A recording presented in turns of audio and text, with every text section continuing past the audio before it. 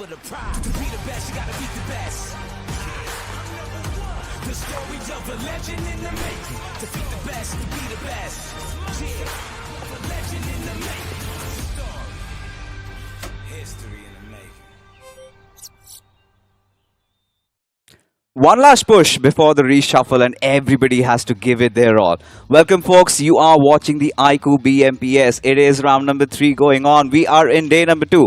I'll be your host and of course your cast of fixes. Joined along is my brother Salty. So day number 1, we witnessed an electrifying start for a lot of those teams. But then there were a few that we had a lot of expectations from, but they could not deliver. So first of all, how are you and what are you expecting from today's matches? I'm obviously pretty good, very intense in terms of atmosphere, but I feel like there is going to be a comeback story that is going to be written, right? Just like you mentioned, there are multiple of those teams who didn't really have the best of starts, and inside of round 3, we expect a lot from them. If you want me to take names, Reckoning Esports, the first name that comes in my mind. What just happened? Nobody knows, but what do we expect today is a blockbuster comeback. I think we've had an entire discussion over Reckoning Esports, and we're going to do that and more of it today as well. But before we start all the discussions, I think it is time to reveal what are all these teams fighting for, something that has been told already. The look at the prize pool, which is of a whopping 2 crore rupees, and whosoever, Salty, is the winner gets the lion's share. That is 75 lakhs to become the champion of the iQOO BMPS 24. That is what is on the line, along with that amazing gleaming trophy out there. And then we've got 30 lakhs for the runners-up, and it keeps on descending down.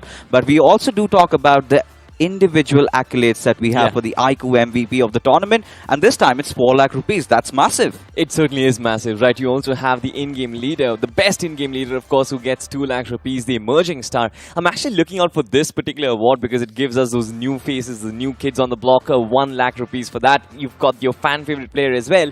But ladies and gentlemen, it does not stop over there because there are other accolades as well. Hero Xtreme, the official mobility partner of iQOO BMPS 2024, they have graciously given us the Hero Xtreme 160R4V for the MVP of the finals, and for the survivor of the finals we have the Hero Xtreme 125R. And apparently it was Necro's plan to actually take it for a day from the MVP and go for a ride. I'm not really sure if the MVP of the finals is going to give him his ride. Yeah, nobody's going to be gracious enough to help out Necro in such mischievous deeds, but really looking forward to somebody cruising through the beaches of Kochi and just going around, try those seafood, and all of that awaits once you make it to the grand finals, right? But before that, you need to know how to get there. You got to secure a lot of those points, and here is the points distribution table. We've been talking a lot about it. For getting that chicken dinner, you get 10 points, and again it keeps on decreasing, and from the 9 to 16 you barely get anything. And what really stands out in this point structure is that for every single finish you get that 1 point. That is something that makes it a lot more special. But today we've got our schedule in front of us, Salty, and this time we are going to be starting off with Group 1. It is going to be at Erangel in Miramar. Heading on, we're going to be looking at Sanhok and Vikendi, which will be played by the teams from Group 2. And then from Group 3, we've got Sanhok and Vikendi once again. So it is going to be really exciting to see how these teams tend to perform. But Salty, let's talk about Group number 1 right now. We've got Reckoning. They've been struggling quite a lot. What's going on? Honestly speaking, I think about the issues that we discussed yesterday, it feels like communication issues, number one. It seems like this team, all of a sudden, there's been a huge dip in terms of confidence. So whenever they go up and take a fight, it seems like they're thinking way too much, which wasn't really the characteristic case. You remember, you always look at Hunters, you always look at Viper, you look at 2 charismatic duels who can clean out an entire squad. What is the problem? It seems like confidence is the issue, and these players, they've started doubting themselves after few downfalls here and there. Yeah, there have been those downfalls, a lot of things happening even off the battlegrounds, right? That has been one of the cases why they have been struggling a lot. But if you've been struggling with your gaming and all of that, I think you might want to check out the iQOO Z9S, which starts from 18,999 and elevate your gaming performance. Now, we did talk about Reckoning Esports. Yeah, they did struggle, and we want their comeback. But let's move a little ahead to the other groups also. It was also Orangutan, and you've been quite familiar with the org, and suddenly the inclusion of Aru, a certain player, and one of those teams that made it actually into the grand finals of the BGIS. But this time, in round number 3, they've had a rather rocky start. It's very surprising to me that Orangutan, who had such a brilliant start to this competition inside of round 1 and round 2, Exactly. all of a sudden they are kind of suffering inside of round 3. But I believe there is going to be the drawback of the fact that there has been a drastic change of pace, right? Yeah. Yesterday, you look at Orangutan's game. Yes, they had a lovely rotation inside the circle, but it seems like they could not adapt themselves that quickly. I would give them that 1 day of leeway to actually try and understand the pace of the game, the pace of the lobby inside of round 3. And I believe that this team is capable enough, just like you said. Now, their firepower department is already sorted with AK and WindGod. Their leadership department with Atanki and Aru at the helm of things is also very sorted, because initially, one thing that always hindered, I believe, Orangutan is going to be the fact that in the officials, they've never played the finals. Ash had that question mark on his head, but Aru does not. So I believe every single checkbox has been checked for Orangutan. Should not really be a problem inside of round 3. Hope for the best today. Fingers crossed already, because everybody wants at least for Orangutan to finally break that curse. But before we get the game started, I think a quick look at the overall standings just to gauge where the teams are as of now. We had TWOB having a great start. I think one of the finest teams yesterday. Both the games quite consistent. And MOGO Esports, they gave us a heart attack, but eventually recovered all of it in that game of weekend. You talk about consistency. I also feel Ignite Gaming is one of those teams, especially that game in we both lost our minds, didn't we?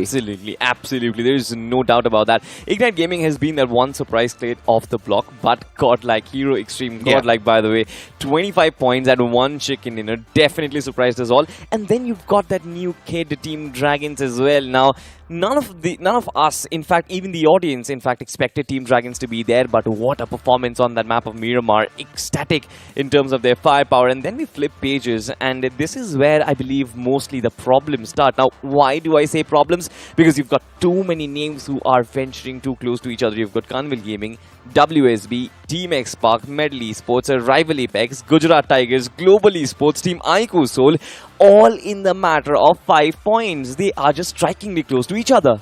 And that is going to be a cause of concern, trust me, because at this point, you even got the likes of iQOO Soul, like you said, RTGxIND, so many of those bigger names that haven't really secured a lot of those points. And that is where the argument really comes into play. They're just testing the lobby. How far are you testing? It's already round number 3. I'm pretty sure you've seen how the other teams play. This is not the point where you start testing. You do not want to keep things till the final day, because even for the likes of iQOO Soul, they did qualify in that final day. That one game of Miramar, that was fine, but you cannot leave everything to chance that yes, we're going to get that one good game. But still, for iQOO Soul, I feel a little bit assured. I know that Mani and the boys can pull it off. Whilst when you talk about the rest, when you look at NUMENxFOREVER, when you look at the likes of WindGod, again with WindGod, there is that storyline. We have been waiting for Avi's comeback. We know he's one of the really good IGLs, if not the best. He's been there in the scene right from the very start. He's been getting closer than ever, but I think he's been really missing that extra oomph that is required. But I think we're going to talk a little bit more about that, because we have something coming up. The casters' prediction. Salty, who did you go for? I went with MOGO Esports, honestly, and you went with Orangutan. That is a very risky pick, to be honest, because honestly, if you talk about MOGO Esports, they certainly are at the top. They have the momentum, but for Orangutan to break that rocky start, this is risky, and Necro goes with iQOO Soul himself. Now, I'm not really sure if iQOO Soul are going to top the charts. What are your thoughts about the Hindi desk, though? See, I think the entire pattern why this was formed was for the day. So for iQOO Soul, if they can have a really good 2 matches, then who knows? They might be at the helm of things. But yeah, it's possible with iQOO Soul. I do not really have to worry, especially considering they belong from round 1. One thing for sure, Salty, that a lot of these teams have done well. I think the likes of Carpediem, even if they know they're not going to win those matches, what they're doing is they're taking a lot of those fights. And I think from every single match, they're getting around 7 to 8 points, which still keeps their boat afloat. Something that, the other teams, if they could take a page of from their book, could learn a thing or two. Now, this is what we want. And when you talk about similar styles of play, I think even Versatile, they've been quite good. I think Carpediem and Versatile, they, like you said, they are extremely similar because, of course, of the initial rivalry, right? But now, if you look at Carpediem and their stats, just 2 position points and then 14 finish point. This is the type of game that we always like, just to go ham and go aggressive every single time. But one team that used to do this initially, but all of a sudden has taken an extremely difficult fall, has to be Hyderabad Hydras. They are going to be included in that matchup for that first map of Erangel fixes. Yeah. And 6 points on the block after 2 games. I'm not really sure if that's enough. But why am I concerned is because Hyderabad Hydras, they had a similar run inside of BMPS 2023 as well. A fantastic start, wrote all the headlines. As soon as that one moment comes in where you're about to step into the semi-finals, the team suddenly chokes and all of a sudden it's a major downfall. You know, when it comes to Hyderabad Hydras, I really feel like they're missing that extra spark. I think ever since Madrik has left the roster, he's joined IMPRNT, that we're going to see that rivalry once again. So that's going to be fun. But for Hyderabad Hydras, they were known for their consistency, and that hasn't been showcased. Now, this was not one of those teams that tends to get chicken dinners all the time. It was all about being at the 3rd, 4th position, something like what Versatile is doing right now. Get a couple of good finishes and have around 3rd to 4th position every single game, and that was their secret sauce for victory. But ever since, there have been those turbulent days inside of inside of the boot camp. I feel like they've been struggling, but everything put aside, I think Erangel, that is going to be that first match. We're going to have Group 1. They are going to be in action, and it's going to start in just a wee while. So before we head off, you make your quick predictions. Do you think your favorite teams are going to make a comeback as we set sail?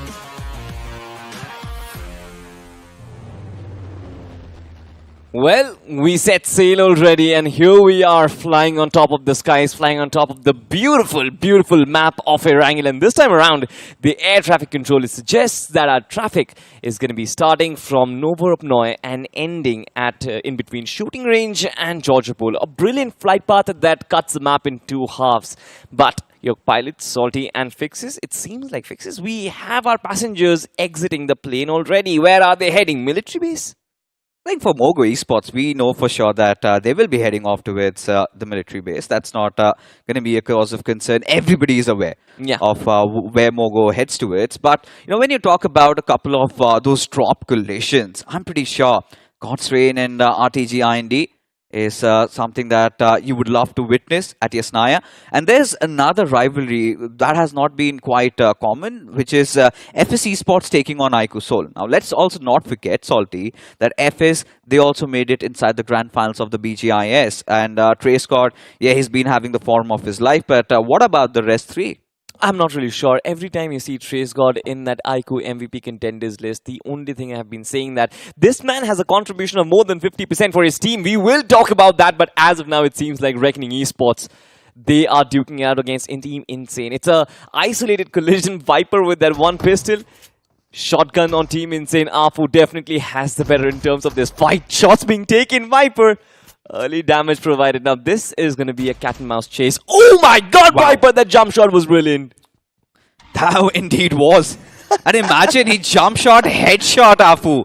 And Afu, he literally wet his pants over there. No other way to put it around. You have a shotgun, you're going against a pistol.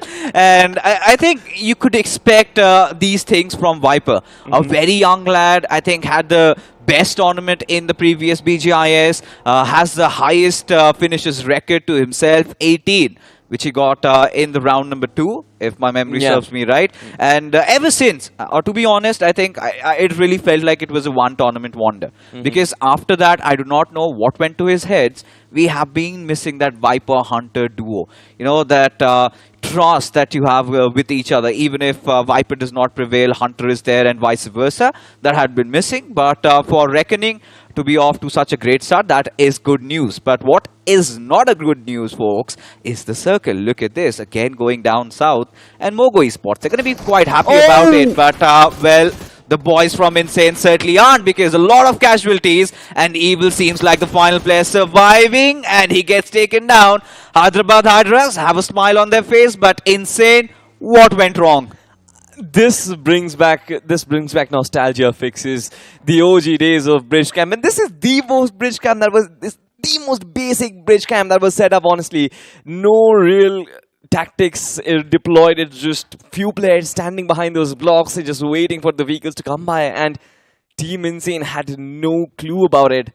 They certainly had a good start to round 3, but it seems like now all of a sudden it all comes down to a fall. Now, this game, it certainly was a one-off. You can see on the status feed, right? Yeah. They already have 18 points on board, so nothing really to worry about. But the way Team Insane got eliminated, right, especially with iQOO, with the shotgun being taken down by Pistol and the rest of the players at the bridge, I'm not really sure if Team Insane, they will have the mental capacity to actually come back from this downfall.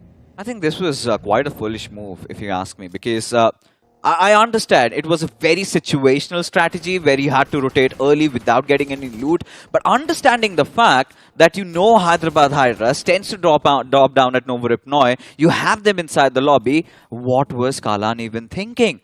And this really cost them heavy. Well, to be honest, 18 points is where they're sitting at. Not really a very bad position to be at. But again, we need to understand for a fact that Insane tends to have really good games in Erangel. And dropping the ball in this one is certainly going to hurt. But I think we've had enough talk about a lot of those other teams. Let's talk about Global Esports. Now, this is a team that we all believe makes it into the next round. But looking at where they are right now, Salty, 9 points. Today they have to make a comeback. What do you think? They certainly do have to. I mean, 9 points. It's not that bad, especially after the 2 games that they've played. They've had a start. They have been having that rivalry issues with Team iQOO Soul as well. Certain encounters here and there. Even in the map of Sandhawk, I still remember where Global Esports actually went for a couple of shots against iQOO Soul. So I was hoping that we get to see another one of those Sandhawks today once again. But well, we'll wait for that. But for Global Esports, I don't really think there is going to be a cause of concern fixes. I mean, Slug has been in mind-blowing form. You look at Beast, you look at Ninja Boy. Ninja Boy always steps up. He always steps up at matters when it's almost needed. And Mavi, of course, as a matter of fact, inside of round 2, this man rock havoc. But now look at this, Honored Rivals and their trademark move. They love this, right? Every single time the circle goes towards the military base, Honored Rivals, they'll take the rotation and they'll carry their bicycles, and now they're on their merry stall. I think this is quite smart, Salty, to be honest, for Honored Rivals, especially considering that they do understand it's a certain circle and they've done it in the past, and they know where you get those bicycle spawns, carry it along, and then just let it be, because it does take a lot of space in your backpack. But when we talk about Global Esports, I think for them it's all about those all about that one explosive game where they go bonkers. They lose their minds, get around 19 to 20 finishes, and we'll see them qualifying through. A huge sigh of relief is also for MOGO Esports, considering how they started off yesterday and that game in Vikendi. That is definitely going to ease their nerves. But then there are a couple of others. What are your opinions on RTGxIND? Because personally speaking, I loved this team in the previous BGIS, but I've been missing that extra punch from them this time around. Exactly, they're holding themselves back quite a lot, in fact. And just like you mentioned, a majority of these teams will be looking for that one big game. I feel like RTGxIND, I don't see that intent from them to actually go for that one big game at every opportunity that they take. Now, I understand this love starting in from the edges of the map. They love to build up their game step by step, circle by circle. They want to, get their rotations done. But eventually, there has to be a point where you get your crosshairs up and you actually start shooting down your oppositions. Now, RTGxIND, they've got enormous firepower in the form of Radon, in the form of Ralphie, and even Arib, as a matter of fact, has been pulling some great moves. But it seems like all of those moves have just been tiny little stars, tiny little glimpses of brilliance, and not a cohesive measure. RTGxIND, if they want to actually move inside, they will have to kind of get all of these performances together, accumulate it into one massive game, and potentially just move forward. Even for Global Esports, as a matter of fact, just like you mentioned, for that one big move is still pending. Yeah, and that might happen today. You never know, because right now, as things are, it is looking like to be a certain circle. But we've seen such iterations where the zone takes another shift also towards maybe where Team Crore are. And I don't know what Mania is up to, for sure. Is this for scouting? Is this him trying to figure out if Honored Rivals are in front of him? Because this is quite a bizarre move. Because this could also be a genius tactic, because Honored Rivals, they're literally waiting for him. They're waiting for him to show up, And if he reveals himself, he is pretty much a dead man swimming. Now, I believe Team iQOO has actually spotted on RIVALZ making that crossover on the board. I hope so. And with the bicycle. And it seems like the only reasonable explanation to what Manya is doing right now is to try to spot down the players of Honored RIVALZ, give his teammates enough information that the bridge is empty so you can cross over and potentially get a backstab running. And that is exactly what Nakul is doing.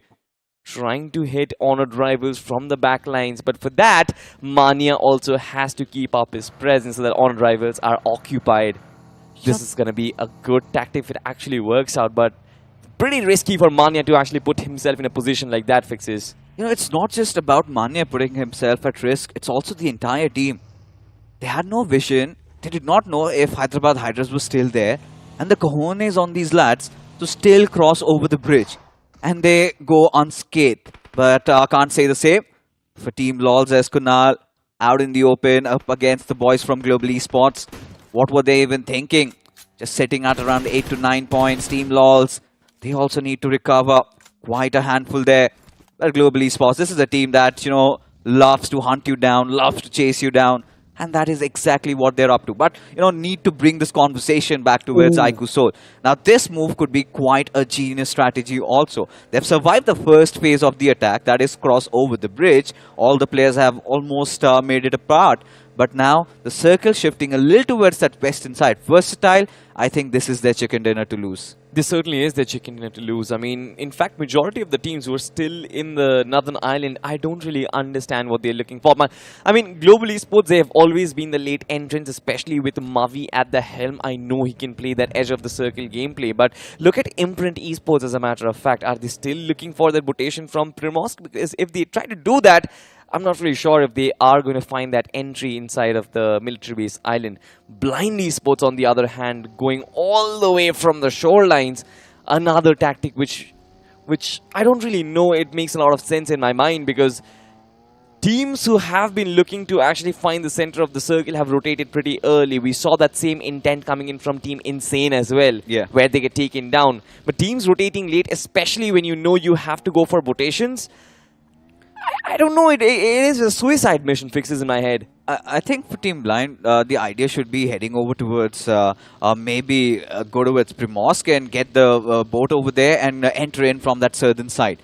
I think that is how they want to inject themselves inside the circle, because I was taking a quick look at the map and could just notice 5 to 6 teams only inside that southern island. Remainder of all of them are still around that central island, and then you've got the likes of Godstrain and RTGxIND who have not yet started executing their rotation. The idea is to collect as many meds as possible and hit from the edges, because we know these teams love to take those fights, and if push comes to shove, they're not going to shy away. What really concerns me is FSC Sports, because this team, Salty, I feel like is a team that thrives around those third-party situations. They've been called the third-party kings in the previous tournaments. This time also, they've done the same, but the way they're playing, it feels like they are a ship without a rudder. They certainly lack that sense of direction at the moment. I mean, talking about sense of direction, it seems like Team IMPRNT Esports have actually started the rotation. They are heading straight towards the military base. Now, this is exactly the same tactic that Blind Esports also wanted to deploy. And that is what I was pointing you as well, right? Yeah. The Blind Esports and IMPRNT Esports, they both were coming to the same junction, the same port, and trying to make it inside. Now, both of these two teams have boats in their arse, and I'm just too willing to find out which team is going to make it to safety, because these boats are extremely fragile. One spray from the right magazine, this can be a proper ending to your story. You know, Salty, I don't feel like this is going to end well for either of them, because Hyderabad Hydras are already stationed at the southern side. The moment they make an entry over there, we know what's coming their way. But for Global Esports, them having spotted out Carpediem, now this is a fight. I really want to see it come to the very end, because both these teams love engaging in those fights, love putting their bodies on the line, and seems like Beast and Mavi, they have snuffed Kamla Boy out. They know he is isolated, and I'm pretty sure they want to go for the chase. Surprisingly, Carpediem do not want to engage in this fight. They're the ones who've taken the first backseat. In fact, they are very quick to actually judge the fact that the circle is going haywire, especially for all the teams in the mainland. So if you want to make it inside, you will have to make those quick moves. But this is, just like you pointed out, this is going to be funny because IMPRNT Esports have no idea that Crypto is stationed. The man on the shorelines. The guardian angel, of course, will be waiting for IMPRNT Esports to step in. And he knows exactly that all 4 players, they are going to come in without a lot of the defenses up. So I really want to find out if Crypto, how many players can he actually find out? He still has got support from the backlines as well. But Hyderabad Hydras, this can be easy peasy 3 points for them. I think the spider senses have really tingled, especially if you are IMPRNT. Because when you take a look at them, and this is what I was talking about, right?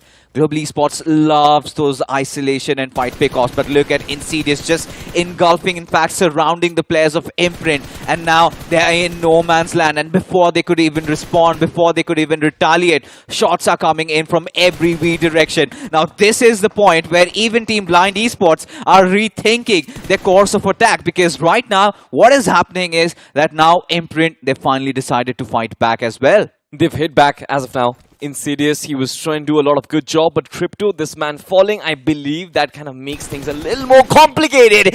And Madrek from IMPRNT Esports, a payback that this man always wanted to do, and now the only player that is left in the backlines, it will be Moksh. He finally broke through the rudder, he finally broke through the deadlock. Hyderabad Hydras, yes, they are trying to split themselves up, but 2 players in the front lines who have fallen. I believe this can actually be very problematic for them. IMPRNT Esports, they're moving in with great pace. This is brutal for Hyderabad Hydras. A little bit of a cocky move, trying to take those individual battles and losing their angles. And look at them fall like this. Crypto down already on his knees as it comes down to the IGL. Moksh himself, as shots are being fired from every possible direction. Look at that. MOGO Esports also wants to join the fray. And Madrek, their former teammate, he's also bitten the dust over there. A little bit of that revenge story. Regardless, Hyderabad Hydras with 3 players still alive, 5 finishes already secured. They're going to be happy, and even more happier because when you take a look at the circle, Hyderabad Hydras are really having a good position right now. Talking about good position fixes, we forgot whose circle this is. We forgot who are the kings of the military base, MOGO Esports. They actually came in, chimed into this fight. They had a third-party situation going on.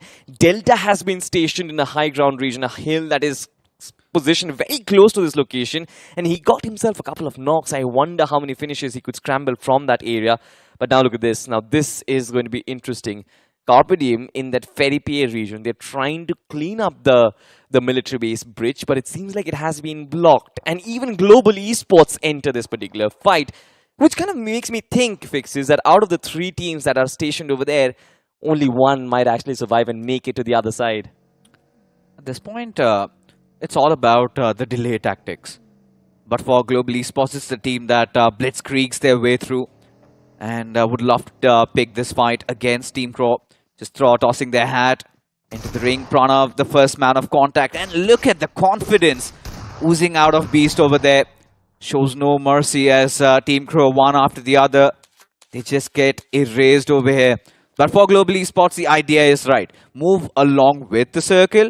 But now, we've got a very good fight actually brewing up. That is towards that Eastern Bridge, Salty. We've got Reckoning over there. We've got FSC Sports over there. And there you have it. Viper opening things up. The IGL Hitman has been taken down. But Global Esports, they want to see it till the end. Absolutely. Ninja Boy with the utility usage.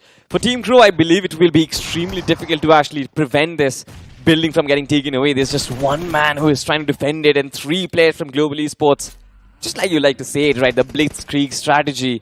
Just move in without any fear and demolish every single cover that you look at. And for Global Esports, it was extremely easy. 1 player down, 2 more left to go.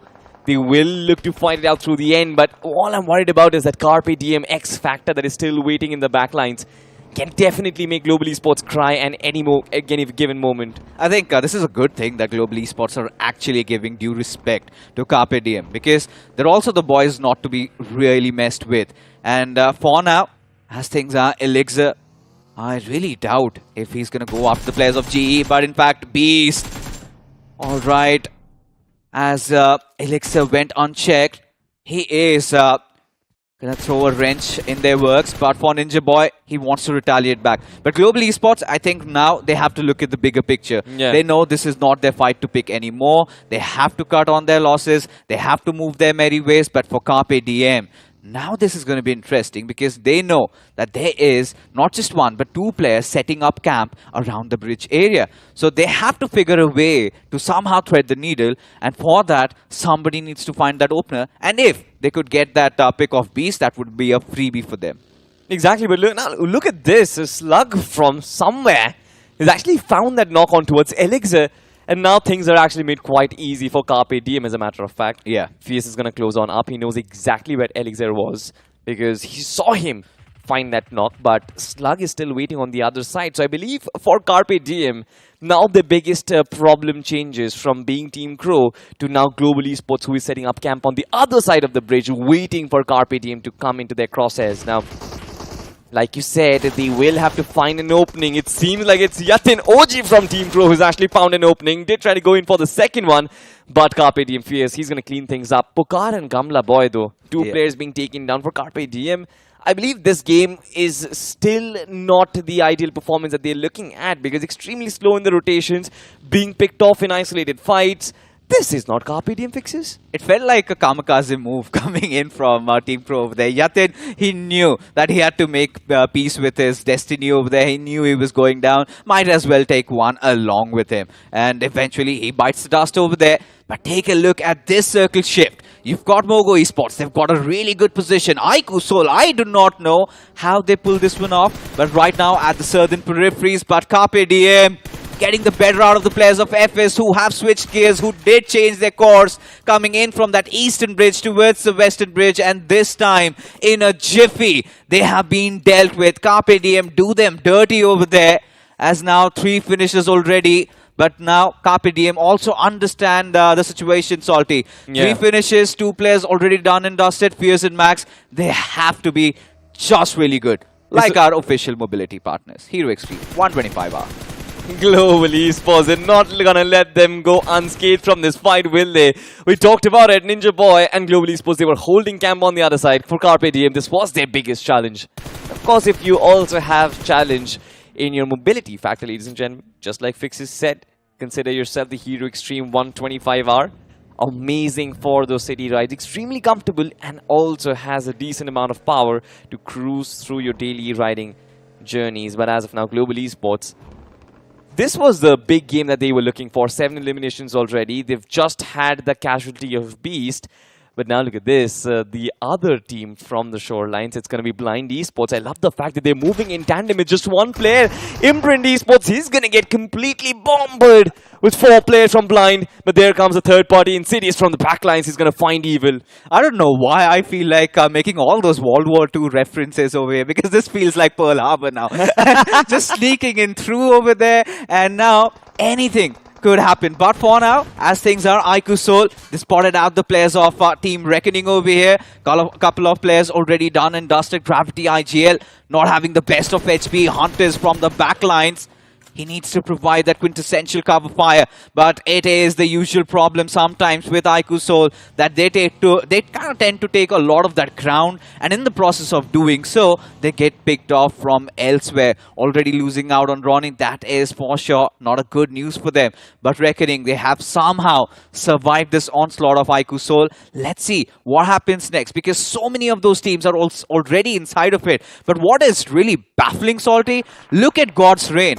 The last we saw, they were around at Yasnaya, and right now at the very smack center of the circle. Once again, they have the center of the circle shifting right on top of them. Beautiful positioning from this team, but also beautiful positioning from Hyderabad Hydras as of now, because Blind Esports, if Hyderabad Hydras manage to deal with them, I believe their backlines are going to be extremely cleared. Now, it's been a very long time we have seen Versatile get involved in the mix of things. They've heard all the gunshots and the commotion happening in the northern part of the circle. And look at that deadlock, look at that trifecta. MOGO Esports, Versatile and Global Esports trying to duke it out. This is going to be exciting. But on the other side, of course, RTGxIND, another team you cannot scoff at. They are taking its shots against Honored Rivals. Now, for Honored Rivals, this should be an easy fight. RTGxIND, they don't really have the better side of the circle. A gatekeeping measure has been set up, but I believe for Honored Rivals, the intentions have not really been set up. They're not really going ahead with their firing lines. It's just they want to defend their fortress instead of trying to take down the opposition. At least I think for now, as things are, for RTGIND, it's all about holding their grounds. They're waiting for a fight to really emerge somewhere else so that they can just go in and third party. But I would love to see what happens around that trifecta that we were talking about. MOGO Esports, Global Esports, VXT. This is going to be a fight worth watching. And surely we would want them to really bring it to fruition because you still have Godstrain right beside you. Exactly. Godstrain, they have been impeccable. They have been phenomenal. Same goes with MOGO Esports and also for Versatile. But Global Esports, the only team amongst the four that have been struggling. Just 8 to 9 points. This is not the Global Esports' way, but we know this is a team that knows how to rampage through their opposition. They have to make a move. Everybody is just lying in wait. You know, barring the players of Hyderabad Hydras, who've got some decent cover around those places where they're playing around because you've got Blind around you, you've got Team Lolzzz, iQOO, they're yet to make an entry inside the circle. So everybody is waiting for somebody to kind of break that deadlock, somebody to pick a fight, and that is where they decide to partake in it, go in for a third party. Exactly. I'm in fact still surprised with the fact that MOGO Esports have not given up on their high ground. But now look at this. Team RTGxIND, they tried to actually leapfrog their way inside, but Reckoning Esports, they're not let that happen. Radon coming in from the back lines. Immortal has been struck down. Reckoning Esports, 2 players still surviving. Ralphie, will he be able to find the rest too is going to be the question, of course. But for RTGxIND, the surgical strike was successful. But the question is, what was Viper doing in the back lines? He had no contribution in that fight whatsoever. Maybe he has his attentions elsewhere because you can see the players of iQOO already having their eyes pinched on him. And he knows he needs to watch that flank. Either ways, he's the final player surviving, and iQOO, they're well aware of it. Viper, he's got a couple of smokes just to sort of build that barricade along with him. But those grenades, they passed right through RTGIND, having taken their final breath inside this game. As now iQOO, they set their eyes on the players of Team LOL. Sanchit being spotted out, NinjaJot trying to get the spray connected. Nothing really hits though, as now bodies are starting to fall. Everybody, they want to make a mad dash inside the circle, and look at who the circle favors this time around. Only Team LOLZZ. So the moment iQOO get a knock over there, I don't think anything is going to stop them. But leaving Viper alone, leaving him unguarded, unchecked, now this could be a cause of concern, Salty. Because if Viper survives over here, and if he does not get picked off, I'm pretty sure he might have some plans cooking for iQOO. Talking about not being picked off, look at this. From the backlines, I believe his biggest cause of concern will be God's Reign. But Team iQOO, they have charged in, but not very successfully. Lolzzz is going to find Mania. He himself gets traded out. But Team iQOO, for them, the dreams suddenly are being crushed. The rocket once again just mislanding so far. Knuckle has been knocked out. Nades being utilized. It's Sanchit versus NinjaJot, the 2 extremely marquee players duking it out. But from the third party situation, I believe it's still a possibility that Sanchit might actually be picked off from the backlines. And yes, he does. Team iQOO, they survive. But with 2 players fixes, is that going to be enough? Let's hope, because right now we've got another third party happening. Godstrain taking on MOGO Esports, and then suddenly out of nowhere, you've got Versatile also chiming in, and Godstrain turned into history. The Grim Reapers arrive. This might be the group of death, but who cares if you are death incarnate yourself? Being patient, but this is where they're not still out of the woods yet, because one good grenade comes in. It is going to be an absolute barrage from Hyderabad Hydras, and Versatile Esports, they have been eviscerated from the lobby. Absolutely, but look at this. Team Blind Esports, the outliers, the underdogs, or in fact the dark horses, they're still surviving, and the rivalry against Hyderabad Hydras, it's ever going. But Hyderabad Hydras, they're going to isolate, they're going to exterminate one by one. They're still moving ever so strongly. 8 finishes, and all those doubters, they're sitting in silence so far. Talk about Blind Esports, one little smoke, that's going to protect them as of now. Team iQOO with their 2 players, even they are trying to make that last dash entry. But who's going to talk about that one 16-year-old prodigy, that's going to be Viper. He's still surviving. That man has put his team in the top 3, and he himself has 6 eliminations all by himself. Quite stellar. Impeccable. You know, he's one with the nature, ensuring camouflage, not a threat to anybody. Now lying in wait. As the dust settles, we just have the final 3 teams. It is Reckoning against iQOO Soul and Hyderabad Hydras, as Termi from the backline spots him out. As now Hyderabad Hydras do have the man numbers, but iQOO Soul, look at them, just those final 2 players surviving. 11 finishes already for the Hydras. And this is going to be lovely stuff coming in. But Nakul, the Batman, still alive? Not anymore. Absolutely. He gets picked off, but it's Ninja Jod. He is a prodigy all by himself, all by his own right. The nades do come in. He's going to spot out the first one as of now. But does he go in for a vehicular strategy? Does not have any sort of support, any sort of cover whatsoever. The nade's going to fly in. The blue zone is going to come in. And of course, Hyderabad Hydras, they are going to be the champions of this map of Erangel. Team iQOO Soul, they've been picked off. But for Hyderabad Hydras, it all started off from that bridge camp, and it ended in from a position where they were camping the shorelines. They did everything, and they did everything flawlessly. I think this was a wholesome game, to be honest, because let's be, speaking some facts and truths over here. Yesterday, we thought that we would get to see a lot of those rivalries sparkling out, especially from Group 1, but that was a little bit of a bummer. But today, I have been enjoying myself thoroughly because, ideally, it's been all of those slow paces, but this time, Hyderabad Hydras ensured it's going to be fun. They did drop down at Novoripnoid, took down Team Insane first, then came down towards that southern side, had a fight against Team IMPRNT. And it was just not IMPRNT that they had to deal with. There were so many of those different teams. You had Team Lolzzz into the mix, you had iQOO Soul, you had all the others also to deal with, and they dealt with everybody with finesse, especially that northern area where we had that huge camp. It was Global Esports, it was Versatile, MOGO, God's Reign, 4 teams fighting it out, and then out of nowhere, Hyderabad Hydras has decided to bombard that area. And it was Termi and another player, 2 grenades, and the entire squad of Versatile gets picked off. I think for Hyderabad Hydras, they needed a game like this, especially that momentum setter, and I loved every bit of it. Absolutely. I feel like for Hyderabad Hydras, the biggest cause of concern in this entire game probably could have been that choke of Crypto. He was that one play, and I felt like all of a sudden Hyderabad Hydras might get exterminated, but Insidious handled it pretty well. But you've got to give it to this game because of the storylines that happened. Gods in out of nowhere from Yasnai straight at the center of the circle. The bridge camp fights between Carpediem and Global Esports. It was so action-packed. And again, look at these moments, right? Versatile coming in the middle of nowhere, the third party. And then comes the barrage from Hyderabad Hydras. And this was an artillery strike. Fixes, we're talking about World War references. Talk about something like this.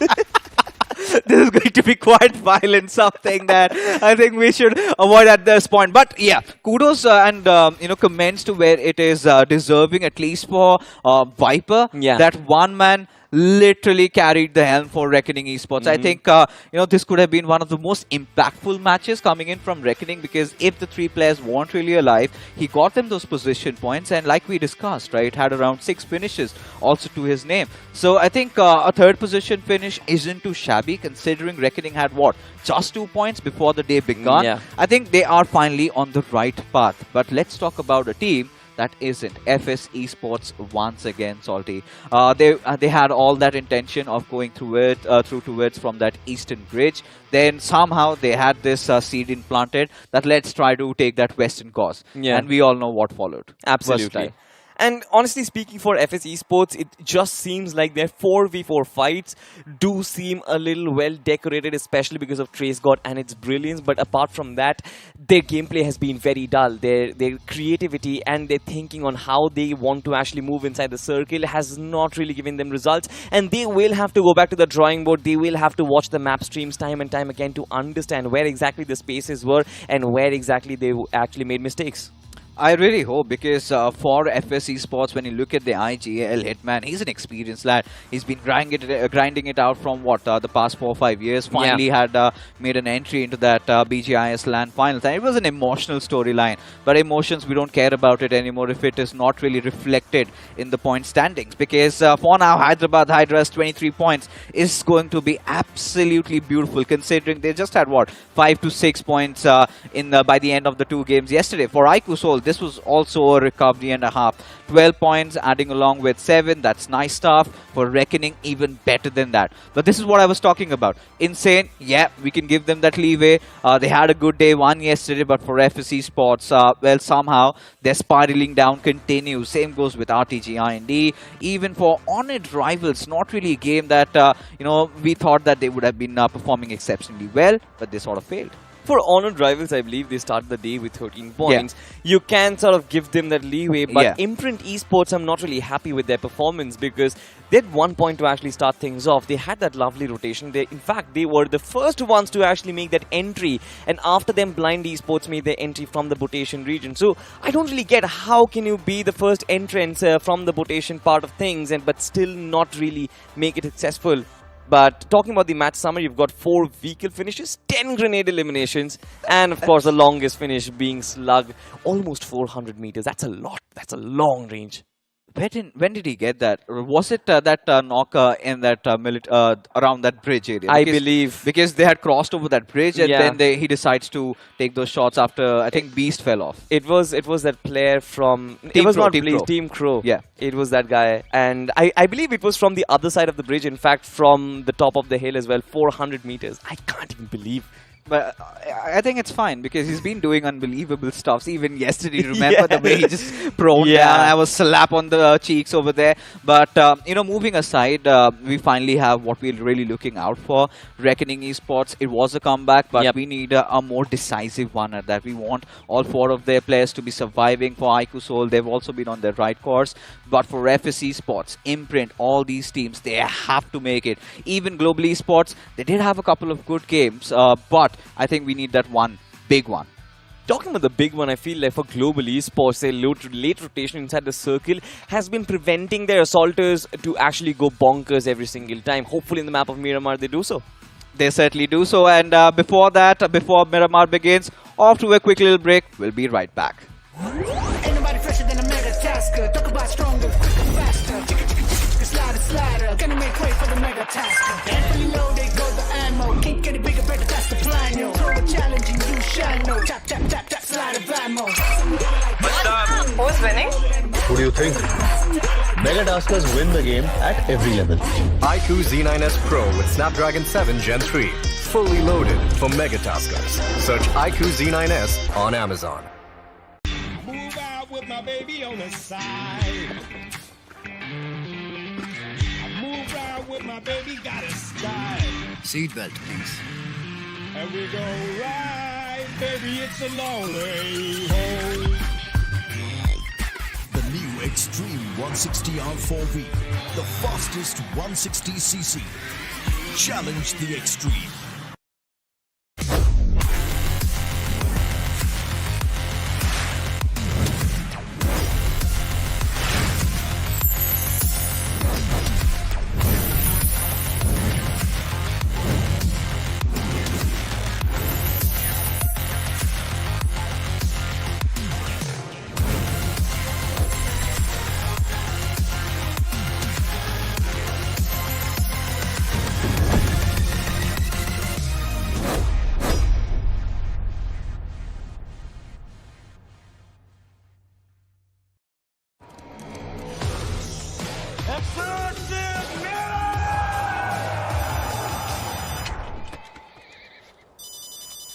Mummy का phone है एक minute किसी और को बात करनी है क्या मम्मी से take 63 ouch I am not doing this 300 यार ये एक्सूट इतने कूल है लेकिन अगर शूट ही नहीं होगा तो दुनिया को कैसे पता चलेगा X-Suit's so stunning that even Dynamo won't let us tell you about it.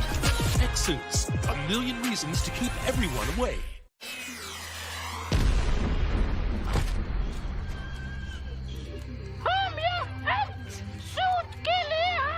भाई इसको कोई एक्टिंग सिखाओ यार क्या हो रहा है कट शूट कैंसिल आना प्योर अबे बंद करो बे आंख में छुप रहा है शूट कैंसिल यार पूरी रात निकल गई अगर शूट ऐसे ही चलता रहेगा खत्म ही नहीं होगा तो ये लोगों को कैसे पता चलेगा X-Suits, a million reasons to keep everyone away.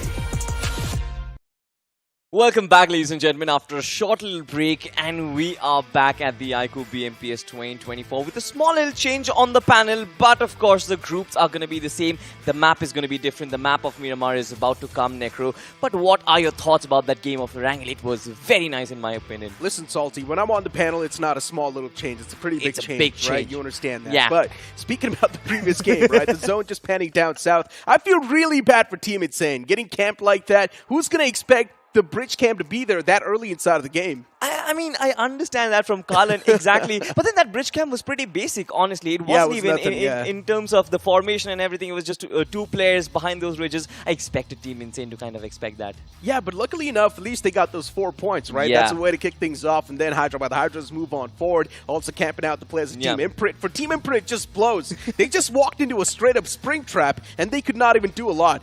From the back, it was another player. From the front, it was another player. And both those guys were constantly taking the shots. And IMPRNT, still luckily enough, they did break through that deadlock. Exactly. But as soon as they moved on forward, they still found another spring trap to just step into. Absolutely. You know, Madrek was actually brilliant in that location. But honestly, ladies and gentlemen, if you also want to be brilliant in your games and if you also want to be, you know, opening up those deadlocks, you need a very high-performing smartphone. And that is, of course, being provided by our official smartphone partner, the iQOO Z9S series, which starts at only 18,999. Extremely budget-friendly, but it's got a lot of power underneath that hood. That Snapdragon 7 Gen 3. Necro, it's absolutely brilliant. It's a whole different story that my journey towards Conqueror #1 has not been going very smoothly with this device, but that is a skill issue, not the issue with the device. Hands down. If you head on towards Google and search for the iQOO Z9S, you might just stand a chance to win the iQOO Z9S Pro device, and 15 of those are being given away right now, so you might just be the lucky one. But moving the conversation on, right, second game is still left. For iQOO Seoul, what a way to pull things off once again, establishing that comeback. We all pretty much saw this coming, right? Yeah, honestly, yes. That move with Mania, especially with that car, with that vehicle being in the waters, trying to check on rivals on the other side, that was also pretty cool. But from iQOO Seoul, I have higher expectations, honestly. Complete domination of the lobby because of the standards that they have set, Necro. Even for global esports, as a matter of fact, I'm honestly not that satisfied. Yes, it's a good performance, 10 points off the block, but iQOO Seoul, they're iQOO Seoul. Come on. Man, it feels like you really need a princess treatment, huh? Man, Salty, you are a man with high standards. Sometimes you gotta adjust to what you see on the screen. iQOO Seoul, they've already ended things on the second note. It's completely fine. They still had so many points to play with. But the schedule on the screen, the first game is already done. Now you're going to move on towards the map of Miramar for this entire group. And then it's going to be Group 2 stepping inside of the action, Sanok and Vikendi. And then you move on towards Group 3 to end things off on Miramar and Erangel. Absolutely. Yes, there will be that small change, but with the map of Miramar, I have high expectations from a couple of these teams. Now, Hyderabad Hydras, for them, this game was actually brilliant, and on the map of Miramar, they even do better. So, potentially for Hyderabad Hydras, it will be an opportunity to solidify that qualification already. But apart from them, from IMPRNT Esports and FS Esports, big performances are required because otherwise it seems like their journey will almost be over. Hands down. For FS Esports especially, right? Speaking about FS Esports, such an old name. We all have been looking at this banner for such a long time. Yes, maybe the playing four, they have been changing constantly, but still now this playing four that FS Esports has, they have been playing with each other for a long time. And the struggle, I'm not really understanding what's the reason behind it, but as we move on towards the overall standings, things are now going to be cleared up pretty much even more. You still do Team Insane on the 14th spot, considering they have gotten 18 points in total. They're still in a pretty good spot. Exactly. Even Blind Esports, as a matter of fact, last game actually improved their position quite a lot. Carpediem expecting a big blinder of a performance. I do see that imbalance in the finish and the position points. Have a look at that. 17 finish points and just 2 position points. But for Carpediem, if they get one chicken dinner inside of this competition, I believe their position, it's going to skyrocket up way too much. All it takes is one game. The overall standings are still way too fragile, man. Imagine if you get a 20 bomber, you instantly propel yourself somewhere in the first half of the board in the top 16. And Team Insane, they've only gotten 18 points. One game is completely dropped, by the way. Now for Team Insane, moving on towards the game of Miramar, it's all going to come down to that. Latter half on the board, and you clearly see also Reckoning Esports pulling off that comeback, right? Slowly and steadily, they're taking those baby steps, getting 13 points in the overall standing. That's not a bad start. talking about the certain points, 12 of those points came in from Viper and his own brilliance himself. Yeah. So that has to be given a lot of credit. And I believe this is time for Hunters and the rest of the team to actually step up as well. Immortal in the backlines is not performing to the best of his capabilities. But then if you look at the last half of the board, you do see those causes of concerns. 4 Miracles still up there. You've got Team IMPRNT Esports still up there as well. Now, Team Crore, Team Lolzzz, these teams, they have been trying to actually make their way inside. Team Lolzzz, in fact, was brilliant.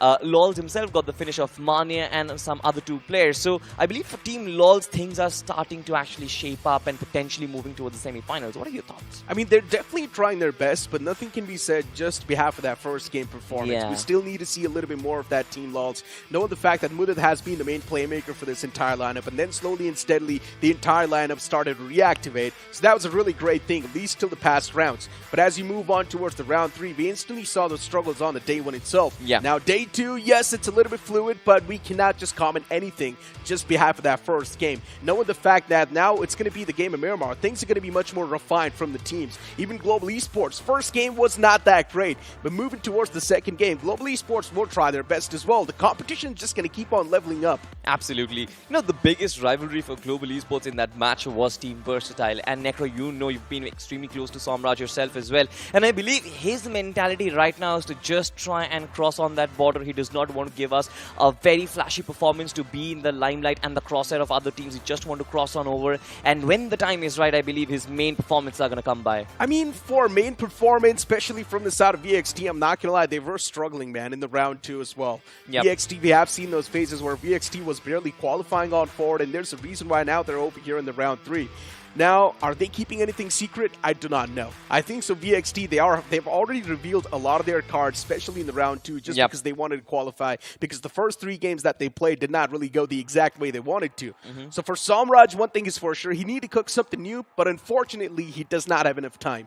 Yeah, talking about time, in fact, that last game, yes, he did time his third party to perfection, but as soon as he got that third party against God's Reign, Hyderabad Hydras just lay down that artillery. I mean, my thoughts are that on the map of Miramar, I'm expecting Somraj and his team to actually do pretty well, but my expectations are also going to be pretty high from the boys from Carpediem, because this team has been lacking for a while. You know what? The real conversation should also be somewhere around Honored Rivals. This team was so consistent in round 1, round 2, and now in round 3, nowhere to be seen in the overall table. Maybe Honored Rivals can pull off a comeback in this game.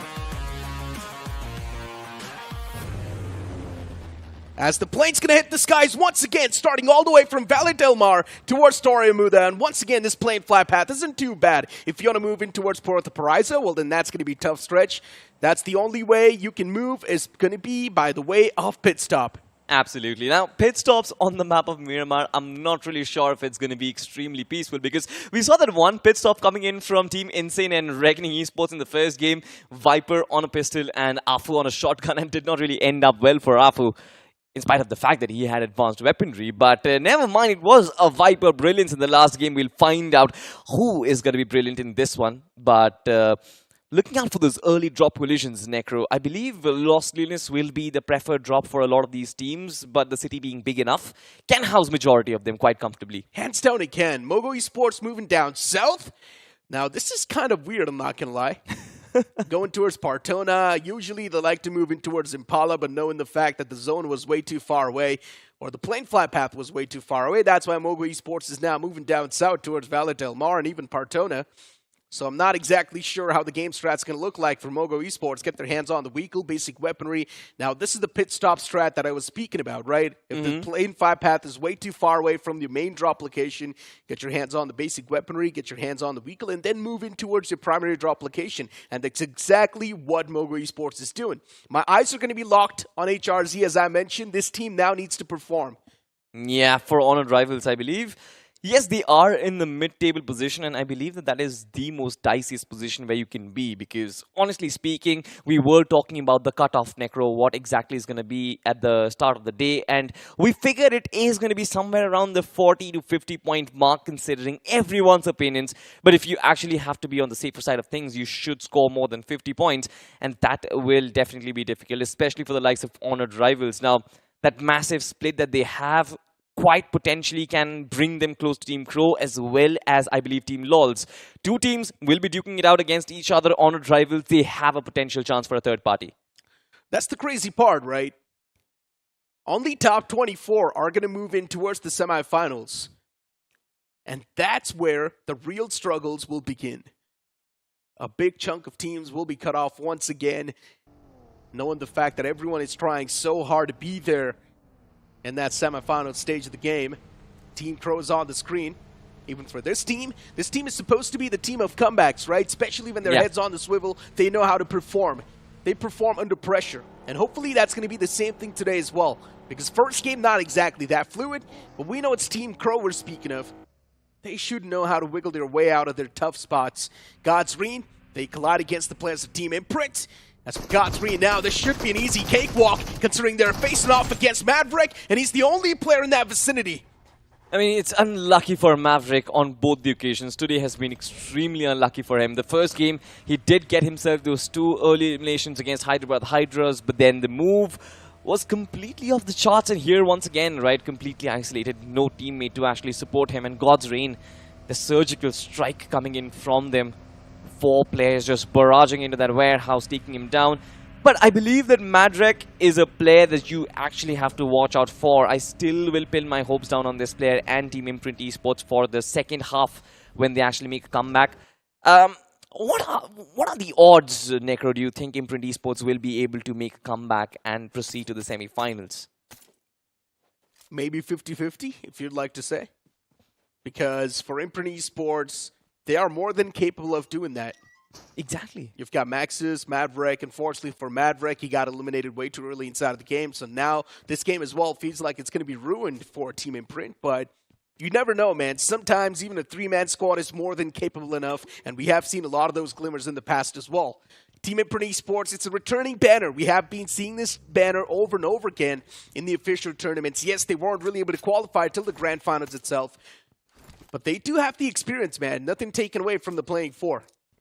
Exactly, and even Maverick, he used to play for the lineup of Hyderabad Hydras initially, and now that he has the experience, he has the firepower as well, need to utilize it to perfection. I'm not really sure why was he isolated all by himself. And now talking about utilizing potential to its absolute best, we have got Hunters in front of our screens.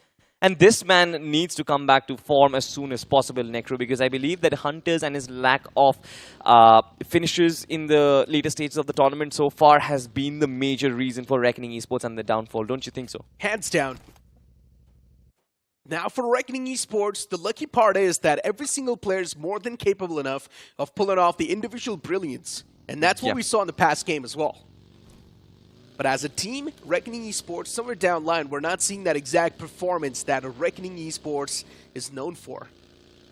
What can they do? I'm not exactly sure, but there's something definitely going on behind the scenes that the players need to patch up as soon as possible because the competition's getting even tighter and cutthroat.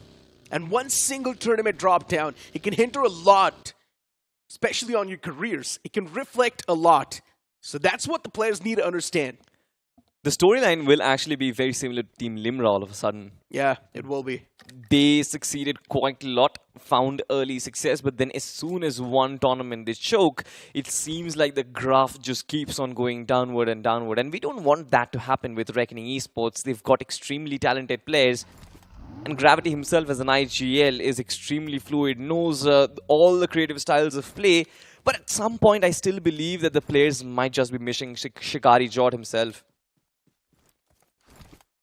Carpediem in front of our screens. The last game, not really the best of outings for them. Pokar and Gamla Boy, they were instantly taken down in that bridge fight. And for Carpediem, I believe this is the first time where I believe Pokar is not laying too much stress on his rotations. It's just the random gunfights that they are taking and they are succeeding.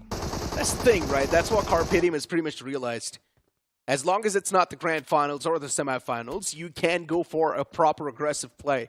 And just try and accumulate as many points as possible on behalf of the eliminations. And that's what they've been doing. There's a reason why I called him the stubborn Carpediem, right? They're really stubborn. They never back away from the fights. They always bum rush towards the fight. But that's what's also keeping them on the board. Consistency is something that's needed. And especially in this point structure, eliminations is going to be your best friend. Talking about eliminations, Fierce has been way too good on the elimination feed. Even Max, as a matter of fact. Last game he was brilliant, especially on the bridges. Team FS Esports, 3 players approaching him. He took them down one by one quite comfortably. Not a sweat, not a bit of blood over there as well. But I believe for the likes of team Carpediem, if Pokar can finally lead his team to the final circle, I would love to see this team fight for a chicken dinner someday. They can accumulate. This is probably one of those teams who can score 30 bombers quite comfortably if they actually want to, Necro. Hands down they can. Not even a question, right? And this is the conversation we've been having too. Carpediem, it does not feel like they're thinking a lot. Yeah. They're straight up just chiming inside of the fights. The same thing can be said for Global Esports too, man. With the way sometimes Global Esports plays, they just straight up bum rush their way into fights. They take some of the fights that they're not supposed to, but they still do come out on top because they've got the best playing 4 you can ask for. With Mavi or without Mavi? Global Esports you're talking about? I'm talking about this Global Esports, the current one. The last game that they played, Necro, the only reason why I would like to disagree a little bit over there is the fact that they made the rotation way too complicated. Once they went towards the western side of things, they went back to the north, then they again came back to the western side of things. It seemed like Global Esports, they were trying way too hard to actually avoid those fights and try and figure out an opening from where they can leapfrog in. But I would also like to agree with the fact that, yes, when they stop thinking that much and start bum rushing into fights, that is the Global Esports that we see at their absolute peak. But once again, man, it's Global Esports we're speaking of. They can easily qualify. We all know. All it takes is one single game. And this is the conversation, once again, we had when we saw the overall standings itself. Yeah. The overall standings are way too fragile. All it takes is one single game to be the difference maker. And that's what Global Esports also realizes, right? You get a heavy game where you get 16 to 17 eliminations with a chicken dinner. That's instantly 27 points on the board, and you will be at the top pretty much. Talking about being on the top, this is the house of the boss. Hashin Patron, Global Esports, and their comfortable drops. But we have familiar foes once again. Locking horns, Gamla Boy barely surviving by a skin of his teeth over there. Team Versatile and Somraj, they are ready for a fight. Gamla Boy needs to patch himself up, but is Carpediem looking to hit back, Necro? What do you think? No, I don't think so. Outside of the circle, they do want to make it in. VXT is there around the corner. They need to watch out. It's a rivalry that's been going on for such a long time towards El Pozo, and once again, they do lock horns. VXT's right there. They do want to camp out the players of Carpediem. But once again, Somraj needs to realize one thing, and that is he's going against the stubborn 4. If they do lock horns, if Carpediem faces some sort of casualties, they will not back away from that fight. They will try to press on the charge even more. The next zone shift's going to be there. Once again, it shifts right on top of that cluster. Majority of the teams, they do find themselves in the safety lines. It's not a concern at all. Hyderabad Hydras on the top as well with this high ground. They're looking pretty nice. And speaking of Insidious, he was the iQOO MVP of that previous game, by the way. 1,070 damage dished out and 6 finishes. Brilliant stuff from Insidious in the last game, honestly. 27 minutes, almost 28 minutes of survival over there. But the rest of his teammates also did a lot of the heavy lifting when you talk about it. And in fact, Insidious was the one who actually got things back for Hyderabad Hydras when Madrek had broken off that deadlock. We'll find the top 5 players on the right-hand side of our screens. And look at that. You've got Viper on that list as well. 6 eliminations all by himself. And this was the performance that I was talking about. Individual brilliance. Just surviving a solo survivor, getting 6 eliminations. That's quite a lot. And also, mind you, he took his team to the 3rd position, the top 3 in the last game. So that also awards a lot of points. But as of now, my eyes are going to be pinned on one team, Necro. That is my prediction of the day, MOGO Esports. They dropped down quite towards the southern side of things, but made that long rotation towards Impala, and now all of a sudden they're making that entry inside the circle. Really want to see how many frags will S-Power find today.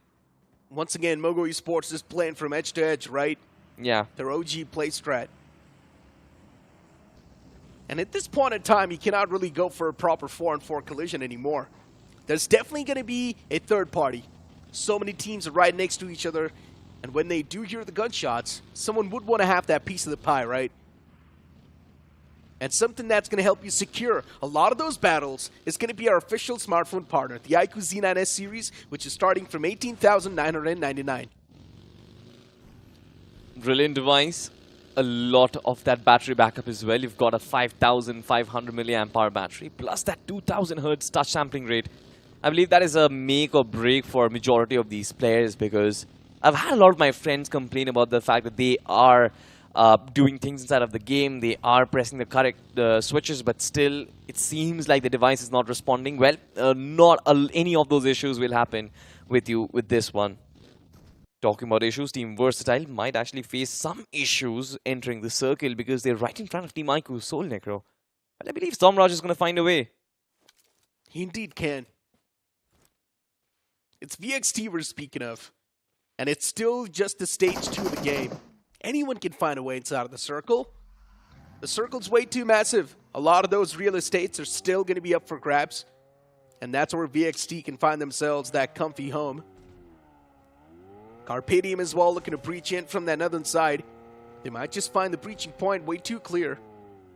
Global Esports towards the Smack Center started things off from the house of the boss. And now towards this isolated compound. Global Esports uncontested. I do like the way Global Esports is thinking. They're not really going for the extra bit of risk anymore because they just don't need to. They're going to play for the placements, probably try and get those scrappy elimination points here and there. Keep this thing in mind. A lot of these teams are still not showcasing their primary game style. Yeah, absolutely. And that's what I've been saying, right? Majority of the times, if you talk about a global esports, if this team starts showing their true potential, in my opinion, Necro, this can also be one of the best teams that we've seen in BGMI. But since we're talking about it, which team do you think has been the best in the history of competitive BGMI so far? In my opinion, I believe it would be Prime. It would be Prime TSM. I would say the best is Current CG or iQOO. Good the stuff. best we've seen so far. These two teams, I've been mentioning this over and over again since the past. They've already reached the peak of the competition. They've already reached the pinnacle. Now they need something else to break that barrier to be the best. They found themselves with that cap now, where they cannot really improve even more because they've already reached the max potential. And the other team's still trying their best to be there. But now speaking about a few more, you've got Blind Esports. They're playing for quite the new bunch on the block. They've been trying their best, but also struggling a lot inside of the competition. I'm not sure what's going to be the one to make things even more smoother for them, but this game, they are going for quite the late game rotation. And look at Global Esports. That 2-2 split is so good. Oh, they are really going to be enjoying the circle shift, will they? Carpediem going in for an extreme northern rotation. They moved up north almost towards La Cabrera, but finally that injection point from water treatment. Now, quite comfortably, they're going to find the northern corridors open, but I'm very interested to see what is Reckoning Esports doing so far, because they're making that dash towards the southern part of the circle where I believe they're going to find a lot of fights, because they do understand, since the hardship towards the north, majority of the teams will start influxing from the south, and that means a gatekeeping situation for Reckoning Esports might occur. Are they going in for finishes? Probably, but another team that is going in for finishes has to be Team Carpediem, and why not, of course? Hitman isolated and exterminated. There was nobody to actually support him whatsoever. Once again, the same problem repeats itself for FS Esports. What is that one single man doing there? FS Esports is just not learning with their mistakes. They're constantly making those same mistakes over and over again, giving the opponents free eliminations, and then FS Esports is doing pretty bad in the overall standings. It's one of the main reasons. Just 5 points so far. It's quite disappointing. Honored Rivals, they found themselves a safety compound to play with. Team Lolzzz on the move as well. Keep this thing in mind for Team Lolzzz. There's a lot of those demons. They're still fighting in their heads. But speaking of demons, it's now Team Crore chiming inside of a fight against Crypto. But Crypto gets struck down, and he's not going to stand a chance. One single man against the playing four of Team Crore. What are you supposed to do? He will be overwhelmed eventually. Absolutely, and look at that. The rest of the team, Hyderabad Hydras, even they have been overwhelmed so far. will try to protect their vehicles. The smokes are up there, Team Crore. Finding a lovely spot inside the circle, barely inching closer. Hyderabad, the Hydras, had their intentions on this compound, but they've been shooed away. Finally finding shelter for themselves. I still see a lot of these teams in the southern part of things just barely hugging the blue zone. You've got Team Insane Esports out of the play zone. You've got Team IMPRNT Esports out of the play zone as well. Team Lolzzz, Team Honor Rivals, all of these teams will have to make their move in. And ladies and gentlemen, if you also want to move in style and comfortably, why not check out our official mobility partner, Hero Xtreme 160R4V. Just look at that pure aesthetics. I would love to have a ride on this. And Necro, I am giving you a fair share of warning. Please do not try and take it away from the land venue. This bike is extremely valuable. Yeah, considered. Please. I don't want you to land behind bars. We'll see about that, my friend. It's a heist. Just like the money heist, it's going to be the bike heist. But you know what? Jokes apart, once again, focusing back inside of the game. MOGO Esports. Destro, Justin, S-Power right next to each other. Immortal. He could have been the casualty. But the man backs away in the nick of time, realizes the fact that he's getting swarmed by the enemy lines. Reckoning Esports, once again, keeping all the players intact. For Global Esports, that 2-2 split is still going on, by the way. No one dares to take a fight against that 2-2 split. If they want, they can easily make sure that Global Esports will collapse. But still, somehow, Global Esports is keeping that split intact. Wall of Death starts to move. As for the players of VXT, they find themselves a pretty wrong breaching point. And this time around, it's going to be the players of Blind Esports constantly firing against them. Raiden, the man can be confirmed. Blind Esports, they do want to make the push up close and personal. They found the advantage because they know there's still Somraj behind the ridge.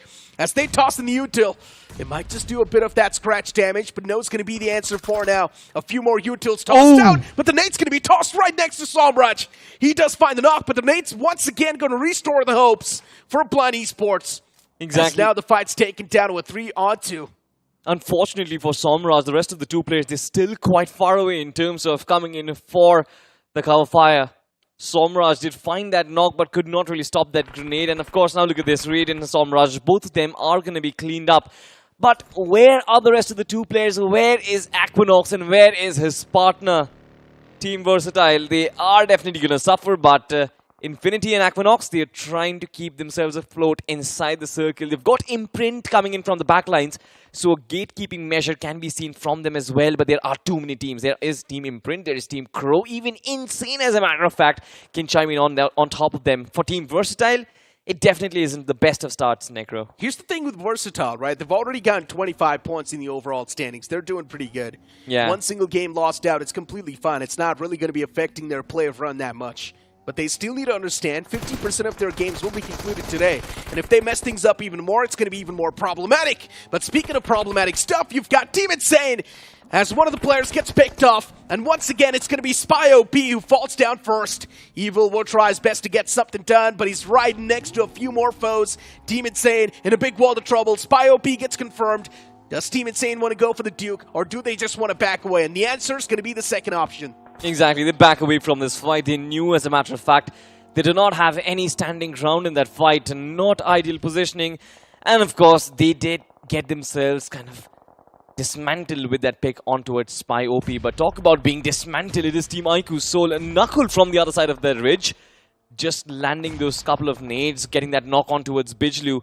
And look at that, the flank from Mania is there as well. And here comes the cavalry. And Team iQOO Soul, they flow like water. And they strike like an absolute tsunami. They know exactly when they have to chime in. And they finish things off in style. Float like a butterfly and sting like a bee. That's what iQOO Soul just did. They just came in and got away with those 4 elimination points. Did not even break a sweat.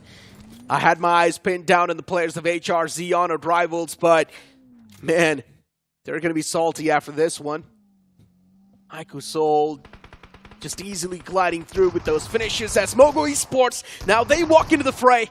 But MOGO Esports needs to realize one thing, and that is they're going to face off against the firing force. of iQOO Seoul. Manya gets struck down though, so that's not a great news. iQOO Seoul now taken down to a 3-man squad. Man advantage in the hands of MOGO Esports, but considering it's the wall of death, MOGO Esports as well, they do want to back away from this spot. Manya gets confirmed, and that's exactly what the players of MOGO Esports wanted.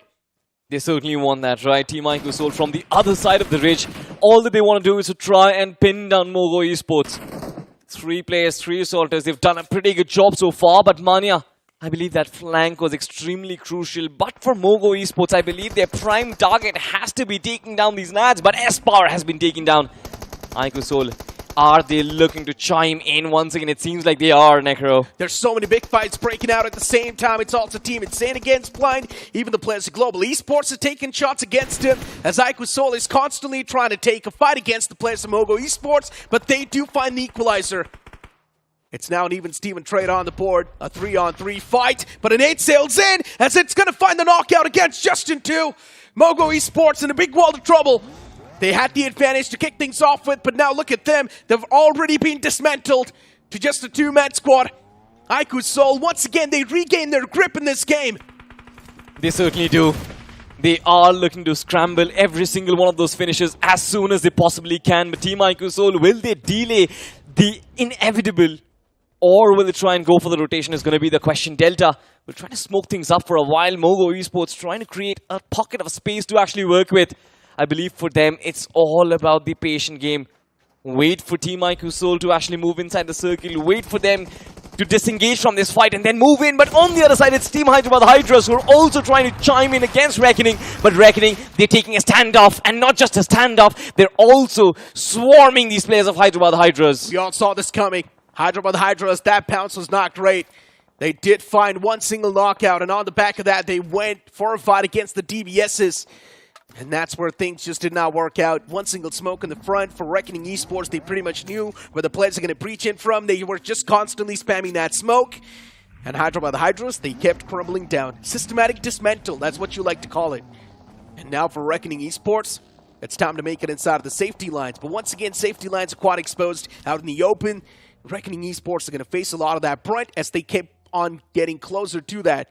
For Global Esports, they need to face off against FS Esports, and Global Esports, knowing them, they're going to be quite jealous of the fact that there's a team sharing the same compound.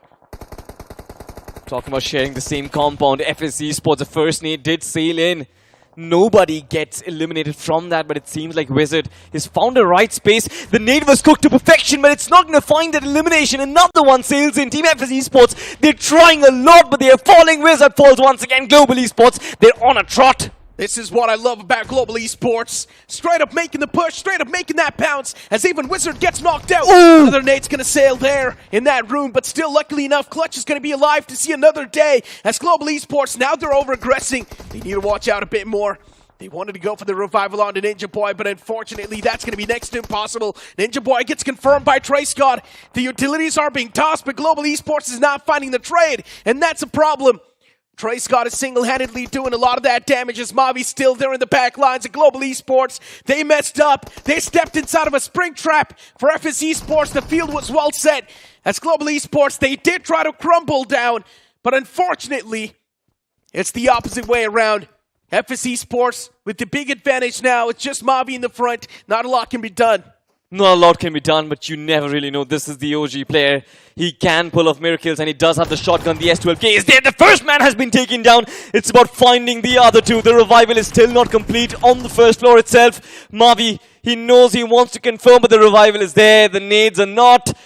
For Mavi, it's going to be a monumental task. He's looking to actually play from the tractors. Clutch is going to clean things up with the AKM, but Global Esports, what an unfortunate ending it was, Necro. They tried their best. They knew it's a trap from the side of FS Esports, but they still try to dismantle that trap. But unfortunately, the field was well set from FS Esports, and they struck through properly. Team Lolzzz up against Viper from Reckoning Esports. It's just the one single man. Oh, the nade was misplaced from Lolzzz himself. Wall of Death as well now starting to move. What can Viper do? He's pinned in this one single corner. And this time around, the blue zone's going to be taking chunks of HP away.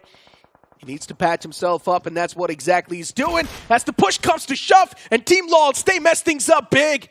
Viper, he finds a free knock in the front, and he's also going to go for the confirmation, that's for sure. But he still is not going for that.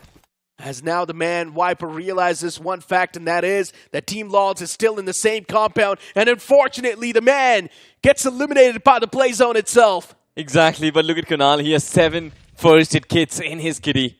He wants to go in for the heal battle. Even Team Insane, as a matter of fact, all these teams with just one player surviving, they're going in for the heal battles. Team Insane, Team Lolzzz, and even God's Reign, as a matter of fact. Team iQOO Soul at the dead center, they've got so much area of the circle. They can certainly go in for the fights, but FS Esports, this team in the middle of nowhere, but still looking to make it count. In fact, it was Clutch who actually got the 4K against Global Esports, and now possibly the chicken dinner for FS Esports as well. Oh, he's got 8 first aids, though. Taking this away from him, it's going to be tough. He's constantly going for the med strat. Evil, he's at least going to survive till the top 3. That's what I think. He's going for a med strat against Team Lolzzz. There's iQOO Soul looking to face off against FS Esports. It's a proper standoff. A 2-on-3. FS Esports having the man disadvantage. iQOO Soul having the high ground advantage. iQOO Soul's got everything working for them. The only thing iQOO Soul does not know is that there's 2 more teams in the outskirts going for that constant match strat. And that's what Ronnie's waiting for too. He's got his sights pinned on that same compound. Kunal, he wants to restock on the first aids. There's so many death crates in the front. He's easily going to pick them up. Wizard finds Evil, so that's already 1 team eliminated. Kunal secures that spot for his team, as now his team's going to be there in the top 3. But iQOO Soul, all they needed was that one single fire, as they already do find the opener.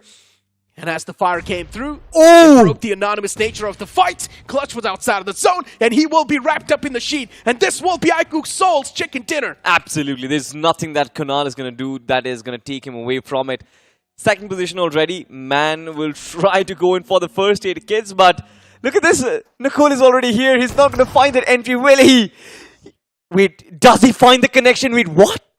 He does find that connection. He does collect that elimination point as well. iQOO Soul, hunger stripes, as this time it will be them once again coming out on top with a decent amount of elimination points. And this is what you expect from a banner like iQOO Soul. This was a comeback and a half. Absolutely, but extremely happy for FS Esports as well, because that fight against Global Esports Necro was extremely important. They got themselves those 4 elimination points, but I believe that with the placement points, FS Esports finally, yes, they will come back into the middle pack of the overall standings. They keep themselves alive in this tournament at least. Hands down for FS Esports, getting that top 2 secured was quite important as well, knowing the fact that, yes, they were going for a fight against the players of iQOO Soul. Not exactly top 2. I think so they got eliminated on the 3rd spot, considering Team Lolzz's last man. He was going for the med strat constantly. So yeah, for FS Esports, they had decent bit of elimination points with now 5 placement points. They will have okay amount of points in the overall standing, somewhere more than 20 points. Yeah, somewhere more than 10 to 15 points, I believe, is exactly where FS Esports is going to be.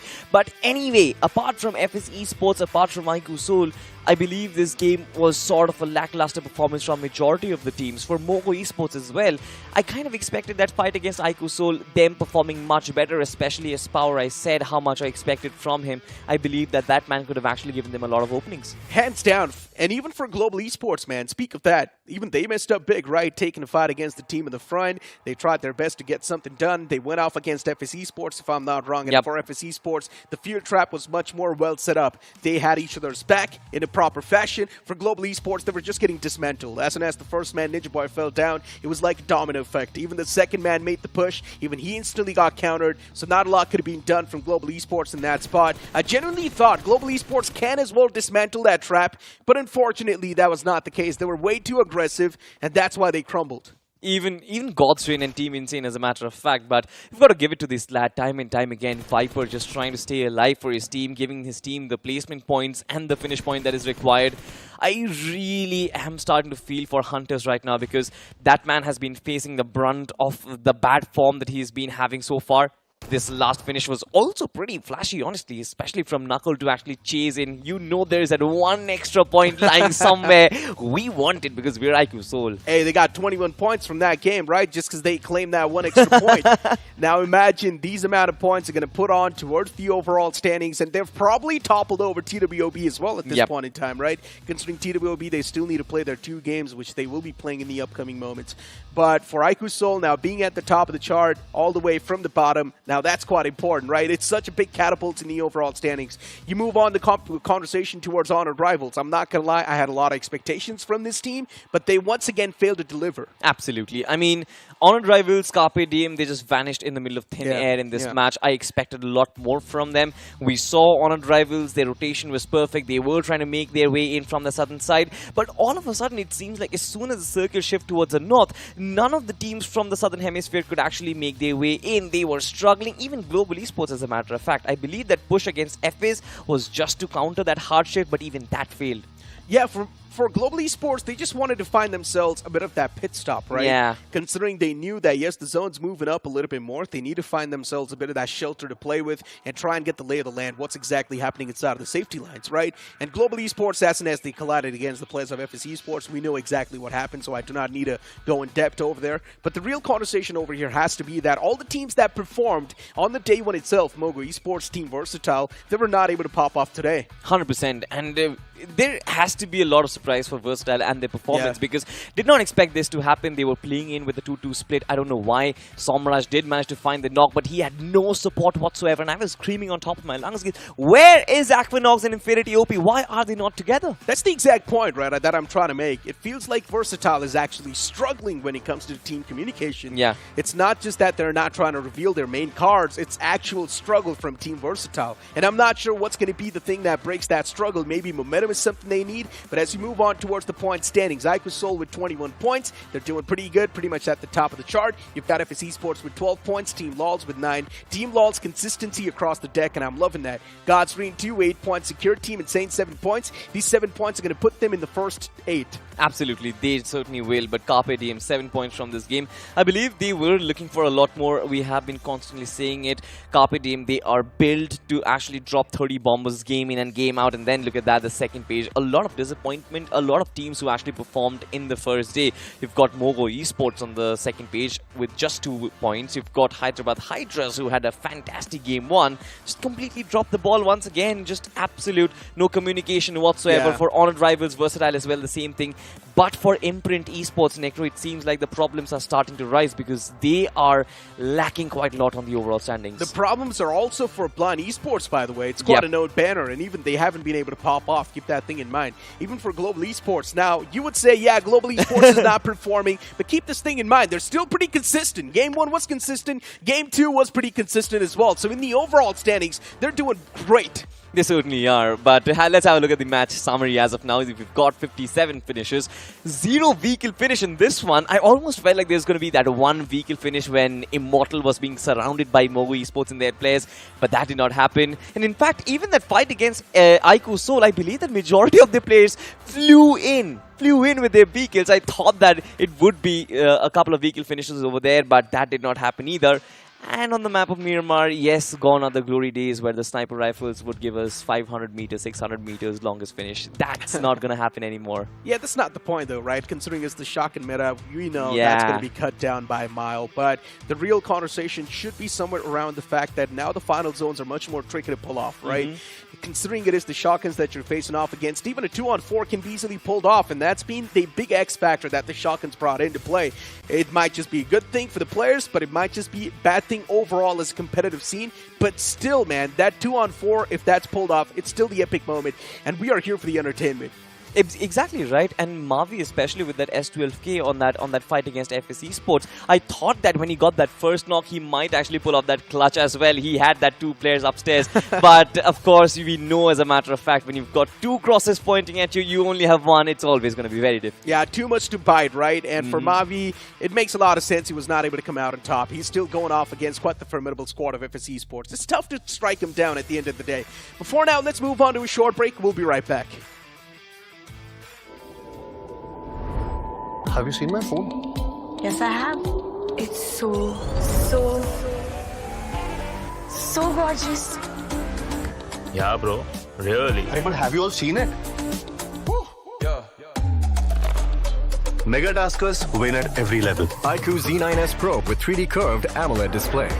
Fully loaded for Mega Taskers. Search iQOO Z9S on Amazon.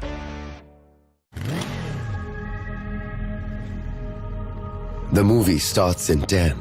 You can miss the beginning, or you can go ahead and challenge the clock. With an all-new Sprint EBT engine that goes 0 to 60 in 5.9 seconds. Presenting Hero Xtreme 125R. Challenge the Extreme.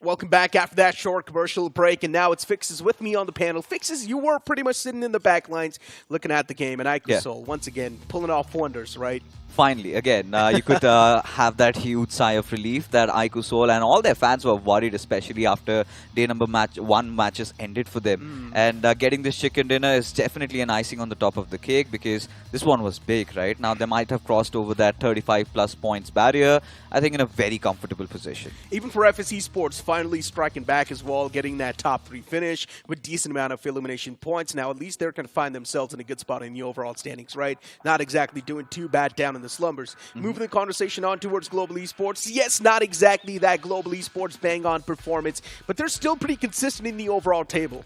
Considering they still have 4 more matches to go, and this is a conversation I was having with Salty, where I was of the opinion is that Global Esports needs just that one big explosive game, and after that happens, I think you will be seeing them sailing. I mean, keep this thing in mind. Global Esports is still having that average of 7 to 8 points per game, so they can easily qualify with that average too. They don't even need that explosive game, but something that's going to help you get those explosive games underneath your belt, that's going to be the iQOO Z9S series, which is starting from 18,999. If you move on towards Google and search for the iQOO Z9S series, you might just stand a chance to win the iQOO Z9S Pro, and 15 of those devices are being given away right now. And while I was not casting, I actually tried to partake in the competition.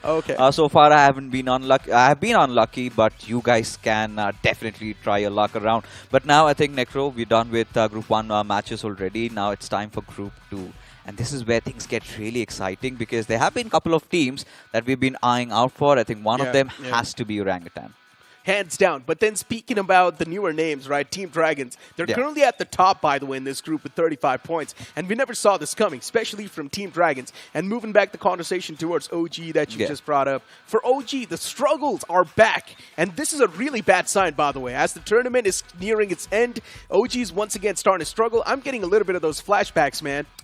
I really hope that this time it's not going to be those jitters, it's not going to be those hiccups for OG, because we've got high hopes from them. But, on the overall standings, Team Soul right at the 40 points, I think with 4 matches played already. A pretty good spot to be at, especially when we were talking about the overall cutoff going somewhere around that range of 40 to 50 points. I think they might have already earned their tickets for the semis. That's what I think, too. The cutoff is going to be somewhere around 40. It's not going to go more than this. That's what I think. Even for Godsreen getting 36 points. They're easily on that qualification marker. Even for TWOB, it's all good in the hood. MOGO Esports, today's day was pretty bad, but it's completely fine. MOGO Esports, they've already done the job. You flip the page and you're now going to see a few upsets. Speaking of the upsets, you've still got so many names that were playing in that previous group. Reckoning Esports, they did have one good game, but then after that, the consistency wasn't there. The same thing can be said about Blind Esports too. 4 games done and dusted, just 19 points. Yeah, that's going to be quite gutting, especially even if you take a look at RTGxIND. Just 12 points, not acceptable even for the likes of Honored Rivals, a team that you speak very highly of. This time, round number 3 hasn't been that great. But as we move on ahead, Orangutan, this is what I was talking about. Reckoning still did stage quite a lot of comeback, especially starting off with just 2 points, ending at around 20. That is still fine. But for OG, 3 points over here, 2 maps to go. They have to stage a biggie. Now, keep this thing in mind. In the upcoming group, it's going to be the Group 2 to step inside of the action. Yeah. And knowing the fact that Group 2, it's quite the competitive one. So many teams, they were trying their best to be there at the top. And the games were much more slower. No one was going way too aggressive. No one was playing way too passive. Especially at the Stage 1 and Stage 2, it was just complete silence. But then later on, it was an absolute chaos to the point where we just did not know what was happening inside of the games. And TWOB was a team that just shined through from this entire group. TWOB was very consistent, getting that one chicken dinner also. One of the other things that we need to point out was the circle really favored them.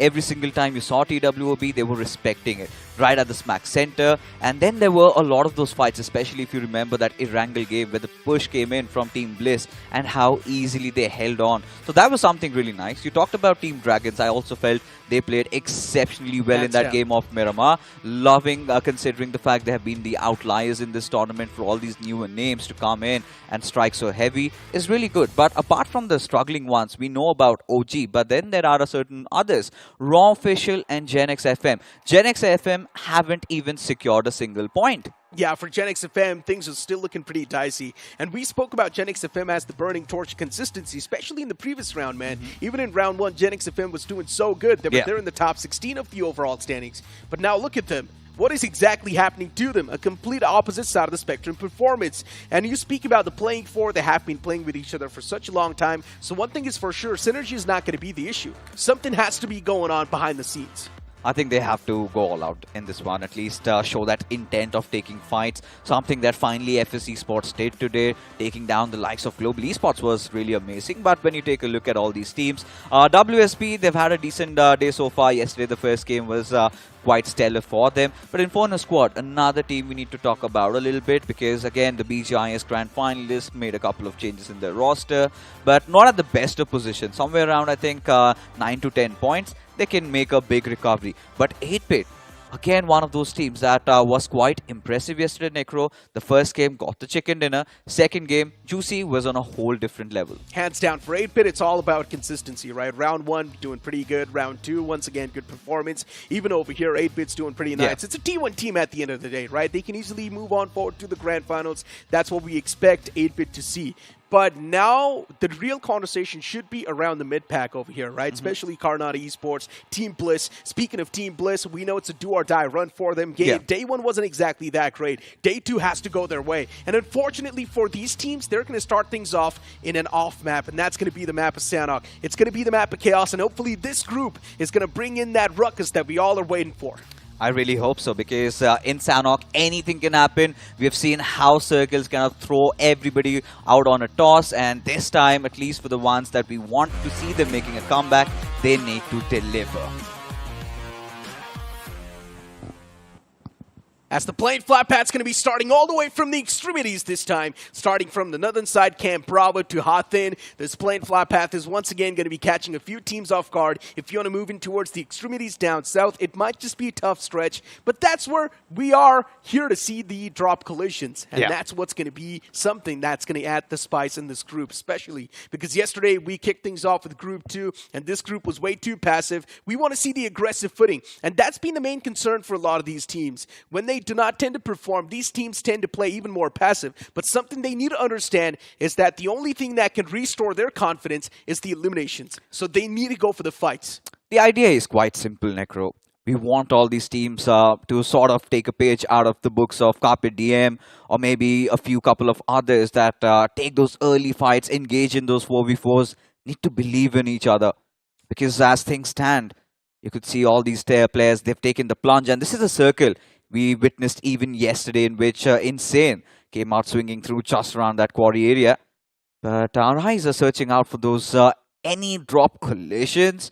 I don't see any. Do you? Silly Sports is moving right next to someone, so that's a drop collision that might just come Team into Limra. fruition. Yeah, Silly Sports, they're quite close to them, and it's going to be a drop collision towards Ruin. They kick things off on the off maps and kick things off against each other too. But Team Limra, they keep on moving down south a little bit more. So I guess maybe this drop collision's not going to happen just yet. They're still moving towards the southern side. So Silly Sports, they're going to have a smooth sailing off the rip. But you do see the elimination feed. It's TMG kicking things off.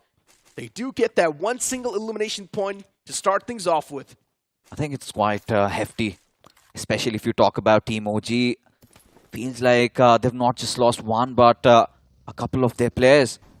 And this is something that they did not see coming, especially considering Orangutan having such a rough time yesterday, losing out on two of their players. I think it is WindGod and iQOO who've already bitten the dust. And yes, Flex Shot getting both of these frags. But right now, GENxFM, they want to get a little aggressive, a little up close and personal. But this time, the IGL Sue from Legacy Esports, he was prepared and skillful. I don't know if he's skillful anymore. A lot of these teams dropping down individually, and now that's starting to be a counter reaction. Here's the problem. If you're going to drop in isolated, you need to make sure at least you're going to have that backup.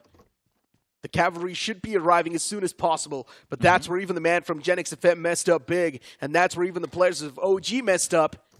Losing out on two players, GENxFM losing out on that one player, and keep this thing in mind, these teams are all the way down in the slumbers. They're getting targeted. This is going to hurt. At least for the ones that we were hoping they would make a comeback, but seems like KARUNADU Esports, they want to be on the aggressive front as Honey just peeks through with the Tommy gun. He is not going to stop at anything at all. Gets a confirmation on GYROGOD and seems like he might get a bit more. And where's the backup, Necro? Where's the cavalry? Finally it arrives and he backs off as of now. That's a good thing. I like that move from the side of Honey. He instantly backs away towards that compound wall, so now the backup's going to be there. They can provide the cover fire. Snowjawed close to Honey. KARUNADU Esports, already the firepower's cut down massively. As now one of the players taking way too much damage upon himself. Man advantage in the hands of Phoenix Esports as they're now swarming this compound. For KARUNADU Esports, they've got nowhere to go, and the fight comes into fruition. Honey's going to find another strike as Cheyenne from the backlines will find the second man too. What exactly is going on with the players of KARUNADU Esports? They're crumbling under this pressure. KARUNADU Esports, they get dismantled within a blink of an eye. KARUNADU Esports making a comedy of errors over there. All players just deciding to charge in after one, and look at Phoenix Esports. They did not even have to rise from the ashes. It was a clean sweep. I'm pretty sure we have to give the credit where it is due. Honey, the way he held the helms over there, the way he dealt with the players and eventually repositioning himself, letting his teammates come in through. KARUNADU Esports saw this coming. The moment they got the second knock, they realized what is going to happen next, and eventually Phoenix Esports. Let's talk about this team. They had quite a smooth sail even yesterday, and continuing forward with this momentum, this team looks quite strong at the point. Phoenix Esports have just been like the T1 teams, pretty consistent inside of the games. Not even struggling, not even breaking a sweat, no matter what round you put them in, no matter what group you put them in. Now getting 4 points off the rip to kick things off with. For group number 2, it's supposed to be the competitive one, but this time around, we are seeing a lot of those fights happen. And this is how the players of OG got hunted down. They try to make their way away from the spot, but unfortunately they could not really. Even Sue getting that one individual man caught. And now over here, Phoenix Esports just wiping out the entirety of KARUNADU Esports. And the only man to blame for all of this ruckus, for all of this mishap, is Maisie. Because he went with KARUNADU Esports. Yeah, alright, fine. Can just put him aside for now. Because really for KARUNADU Esports, I mean, there has to be some sort of witchcraft if Maisie comes in, makes a prediction and things go tumbling down. Because for KARUNADU Esports, what I really felt like, they wanted to be off to a good start. They wanted to have a good wipe. And the idea was clear, right? They saw that there's just that one player. Let's go and take him down. what they did not anticipate was that player was ready to pick the fights. He did not make any negative movements over there. All he had to do was just peek, get that first knock. And the moment another vehicle came in from the other side and still managing to damage down the player to what, 40% HP, that is where he got enough time for himself. And Phoenix Esports, they just charged in, and we all saw what followed after. TWOB on the screen, and legit, he's got a nice playing area. Once again, TWOB being the proactive bunch, already done with their loot, playing from the high grounds, capitalizing better, playing for the intel. TWOB, they're supposed to be the stronger bunch in this lobby. Yeah. And they have been so far. 35 points in just 2 games. They were already there at the top. And TWOB, once again, they're going to regain their throne. That's not even a question in the overall standings. They are going to be back up. I think when it comes down to TWOB getting 35 points off 2 games, if they continue playing like this, they have been the beacon of consistency, right? Even round 1, round 2, we haven't seen this team sweat. Even this time around, they have been looking quite promising. And if they sort of ensure they cross over that 50 points marker, which I believe is a possibility by the end of the games today, considering their run, I'm pretty sure in the remainder of the 4 matches they have to play, they will have that free hand, right? They can just decide to go after anyone and everybody they desire and get a lot of finishes. I think, prep themselves up for the semis. They hands down will, man. And TWOB, for them, they've already went through a lot of those rough patches in the past. Yeah. They have learned a lot. So now it's time to put all of that on the board and use that as an experience. And that's what they've been doing. Consistency throughout the board, not really playing around anymore, taking it serious. It's straight to the business. But genuinely speaking, right, now you might say that, yeah, OG's a team and team, probably they know they can easily qualify as well. But these type of mishaps, they don't really happen on purpose. OG's actually choking. Yeah, especially the way things started off in Sanhok. Really did not see this coming. The idea was to get those vehicles, but again, whenever it comes down to those spawns, right, they did not anticipate the players of TMG would also be right beside them. And not just that, they had weapons along. And quite a merciless exit, at least for AK and WindGod. 2 very young assaulters, 2 very promising players. And for Orangutan, if you draw parallels of how they played in round 1 and 2, it was quite a smooth sail, right? It was always those early good games, and they did not really feel that pressure. But even after almost messing this 3rd game up, that is where you would see that they might be fighting their own demons. And I do want to see Veron back in the playing 4, though. Yeah, he's been quite good. But who do you think he should be replacing? Maybe I'll think you 4 now. Because I just want to try this playing 4, right? I think he's much more of a controlled fragger. Nothing taken away from that. He's been quite successful for the entire lineup as well. But maybe try the global esports strat, right? Straight up bum rush towards the teams, get those eliminations, because Veron has been quite a consistent fragger too. He's been getting those elimination points on the board, especially if you try and look at BJAS 2024. Veron was the man with the most amount of elimination in this banner. So he's supposed to be there in the playing 4. Now imagine this. You've got Veron, AKOB, WindGod. This lineup just seems pretty heavy now. It's a complete powerhouse, just waiting to be unleashed inside the lobby. Yeah, and then you have the turbulence, right? Who makes it inside of that playing 4? Because everybody has something they have to offer on the table. For Atanki, the counter argument is he's got that experience. He's played at the highest level. He is one reliable player. So you can't really replace him. But then I get your point where you're coming from with Veron. He's just been that good. Now, trying to go with that global esports strat, you have to have that aggressive mindset.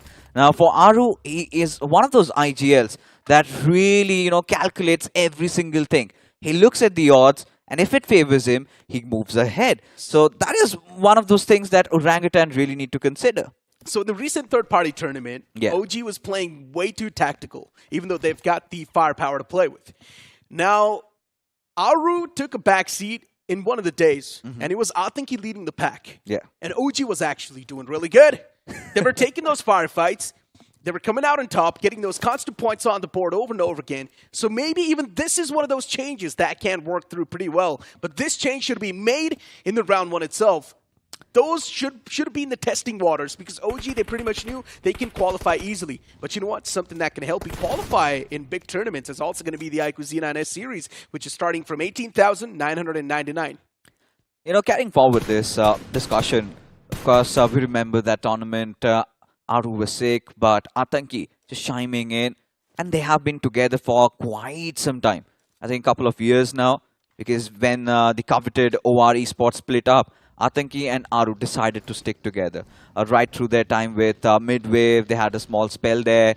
Even Team Aru, they've all been there. So they basically understand and know how both of these players really work around, and kind of draw parallels with when even iQOO Soul did not have Manya playing, right? Nakul was IGLing, and the team was looking quite strong, looking quite good. So for Orangutan, like you said, I think the days are gone where they can experiment anymore, at least in round number 3. Unless and until they were in a position like the TWOB. TWOB can certainly experiment. But for Orangutan, they just do not need a good game. They need a big, good game. And Sanhok, I feel like it's already done and dusted.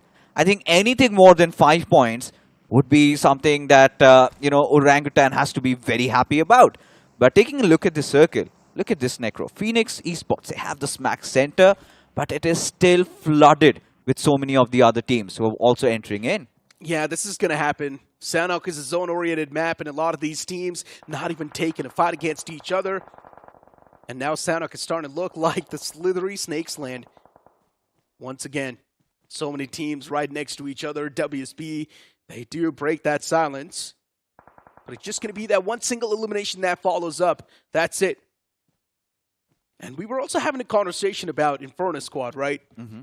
Speaking about this team, for some reason I have this assurity that Inferno Squad is also going to qualify. It's not a question. PMWI's addition has been so valuable. We have seen a big shift in the playstyle as well in the entire playing 4 and how they think and how they process stuff. Inferno Squad is looking much more of a refined and a tactically sound team. And I really feel like they're the late bloomers. Yeah, they might have a rough patch, but when push comes to shove, they do not crumble. I think that is what PMWI IGL is putting on the table. And if you've got the Fraggers department, I think Jatin has been a really good addition to this roster.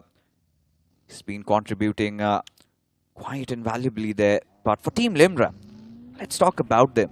Yesterday, we thought that Miramar game should have been theirs, especially after that one squad wipe against TCW. They went missing, man. Hesperos went for a healing battle. Hesperos has always been the Clutchmeister, right? Uh-huh. He's there to save the day, and that's what he pretty much tried to do yesterday as well. Maybe if he would have gotten his hands on the official mobility part of Euro Xtreme 125R, he would have been there already inside of the zone taking fights smoothly and converting those, just like the ride you're going to have on this bike. Yeah. But you know what? Jokes apart, moving back towards the game itself and the conversation. For Team Limra, it's the on and the off days now at this point. That's what it feels like. They've got a switch. Yeah, they've pretty much got the switch. When the head's on the swivel, Team Limra performs, just like Team Crore and Team Cosmic.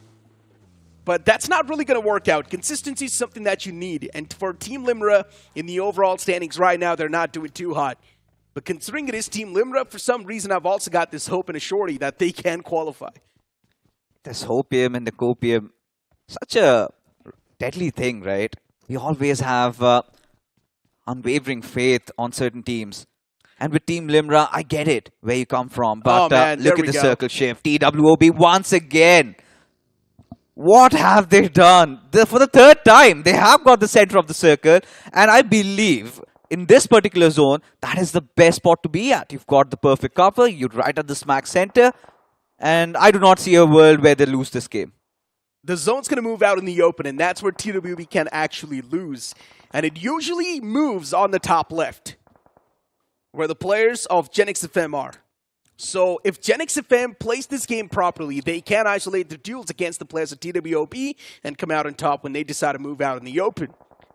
But speaking of the zone so far, there's still way too many teams alive on this map of Sanhok. Yeah. And now it's going to be a lot of those fights breaking out left, right, and center. All the teams on the edges, they need to be the Guardian Angels, but as soon as you blink, you miss it. The entirety of Raw officials, they crumbled down as well. What on earth is going wrong with them? Just in the whiskers, they are eviscerated from the lobby. Can't really process it now. Aru, he's shown himself, and TMG, they know if this is Team OG, pretty sure they're going to be on a hunt because TMG, they've been enjoying themselves. Flex shot, already having secured 5 finishes. This is abysmal. It's TMG we're speaking of. Franklin, once again, he's been the main playmaker, but this time around, he hasn't really gotten a lot of those eliminations. Instead, it's Flex Shot stepping up to the occasion. And that's a great thing. The entire playing floor, they should have the capability to do so. Bliss, they've got their own trouble to deal with as the wall of death as well is right there in the back. And Team Bliss, even they need to start a move. But for GENxFM, there's a bit of that crack in the defensive wall as one man falls down. And this is going to be the go call made for TCW. As they once again chime into the action, the nade's going to find the perfect connection, but they've got no clue that Spider-John is right there in that hut. He needs to be cleared out, and now that's going to reveal the position as even he gets wrapped up in a sheet. Oh my goodness, anything and everything that could have gone wrong for GENxFM is happening. The nightmares have come true, especially when they did decide to lob those grenades. It ricocheted back right on them, and those incoming grenades coming in from TCW was enough. But now, TCW having 3 finishes secured already. They've got their next spray right in front of them. They've got a good position inside the circle, a concrete cover. But for Team Bliss, still on the peripheries, as now 8-bit, they might be in a little bit of a situation here. I don't understand why Team Bliss is playing so passive. If they want, they can make the pounce. But even for 8-bit, they've got their own troubles to deal with against Team Limra. Team Limra, they find the advantage. They find the striker's advantage. As for Mac, is going for the patch-up. The only glimmer of hope left standing for the entirety of Team 8-bit. And Mac is not going to be able to clutch it out, but at least he can do some damage, right? And that's what he wants to do. Util's being tossed. Mac's position's revealed. He can't really do a lot in this spot. As the players of Team Limra, they just want to back away from this spot and move inside of the safety lines, and that's what they do. Mac is left all by himself, stranded towards Painan. Look at the circle shift though, Necro. Seems like it has gone a bit towards the northern side. As expected, right? Still have a good position over here, but WSB capitalizing, getting on that high ground. They've got a lot of doors of opportunity open for them. They can go after Inferno Squad, but seems like Inferno Squad, they have something to say about it. Jatin having that flank angle. Gods wants to take this fight against Goten. Comes out swinging though as WSB. This is going to be another run, but look at the sidelines. You've got Team Dragons as well. 3 teams. It's a complete trifecta of death. Team Dragons with the third party. They've got the advantage, but even he gets struck down. It's going to be the players of WSB who are constantly doing that damage. Armand from the back lines is getting the confirmations too, as even Gods will be confirmed by Inferno Squad. It's Jatin in the front lines. And if you've noticed one thing, Jatin's always been the man who wields a UMP-45 in his hands. He does not go with the shotguns. Jatin's elimination gets stolen away by the players of WSB, but now Jatin himself is trapped over here. So much and so little is happening in so less time. Because at this point, WSB managed to get a knock, but somehow ignoring Jatin like that, that's not a-okay. Zeref needs to understand this is a cardinal sin. But now WSB, they realize that Arman is right on his backlines. He needs to provide that cover fire, but for Arman, having spotted out Jatin already, he's got too much on his plate to do. He needs to somehow trigger that revive, but look at the circle shift go. Inferno Squad, they have the high ground, and now they can unleash death and destruction upon the entire lobby. It's their game. No one can steal it away unless a big mishap happens. Unless Inferno Squad make a rookie mistake, this game cannot be stolen away from them. And look at the players of Inferno Squad, the way they've spread themselves out as well. They're also spreading their attention across all the field, and I'm loving that. Not really tunnel visioning anymore, but MJ can be a big table turner. The man's still all the way in the back lines towards the blue, and he can catch Jatin off guard. Lexi spots, considering MJ the final man alive, considering they've been having such a rough run, he needs to hit a golden point here. He needs to get something good as legit this time, trying to enter into TMG. Oh, missed his mark over there, but for Orangutan, Aru finally bites the dust as 4 finishes just for this team. But look at this, TWOB, they want to pick a bone against the players of Team Phoenix, but Cyrex is getting shot from elsewhere. Remember I told you when the zone moves out in the open, TWOB will definitely struggle and break a sweat, and that's what exactly has happened. It does not feel like it's going to be that easy of a game for TWOB, considering 2 players were knocked out. But at least Cyrax gets the confirmations, so that's the good news. The fallen players, they can be back up on their feet. For TWOB, still the back's against the wall, though. They need to breach inside of the safety lines. Cyrax gets his hands on the vehicle. He instantly starts to move. He does find himself that safety cover to play with. Even legit blows another player. And that's going to be Skeleton hitting the deck. TMG, done it, dusted from the game. But TWOB, they've got so many eliminations to play with. MJ from the back gets spotted, and he gets mowed down. Zeref gets an easy confirmation on the board. For TWOB, they can be the only team they can stop Inferno squad in their tracks.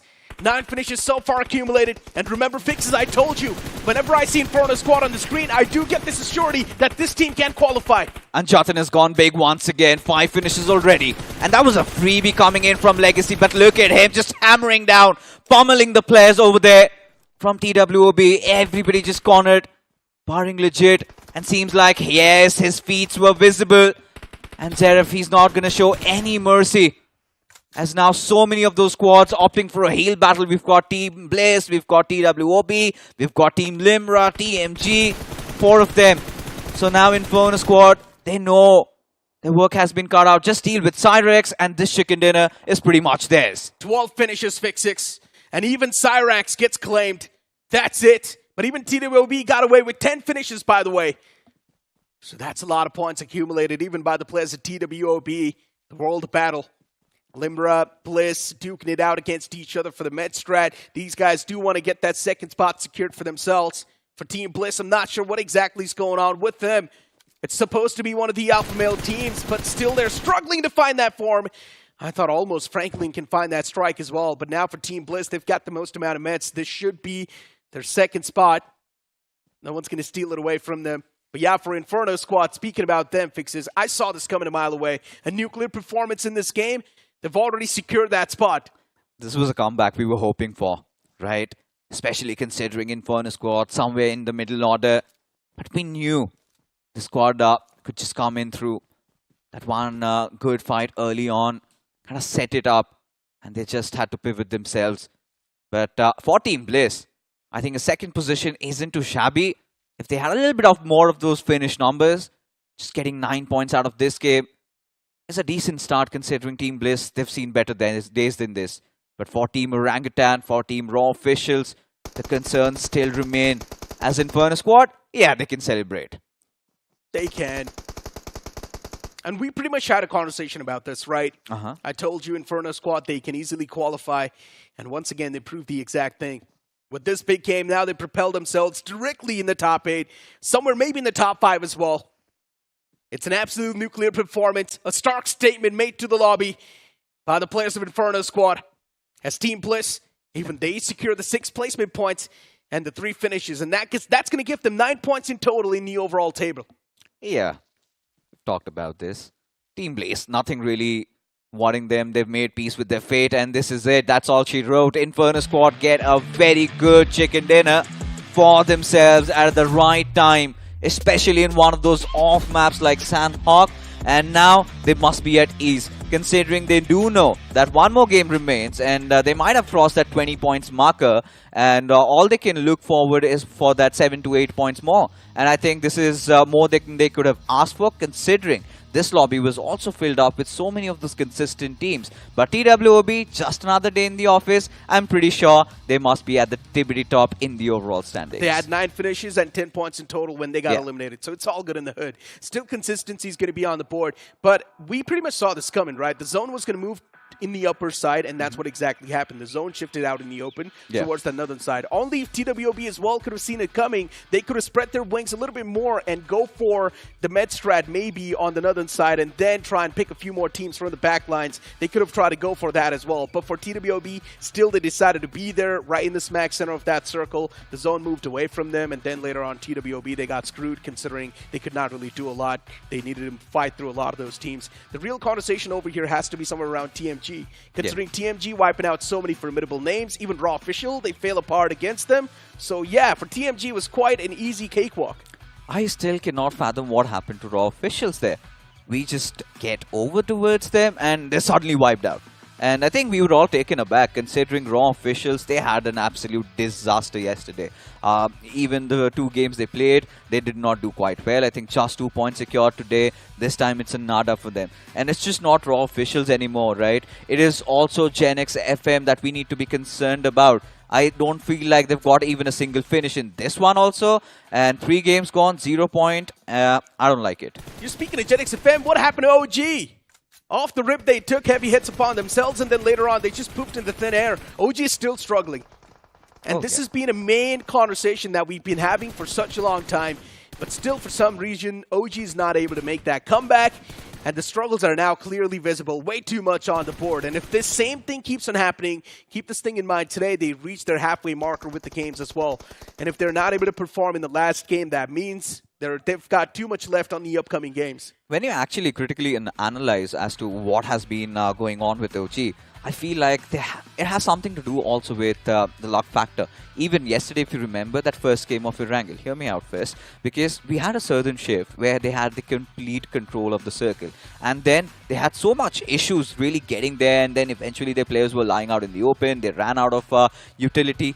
This time around, what happened in this game of Sanhok? They dropped down. Their intentions were quite pious. They wanted to go for those vehicles and then go for the loot. And they drop down and suddenly it is another team right beside them. And they lose out on 2 of their players. But still, I think, which could have been an absolute blunder, Aru and Atanki combined did manage to salvage 4 points. I think even 5+ would have been decent considering their situation. But for Orangutan, like I said, they need a chicken dinner and they need it in the next match that's coming. They need a banger performance. That's all we can say, right? For OG, you're mentioning that maybe, yes, the luck factor comes into play. I would say, yeah, the first Erangel game that they played, it was complete luck factor, right? Out in the open, there was not really a lot of that properties left to play with. No cover was there inside of the zone. So, yeah, OG got picked off by so many teams. Makes a lot of sense. Luck factor was over there. But in this game, I wouldn't really say so. Especially when you're gliding towards the drop location, you would see the enemies as well with you. And that's where OG should have buckled up and been a little bit more careful of the fact that they can be struck down from the back lines. But still, OG, they took their odds, they sat inside of the vehicle, they tried to make that rotation away from that spot, and that's where they got taken down. So you're saying it's a gamble that went wrong for OG? Yes. They took a chance and they fell flat. Yeah, possibly could have been the case. I think they should have taken the fight, that's it, straight up. But they don't have anything on them, right? They did have the guns, actually, when they got taken down. One of the players I had would Tommy still guns want to play with. I really hope then they should have shot back because that might have missed my eye, because for a moment I really felt like OG just wanted to get the vehicle and get the hell out of there. They did not have any intention, because now when you compare this OG towards the OG that we saw in a recent third-party tournament, it was all about OG still fighting back, something that Hero Xtreme Godlike has been doing. Despite the numbers depleting, they tend to hit back, tend to throw a couple of punches. I think that has been missing from OG's side, and if they work on it in the next game, could certainly be what has been, something that has been missing from this particular roster. But moving aside, we've had this talk about OG. GENxFM is really starting to concern me, man. And even along with GENxFM, KARUNADU Esports. What on earth was that? Now, let's be honest, these are all like the returning names, or maybe you can also call them the newer kids on the block, right? And for iQOO BMPS, we're already inside of the round 3. Yeah. And the round 3 is pretty much like the losers bracket for the BGIs, right? The lower bracket that we'd like to call. Right. And inside of the lower brackets, things are pretty much way too sweaty. We're way too deep inside of the iQOO BMPS, and that's why, once again, these teams are starting to collapse. And the same thing happens usually in the BGIs as well. In the later phases, the teams do tend to collapse. I saw this coming miles away for teams like GENxFM, for teams like CARNIVAL Esports, TCW as well. This was supposed to happen, and once again, it's happening the same way. Are we seeing improvements? The answer is going to be no, because this is usually the stage inside of a tournament. These teams do tend to crumble. Now, one thing for sure, Necro, if you're noticing, Team Limra, I think they've figured out the secret sauce over here. What they're intending to do, and now I think we also need to bring Miramar also into play. They tend to take that one good fight, they win that, and then they instantly opt for a healing strat. And look at this, even in this match, they got around 10+ points. So, for something that Team Limra is looking forward to is those minimum amounts of qualification points. And I think they're on the right path. But like you said, a lot of teams, I don't know what's gone wrong to them. They've been taking things for granted. Either ways, Raw officials still 0 points. GENxFM not able to open their accounts. 8-bit, a little bit of a mishap here also. But considering they played really well yesterday, I think they can live with that. It's just that as the competition keeps on passing away, we know things are getting tightened up even more. Yeah. A lot of these teams are now starting to take the competitions much more serious. They're able to adapt onto the pace as well. It's all about adaptability. Some of the teams, they can adapt considering they've got the experience to do so, and some of the teams, they're failing to adapt. And that's the clear, visible margin over here that we're seeing. KARUNADU Esports, as you know, returning names on the block, but they do not have as much experience as the T1 teams, right? Speak about TWOB, speak about Team 8-Bit. They do not have that much experience. That's why they're crumbling right now. Even for a few more names, like you speak about TCW, it's another returning name. And once again, they're starting to crumble. It's because they do not really have the experience to play. I think somewhere the cohesion between the teammates is missing. You see them, they come in and they suddenly go out. And yesterday also was a case when they took that fight against Team Limra. Today also we could see they're trying to somehow get in to inside the circle, and then suddenly they have no clue on where they are at, and instantly just get pummeled down by some or the other team. So TCW, something that they really have to work around with. But with Vikendi being next on the block, now this is going to be really interesting, because another off map, who gets a chicken dinner? That's a huge mystery. It's just that as the time keeps on passing by, these teams are not able to adapt quickly enough, straight up. And the competitions, of course, keeping on increasing. We all knew this. As the stages are going to keep on passing by, teams will, of course, take things much more serious, and levels will be amped up even more. And that's what's pretty much happening. With that being said, though, now it's time for us to toss to a short break. Don't go anywhere. We'll be right back. Then a mega tasker, talk about stronger, quicker, faster. Slider, gonna make way for the mega tasker. And fully loaded, go the ammo. Can't get it bigger, better, that's the plan, yo. Throw a challenge and you shall know. Tap, tap, tap, tap, slide of ammo. Who's winning? Who do you think? Mega Taskers win the game at every level. iQOO Z9S Pro with Snapdragon 7 Gen 3. Fully loaded for Mega Taskers. Search iQOO Z9S on Amazon. Move out with my baby on the side. Move out with my baby, got a style. Seatbelt, please. And we go right, baby, it's a long way home.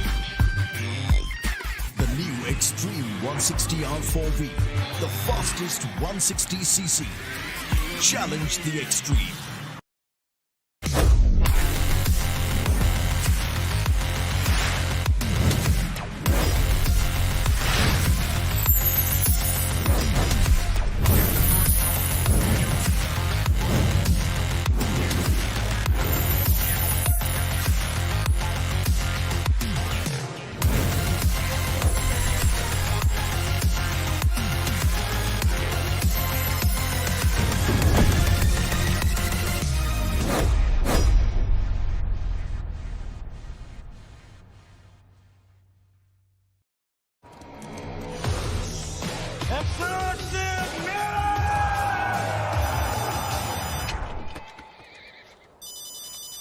Mummy का phone है, एक minute. किसी और को बात करनी है क्या मम्मी से?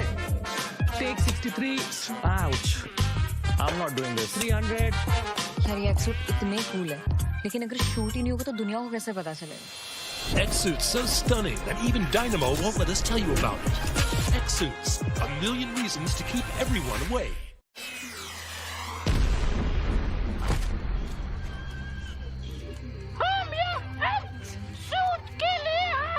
भाई इसको कोई एक्टिंग सिखाओ यार। क्या हो रहा है? Cut, shoot cancel. आना प्योर। अबे बंद करो बे, आंख में छुप रहा है। Cut, shoot cancel. हार पूरी रात निकल गई, अगर शूट ऐसे ही चलता रहेगा, खत्म ही नहीं होगा तो ये लोगों को कैसे पता चलेगा? X-Suits, a million reasons to keep everyone away.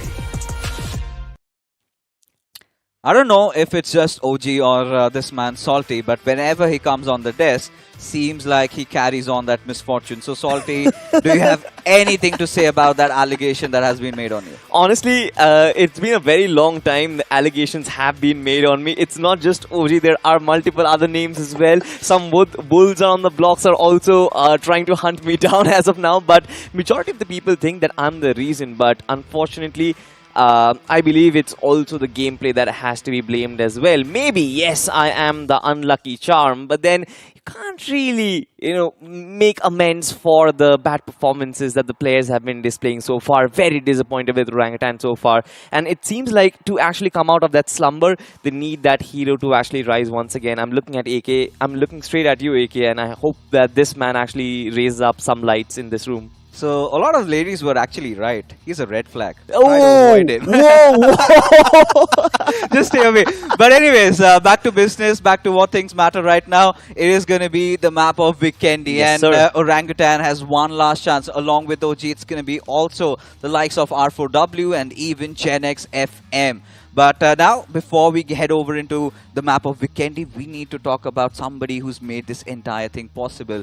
Our smartphone partners, that is the iQOO Z9S series. And we've been talking a lot about this phone and the sexy specifications that come along with it, starting from just $18,999. And you want to take part in a competition, head over to Google, search for iQOO Z9S, and 15 lucky winners stand a chance to win the iQOO Z9S Pro.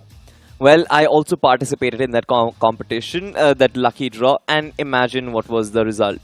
Me being the unlucky charm, of course I did not win, but hopefully you guys do. But coming back to the conversation once again with Vikendi on the line. I believe that today is the day where Group 2, majority of the teams, they will be completing half of their journey inside of round 3 so far. And if for Orangutan and if for R4W things do not resurrect back, something which Reckoning managed to do, I believe that when they come back after the reshuffle, it will be nigh impossible fixes. I mean, at this point, what we've seen so far, nothing is really impossible, but again, you would still want to fancy your chances, because after this we'll have that big reshuffle and then you get another 4 games to play, but that's going to be with a different group. And I feel like OG are in a group where they can actually get good numbers and they haven't really hit it out of the park yet. But before we get into Vikendi, I think it's a quick time to take a look at the overall standings, because TWOB, they are cruising, they are sailing atop the mountains over here. 45 points. They've just been so amazing. Absolutely, and the best part about TWOB is that their gameplay isn't something out of the solar system. It's not something extraordinary. There is no rocket science whatsoever. It's just that these players are feeling themselves, being confident in every single fight that they take, and there has been less of the second guessing and less of hesitation. Even for Team Soul, I think. For Team Soul, 4 matches played, 40 points. They are doing exactly what they said. Nothing too flashy. They just want to cross the boundary over to actually qualify. For MOGO Esports, I expected today was supposed to be a blockbuster, considering that Vikendi kind of set the pace yesterday, but that did not happen. Inferno squad, this team showed their muscle in the last game, and I'm expecting this team to actually do a similar thing in the map of Vikendi as well. That was actually quite a leap coming in from Inferno squad, but for MOGO, we're really not concerned. Yesterday is that good game of Vikendi really set them quite stable in terms of the overall standings, but we're really getting concerned about even WSB. Now, taking a look at them, just 15 points, considering yesterday was quite a good day in the office. Now, this is concerning for me a little bit. For Phoenix Esports, nothing much to worry about. 18 points, even for Team Bliss, 19 is still quite dandy. But then when you look at TMG, I think this one good game of Sanhok really set them up, because now at 14 points, the idea has to be somewhere breaking through that 20 points marker, which I hope they do in the next game. Exactly, like the point being that if you're somewhere between 20 to 10, you are looking for that one big game that is going to catapult you to the top, right? Yeah. But if you are below 10 points, it means that a lot of things are actually going wrong in the office, be it your communication, be it your gunpowder. Exactly the same things have been happening for GENxFM, who have just got 0 points out of the 3 matches that they played. And it's so surprising, because GENxFM, they were cruising up until round 2. They were taking fights so well, and their communication also seemed to be on top. But all of a sudden, it seems like all of that has taken a crash. And to be honest, to actually identify the reasons, we don't know. Maybe the players know something must be wrong inside. We do not know what's happening off the game, what's happening, just after the matches are over. They're sitting down together, talking it through. But whatever the case is, we are just hopeful that they delivered where it matters the most. Right here, right now. Yep. Because from round 3, the competition is so fierce, Salty, that half of the competition gets sliced off. And into the semis, you're ever so close to chasing your dreams inside of Kochi. You want to go there, have the seafood, along with that, play your games of BGMI. Live your dreams. That's something that all the esports athletes do. But now, heading on into Vikendi, I think it's time to make some forecast over here. What are your predictions? Who are you rooting for? Honestly speaking, I'm honestly going ahead with WSB, because it's been a long time that Omega has kind of displaced us the map in class of his rotation, and I believe that this game, it is going to be theirs. I hope so, because I really also want Legacy Esports to make a comeback in this one. Because for Legacy Esports, they've also been in the same boat as Orangutan haven't really collected a lot of those points. In fact, in the previous game also, it was just MJ surviving, eventually just to fall prey to the players of Inferno squad. So even for Legacy, considering they've been the current BGIS Grand Finalists, this roster of Vasista Esports, I think this is where they really need to get themselves back. But from the lot, I think GENxFM, they have been the biggest cause of concern. And in fact, they've been giving us heartaches, considering not even a single point out of the 3 matches played. That has to be horrendous. I mean, yes, of course, we have been talking a lot about GENxFM, but the real conversation also has to be taken about Raw officials, because, again, another team who performed, yes, they did have their struggles, their fair share of struggles inside of round 2. They barely managed to squeeze themselves in that last game where they actually got themselves a chicken dinner. But the point is, now that you've got to qualify, you know the competition is going to be rising up, right? You know the lobby is going to heat up. And it seems like the patience game that majority of the pro teams have kind of made a mark for themselves. They know exactly when to time their rotation. That is exactly where Raw officials, they are struggling. But this should not be the case, considering they have so many experienced players fixes. Yeah, exactly. This is what the point I really wanted to bring in to play over here. You've got the likes of Anuj, you've got the likes of Daljit, one of the most oldest players this community has ever graced. And yeah, of course, he's not at his peak. He's not the same Daljit he was 2 years ago. But still, you know, that experience does not fade away. Having 2 young lads, they should have delivered. The intent is completely missing, and especially 4 of them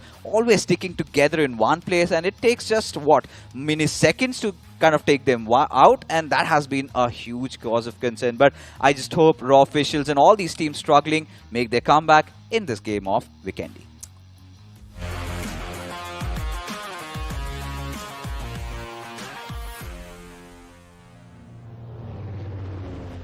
We're talking about the game of Weekendy, and we have it in front of us already, ladies and gentlemen. The flight is back up in the skies once again, and this time it seems like we're flying quite close to the edge. Talking about the periphery, it starts off from Milnar and we move towards Peshkova. Now, if you still want to go towards another part of the map, which a lot of teams, mind you, love to, I believe they will have to do a lot of that heavy lifting. Your co-pilots, of course, are going to be Salty and Fixes. Air traffic control suggests that we might have a very cold atmosphere inside. A lot of cold wars going. Teams pretty close to each other, but not really taking fights. We really hope that comes to an end right now, because it's also windy as well. Feels like we are already in Chicago. It's cold along with those strong winds. Definitely going to set a lot of teams apart. Now for Orangutan, a very important game. Even for the likes of GENxFM, but seems like we've got a very interesting draw fight over here. Team Dragons taking on Team Silly. Absolutely. Team Silly, they're not going to be shying away from this fight, but Team Dragons, this team has been the surprise package of round 3 fixes. I love the way they showed their class inside of Miramar yesterday. 2 back-to-back squad wipes without even taking a hit. But if you consider Silly Esports, this team is not one to actually scoff at as well, because they know their game right and they know how to close things in style. For both of these 2 teams, it seems like the objective is going to be simple: to take down the other and take the least amount of casualties whatsoever. And initially, if you talk about it, we've seen a pattern where teams disengage, but looking at these 2 teams, it seems like no one is want to take a step back. I think for Silly, they're showing clear intent of initiating this fight. In quite stark contrast to the players of Team Dragons, where they're focusing a little bit on the loot and want Silly to make that wrong misstep. But look at TMG, ever so aggressive, going after the players of Team Bliss. Turbo does lob a grenade, gets one already, and Franklin does not have the best of HP, as now Turbo in a whole world of trouble as AJ comes in to provide assistance. And TMG, they have just been smacked back. 2 finishes secured, make that 3. What a partnership, Turbo and AJ over there. Turbo with the nade itself and AJ coming in as a surprise package, completely out of syllabus. And Team TMG had no clue on how they were supposed to react. Now it's just one player who is still surviving. But Skeleton, it seems like his exoskeleton will be pulled off his body and his soul, because Team Bliss, they look ruthless as of now. And this team has also surprised fixes. I mean, you talk about their gunpowder, you talk about their consistency. Yes, that big chicken dinner is still missing that actually captures headlines. But they actually finish off fights quite comfortably. Look at their formation, right? Every single time, they know how to isolate these fights and turn these 1v1s into 1v2s and 1v3s. I think the previous game of Sanok really soothed their nerves. Considering Team Bliss, they did have their early struggles yesterday. And this time, they were not the ones lining things up, right? It was TMG. Yeah. I do not know. I think they just felt that adrenaline surge in through their veins and decided to initiate such a push without having complete information on their opponents. But Turbo really held the helms over there. Beautiful shots, and then AJ with that backup fire. That was quite stellar. That certainly was quite stellar. And talking about TMG, I feel like this was a desperate attempt to come out of that slumber, right? You look at their overall standings, they're not quite comfortable. They're looking for those big games back to back. And they wanted this big game to actually start here and out. And Vikendi being an extremely slow-paced map, I understand the team TMG and what they were thinking to try and go up against aggressive, get those 4 points on board, get their mojo back up, right? But it did not really work out that way. But now look at this, Team Legacy Esports, team that you were actually rooting for. They have set up camp right behind the enemy lines of Silly Esports. And it seems like the other team that was looking to take a fight, Team Dragons, they are walking away and Sue, not taking shots beyond range. I can't really fathom what's going on, but regardless, Team Dragons, they wanted to get away from there, but seems like they were caught between a rock and a hard place. Escaping from one, getting caught in another. Rana already down on his knees as Fury. He's got himself in a very good position. One more good grenade. I think that is something he's been missing out on. Otherwise, Drogon, he could have also been dealt with, but now Fury, he really cannot initiate the push, Salty, because if he does so, the cover fire coming in from Night King and Natty should be enough to put him down. I really wish Fury had those nades in his bag right now. I'm pretty sure he himself is wishing that some way or the other I could provide that damage, but now look at this. I think he's going to be on the receiving end of one.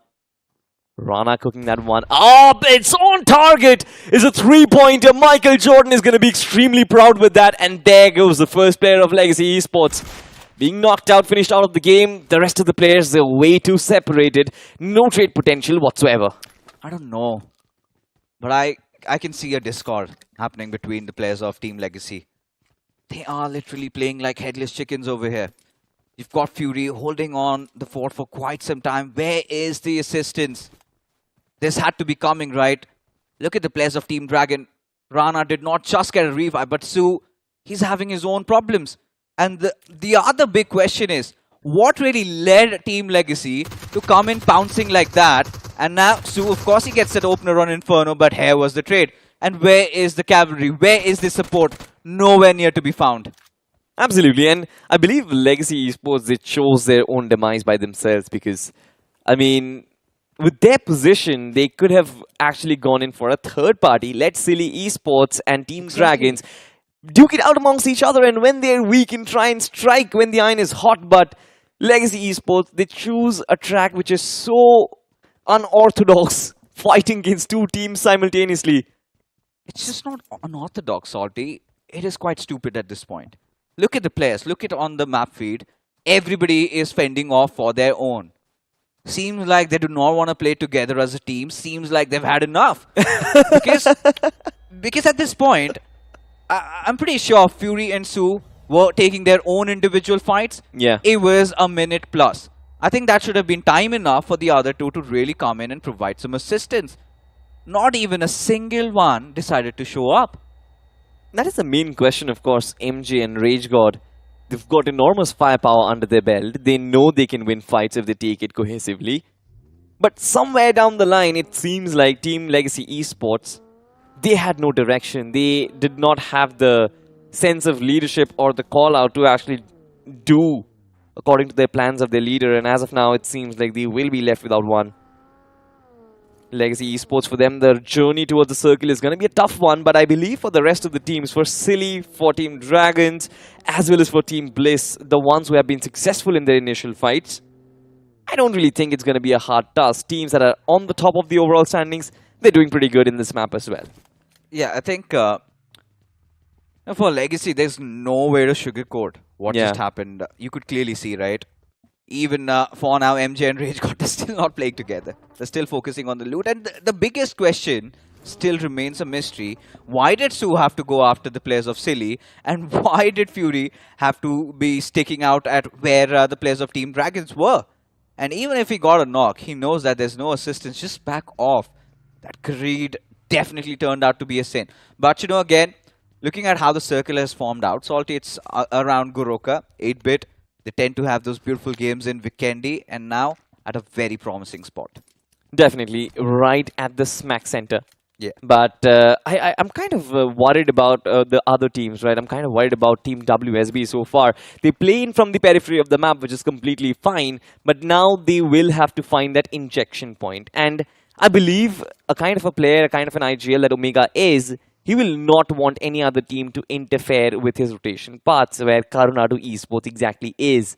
So potentially if they do choose that bridge towards Castle or that bridge north of Castle, there might be some of the other dukings. And of course they also have another big threat, TWOB just sinking right on top. Everyone is afraid of TWOB right now inside of this lobby, are they? And for TWOB, when you talk about them, memories still go back to round number 1. It was the game of Vikendi. A lot of teams were just fighting left, right and center.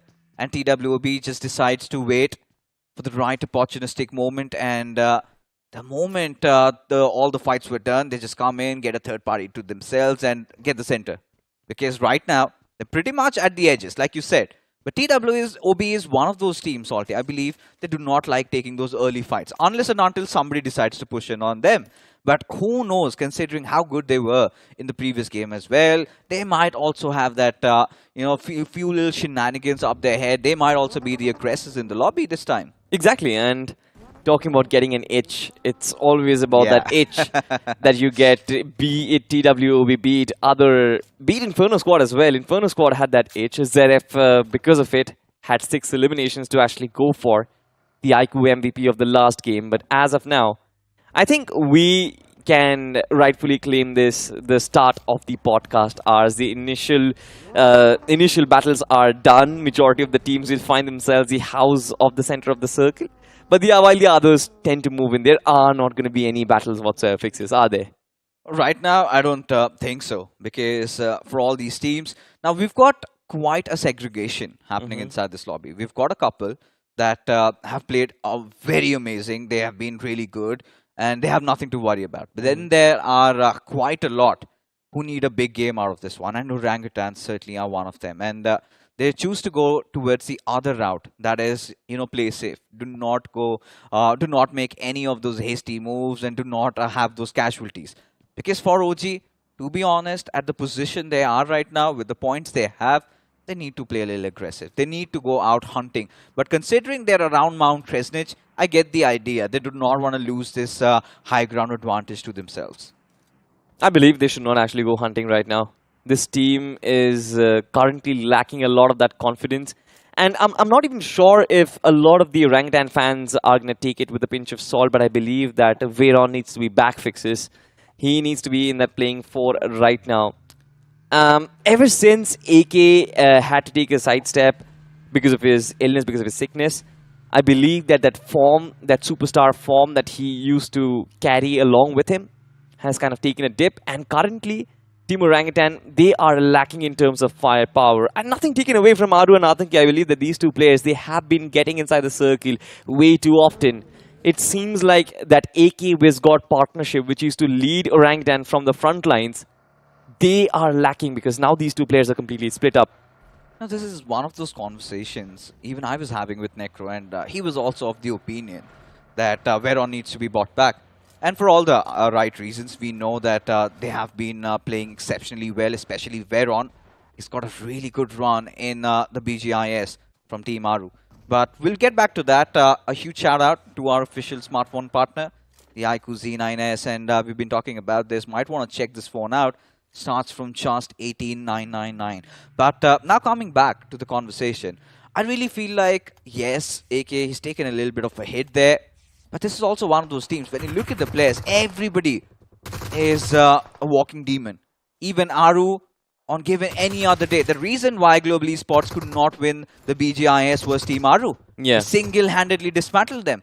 It was not just one, but he had multiple moments like that. And Atanki, you need that experience inside of your roster. And he's always given that. I do not know what exactly is the problem. Are they just unlucky or they're just playing bad? But things aren't really going their way. Talking about things not going their way, even Silly Esports. These two teams, Team Dragon and Silly Esports, started their run almost duking it out against each other, but now they meet once again. A couple of knocks being exchanged, but nothing more than that. Team Dragons, even once again, they're going to be back on all their 8 foot.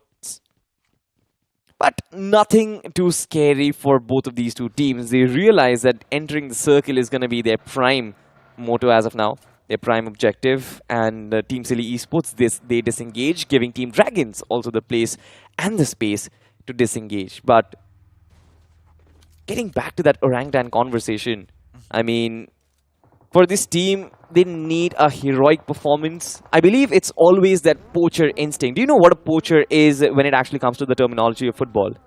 Yeah, of course. You have to look for those moments and have to strike. Exactly, right? Yeah. We need that instinctive ability inside of this game as well. Someone who just senses it and performs out of their minds. And I believe the only player who can do that in this lineup currently has to be iQOO right now. And in fact, I believe the kind of situation that they're in, the entire squad is looking at him to kind of pull off something brilliant. To sum it up, they need a hero at this point. They need a number 9. I love Benzema, of course. They need somebody like him, you know, just to pull them from the shackles and break free. I thought somebody's going to say Roberto Firmino, but all right, fine, thanks. I still have respect for that man, right? Karim Benzema, one of the greatest, really never appreciated, never really got the laurels he deserved. But yeah, considering you play with a club where you've got a lot of stars, that is ought to happen. But now, coming back, you could see a lot of those eastern clusters forming up, whereas Dobro Mesto and the areas around it have been left quite vacant. So much of that pour-in is going to happen from the eastern side. Now, this gives Team Bliss quite a good advantage. They can take that entire western control. We know these other circles kind of tend to go around Goroka. We were anticipating it. Maybe it goes towards Mount Kresnich. But hold on, Salty. We've got some action, and action that we did not expect. Raw officials finally are deciding to strike, and Superman has given them an opening. We'll find out if Superman can initiate this fight. But as of now, reading from the finish feed itself, it seems like that was just a one-off knock that just got confirmed. Legacy Esports, the two players who are still standing, Rage God and MJ, even they are right in front of Team TCW, but deciding not to engage. And at this point, I believe that for Legacy Esports, that is all that they should do. Not engage by any means whatsoever. I don't know, man. Their initial engagements did not go according to plan, so better not take it right now as well. What is the contingency plan for this team? What do they do? Because for Legacy Esports, this is in their DNA, right? They tend to have that similar playstyle like FS Esports. You know, they would be lurking around. The moment two teams are fighting, they instantly meddle their foot there. But seems like Orangutan, they've got a fight, and this is against TWOB. iQOO, Atanki, they're all set up, all coiled down, but anything could happen because this is Sarvit we're talking about. This is Sarvit we're talking about, and Atanki, he knows exactly where the players are. And it seems like iQOO, he finally decides to strike. Now the first finish is there. But Team TWOB, they had no information of Orangutan's presence. Now they do, and I want to see the contingency plan. How do they actually look to retaliate is going to be the question as utility starts to flood in. There's a nade that goes in straight towards Aru, but the IGL survives a massive scare, but Cyrax has been taken down. Team TWOB on the brink of death as Legit and Prince. They've got a mammoth task fixes. They certainly have, but look at this. Orangutan uniting against one another, and TWOB, now they're down to their final player. It is just going to be Prince OG. WindGod, of course, has been taken down. But Orangutan, they've got the numbers really favoring them. I think he's going to take a little bit of a dish there, but still not enough to put him down on his knees, as now Prince OG decides to take another course. But look at this. KARUNADU from the backlines. They're here to strike. They certainly are. And they will look to third party, and this is not good news for both OG and for TWOB. At least for TWOB, they can have that sigh of relief that they are well off on the overall standings. Shots from Prince OG is going to miss. Team Orangutan, they're going to strike. But what is going to be left is the fact that KARUNADU Esports are in position. One good thing for Orangutan is going to be the fact that all 4 players, they're still quite healthy fixes. They still are. For KARUNADU, they've understood this is a fight they should not be engaging in. But look at this. GYROGOD gives them that opener. WindGod already down on his knees. Aru needs to patch himself up as another grenade comes soaring in. And look at this. iQOO, you wanted a hero. I think he's starting to be one. Because right now, he's given such an important knock at an important time. Because otherwise, KARUNADU Esports would have initiated the push, which they have done anyways. They certainly have done. MOGO with that Molotov is going to open things up. But it seems like iQOO is going to reposition himself. KARUNADU Esports. What was that nade? You knew that. It kind of ricocheted off the wall. It's right in front of you. Oh my goodness, KARUNADU Esports. That was a blunder for Orangutan. That certainly was a blessing. MOGO will be confirmed. Slowly and steadily, KARUNADU, they will have to back off from this fight. They've got no opening. And the knocks that WindGod and AK had confirmed, it seems like those are paying off slowly and steadily. In fact, WindGod, look at this team Orangutan. They're progressing forward. They do not want these finishes to escape from their grasp. Yeah, they want to flip the tables and certainly are on the right warpath over here as KARUNADU Esports. This was a comedy of errors coming in, especially from MOGO over there. And now they have got no other options but to escape. But Stone BGMI seems like he might have to say something about that. Still not decisive, still not getting that conviction there in terms of his spray. Decides to go after Atanki, instantly switches on towards Aru, and now OG having complete control. It's still stage 4. This is where it starts to hurt. This is where OG needs to make a quick move inside the zone. Even KARUNADU Esports realize that the electrocution is way too powerful from the blue zone itself. It's better to keep our 3 players up and alive for the final circle, where you potentially have a little more opportunity to try and explore and to try and get more finishes on the block. But a good start for Orangutan as of now. 5 eliminations on the board already. And it seems like once again, this team is starting to play like an outfit together. Playing in cohesion. I love that coordination between Atanki and Aru. Once again, AK always taking up that limelight. The flag bearer. And of course, if you also want to be the flag bearer of your city itself, why not consider the official mobility partner, Hero Xtreme 160 R4V. Brilliant for city rides, has that power that iQOO also possesses. And the best part is, beautiful colors, especially for somebody exactly like me, a grey and a golden. I did not see that coming, but now that it is here, I'm loving it. But what I'm also loving is how the circle has shifted up. This is a curveball. This has gone all the way up north, and Team Limra, they've got a good position along with the likes of Phoenix. But look at who is at the smack center, Inferno squad.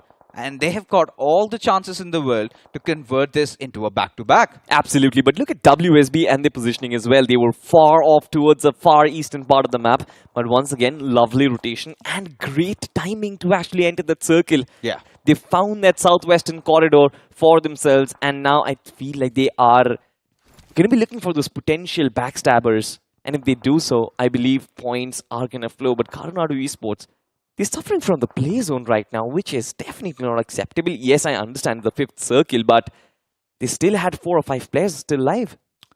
I mean, for KARUNADU, it's very difficult to fathom what's going on in their heads. To be honest, went in for a third party, did not work out, then initiated a knock, and then went in for a push, then eventually bombarded themselves. Then now backing off, losing a couple of players. But Orangutan, this time, they wanted to inject themselves from that northeastern side. I've got a lot of those unfriendly neighbors. And for GENxFM, Salty, they need to start delivering. They need to start to live up, but not like this. The moment they step out of the vehicles, they are getting hammered down by the players of Phoenix Esports. Talk about a cursed caster's curse. I'm not going to blame you, Fixes. They were in the middle of nowhere and had no clue on what exactly that they wanted to do. Their vehicle was up there like a flowing target. Come in and smack us. That was all that the vehicle was screaming, and Phoenix Esports did justice to that. Snowjot still looking out for those picks. Knocks have been confirmed, but quite a lot of potential here that those finishes might actually be third parties. GENxFM still barely managing to survive. Have a shack for themselves. But I believe this shack is not going to be extremely useful because currently they are being marked from 3 different directions. Phoenix Esports from the west. You've got Team Limra coming in from the north and Orangutan coming in from the east. And if all these 3 teams do decide to collapse, then probably for GENxFM, it will be a very tough job to survive. It certainly shall be. Especially when you talk about GENxFM. They've got themselves just pinsed down at the wrong spot. That little shack, you still have a couple of players alive. And look at this, WSB just trying to pick up everything that's lying down. Get as many points as possible. But look at the circle shift now favoring the players of Phoenix Esports. GENxFM, had they had some extra numbers, things could have been better. But now with Orangutan also trying to enter in along with Team Limra. And considering the fact that GENxFM have been spotted out right in the open, things do not look good for them. Oh, absolutely. They do not look good for Orangutan. Currently sandwiched in between Team Dragons and another team, Team Limra.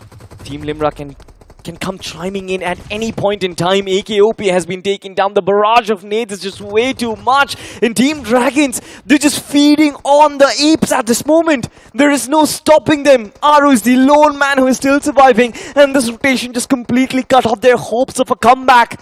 They had 5 eliminations on board. Orangutan could have potentially moved towards a chicken dinner, but their dreams have been shattered and they go back to the slunches once again. Again, having that high ground advantage really helping the players of Team Dragons. And a little bit of that unwanted assistance coming in from Team Limra as well. As Team Dragons get the better out of Team Orangutan, absolutely obliterating them. Aru had no other choice, just gave his life away. And for OG, they should have understood these are those lower grounds. This was not a good holding spot. And still felt like they were caught between a rock and a hard place. But now, what matters right now is who gets the chicken dinner in this one. Raw officials are being pushed over by the players of Team 8-bit. It is Aditya in this 1v2. And we know this player has got everything that is needed for a clutch. Still wants to take his hands on this. But so far, a little bit of a reset. Needs to go in that FPP mode as soon as possible. The first shot connects, lovely done. Needs to collect the second shot as well, but the player has jumped down. It's gonna be a hip fire from Raw official. Superman, he got himself the finish, but the play zone completely engulfed him. The bullet spread from Aditya and his shotgun was way too high, but Team 8-bit, they're gonna bite the dust as well. But I believe for Raw officials, this was a massive, massive punch down. But talk about a punch down. It is Team Limra who have punched down the likes of GENxFM and crushing their hopes and dreams once again. This was coming. This was long coming, especially for GENxFM. The moment they had that little shack to themselves, the moment they were spotted out, of course, it was a valiant effort coming in from GENxFM. Hopefully, this time they've secured a couple of points, at least something to latch on to. 2 points, in fact, are going to help them in their endeavors. But for Team Limra, that's again a smooth sail, Salty. 4 finishes already secure, having just lost on the IGL Gokul, considering how good they've been playing. But look at this, Inferno squad still inside the circle, and now they've got the last player from KARUNADU to deal up against Stone BGMI. This grenade sails through and gets the better of him as Inferno squad. They are looking quite dandy. They certainly are looking formidable as of now. 4 players still alive, 4 finishes on their cards. And it seems like Inferno squad, yes, exactly the WWCD prediction. 30% on their mark. Phoenix Esports as well. They've got their players alive. They've got the center of the circle as well. But that should not really be a problem. But the outlier, I'm more concerned about WSB because I believe that Omega was going to show us his class in this game, and he has done once again. Lovely rotation to actually lead his team till the final circle. But now what he needs is to take care of Inferno squad first. Phoenix Esports, with the kind of cover that they have, I believe, can also cause problems for Inferno squad. Yeah, I mean, at this very point, given all that circumstance, Phoenix Esports, we know, yesterday's day was quite amazing. Even today, especially that game in Sandhog, that early fight against KARUNADU. Honey holding on to his grounds and still not the best of games of Sandhog. But still they secured a couple of points. But for Phoenix Esports, they've got their eyes on the prize. That is getting that delicious chicken dinner in this one. And considering how WSB is making a move onto it, it's insane. This is going to be a fury fight. And seems like Omega, he's already been spotted out. But Chatin, he's getting shot from elsewhere. This is an extremely courageous move from both WSB as well as Omega to try and push up against Inferno squad all by themselves. The nade explodes, but Gods get taken down himself as well. Zeref up close and personal. He's going to fight against 2 players, but this is where Omega comes to chime in. It's a 1v2. He strikes down the first one. It's a Zeref versus Zeref duel, but Omega, he's going to make things easier for his lad. 1v2 in contention. Nate does come flying in. WSB taking in shots, but from the backlines, how many players from Inferno squad still possess the muscle to hit back? Goten slowly bleeding out to death, and now it's all down to PMWI IGL. Will he actually get the IGL of WSB, or is he gonna bite the dust as well, Fixes? Whatever the case is, Team Phoenix, they're really happy about it, and Team Limra will be the ones picking up on the scraps, on the spoils of war there. As WSB, Seraph getting picked off, and now, as things are, 9 finishes secured already. Hesperos, he's gone for that healing battle. They have their plan B set in for themselves, but for Inferno squad, the last player remaining has to be PMWI IGL, and seems like it's a 1v1. Seems like Inferno squad, Salty, they are gonna get a back-to-back chicken dinner, unless and until Hesperos might have something to say about that. Look at that, look at that. Look at his first aid count, right? He's got 18 first aid kits, and he's not that far away from the circle. This 1v1 Fixes can potentially turn into a 1v2, and that is exactly what he's looking for. But the only problem is, he will need to move from cover to cover, because at any given point in time, if PMWI IGL spots him, I don't believe it's going to be a tough job to actually isolate and take down this player. Team Limra, they have a 55% chance of getting this chicken dinner for themselves. But I still believe PMWI IGL can make some magic happen. Do you believe that, Fixes? I think Hesperos still hasn't blown his cover yet. PMWI IGL ensuring his checks all those corners. But for a moment, he had a smoke popped out, which was a saving grace. And now he's got to just wait. Maybe Hesperos is going to draw some attention whilst Dragon, he's going to initiate that push as the grenade hits at Mark. And now look at the damage pouring through as Dragon. He does it. Team Limra surprise everybody. Get this chicken dinner and in style. And PMWI IGL clearly did not see this coming, did he? Absolutely, he did not. And Team Limra, I mean, we all knew it. Yes, this team had a slump in form. Yes, this team had so many questions raised against them. But the lanky shoulders of Dragon, this man, outside the game, he might appear to be a very cute and nice fella, but inside the game, he's an absolute monster, and we saw that once again. We saw that. And especially how creative and how crafty Team Limra were, because for a moment, everybody thought it's set in stone, Inferno squad, nobody's taking this away from them. They had the cover, they had everything to work around with. But I felt like it was always that second thought in their mind that where is the other player? Where is Hesperos? Where could he possibly be? And then the idea was pretty much set. Hesperos needed to be that distraction. He needed to be that ruse, and that is what he was doing. And suddenly, that fear just creeped up into its PMWI IGL's mind that I think I have to check another angle. In doing so, that is where Dragon, he found that golden window of opportunity. He just went in through, and those 2 grenades were right on that sweet spot, ensuring Team Limra, finally they've had enough. They always have a plan A, plan B, and this was their plan C. Absolutely. They become the distraction and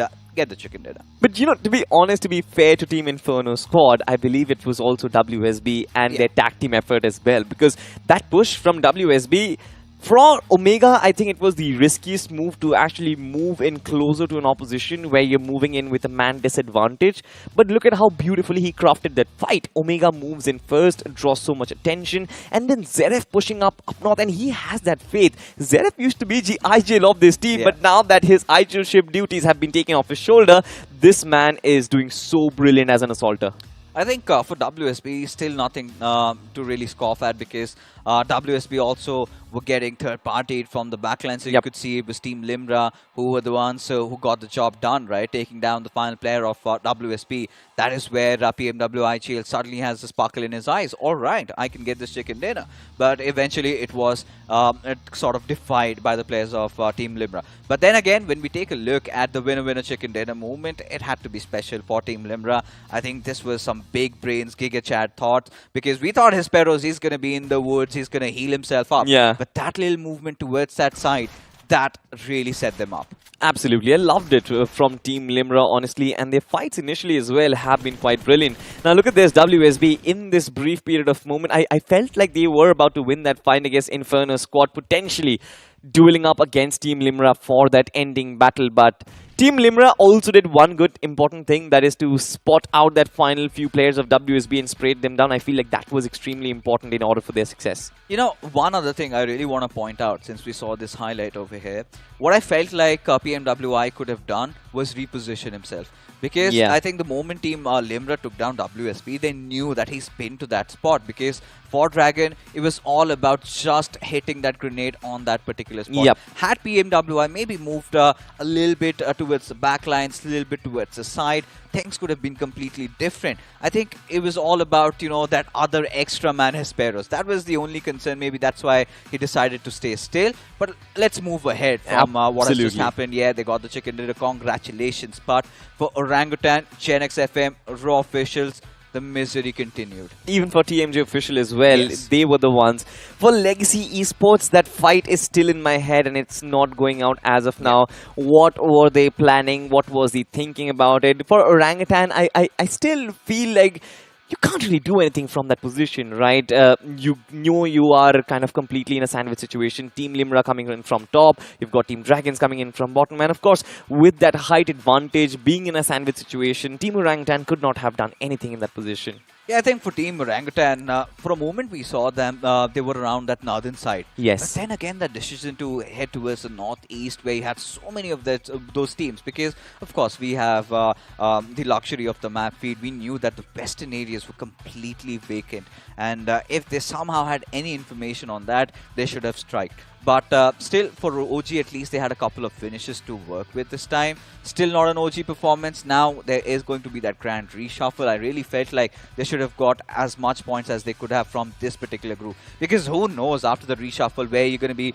placed at. But when we talk about the points, let's take a look at the point standings to find out who has secured how much out of this game. It is going to be in front of our screens just about now. Yes, it certainly is. Team Limra at the TBD top, of course, 10 finish points, 10 position points, 20 points in total, I believe. Team Limra, they will have done enough from this particular half. We'll be waiting for the group reshuffle as well. But you look at Inferno squad, two back-to-back great performances once again. WSB, I expected this team to make a comeback once again, 10 points on board. But more than the 10 points, I believe it was the approach that they showed. It was certainly very brilliant. Now, KARUNADU Esports could have done much better, especially in that fight against Orangutan. But 7 points is what they have acquired. But then the second half of the board is not really that dandy fixes. I mean, you've got TWOB, no signs of concern for them as of now. TMG and Legacy Esports, they need to do something or the other. And even GENxFM, as a matter of fact. Yeah, for GENxFM, it was a fight till the death, right? Yeah. In that particular situation, I think it was against Team Limra. They were also on the sidelines and all of that did happen. It's fine. But 2 points, I think, out of 4 games, this is not acceptable by any standards. For 8-bit, yeah, they had that luxury yesterday. Legacy Sports, I do not know what has gone wrong, but nothing is right, basically. But taking a look at the match summary for something that really stands out, I think has to be those 11 grenade finishes are coming in first. Exactly, and even the number of smokes used in this game is pretty high. The number usually was somewhere between 50 to 100 in the other maps, but look at Vikendi, 207 smokes used. But coming back to that same conversation once again, I believe that Orangutan, GENxFM, TMG, they are in similar waters right now, Fixes. Below the 10-point mark after the 4 games that they've played so far, and potentially we were talking about Group 2 being the easiest of the lot. It seems like now after the reshuffle, the journey is going to be extremely tough. Odds are stacked up against Orangutan at this point. They need more than 40 points in the last 4 games that they play, and we know usually when pressure is on their shoulders, in the officials, Team Orangutan, their journey kind of starts to shatter a little bit. Yeah, it does. But then again, I think Aru and the boys have been in similar situations, even in the previous BGMIS, where we had lost faith in them, that they're not going to make it through. But they come in the second half, they instantly strike back and make it inside of the grand final, shutting down everybody. So I think Aru needs to bring a little bit of that luck, a little bit of that grit, that determination to clearly make it work. Otherwise, Orangutan, another round 3 exit. We've seen this happen before, and we won't be surprised if it happens this time as well. Honestly speaking, I hope that it does not happen as of now. And for other teams, like for TMG and Raw officials, they'll have to go back to the drawing board and fix everything that they're doing currently. But ladies and gentlemen, it seems like it's time for us to actually push to a very short break. Don't go anywhere. We'll be coming right back with the map of Miramar. Have you seen my phone? Yes, I have. It's so gorgeous. Yeah, bro. Really? Hey, but have you all seen it? Mega Taskers win at every level. iQOO Z9S Pro with 3D curved AMOLED display. Fully loaded for Mega Taskers. Search iQOO Z9S on Amazon.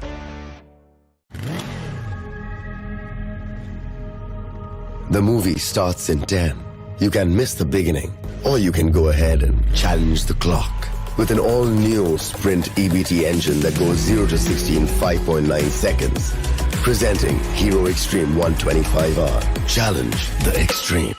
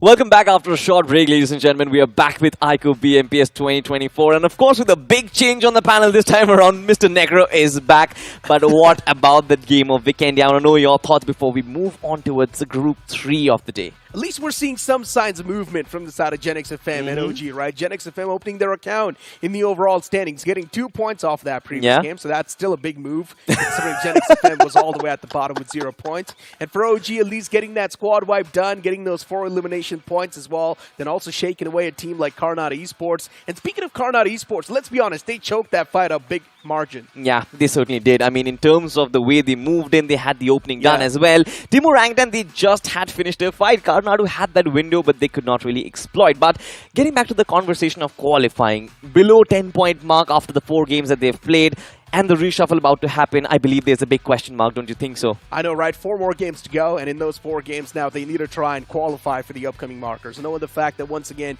the pressure is going to be on top of them, head's going to be on the swivels, and a lot of these underdog teams, I'm not going to lie, they do tend to perform, especially when their head's on the swivel. Yeah. Maybe KARUNADU Esports can be one of those as well. And speaking of KARUNADU Esports, I would like to reflect on that previous fight that we saw against the players of OG. One of the players from KARUNADU Esports, he tossed in a nade, and the nade was right next to him for the span of 5 seconds. He stood over there, got blown up by his own nade, and then he was surprised. Exactly. Like, what, man? Come on, you saw that.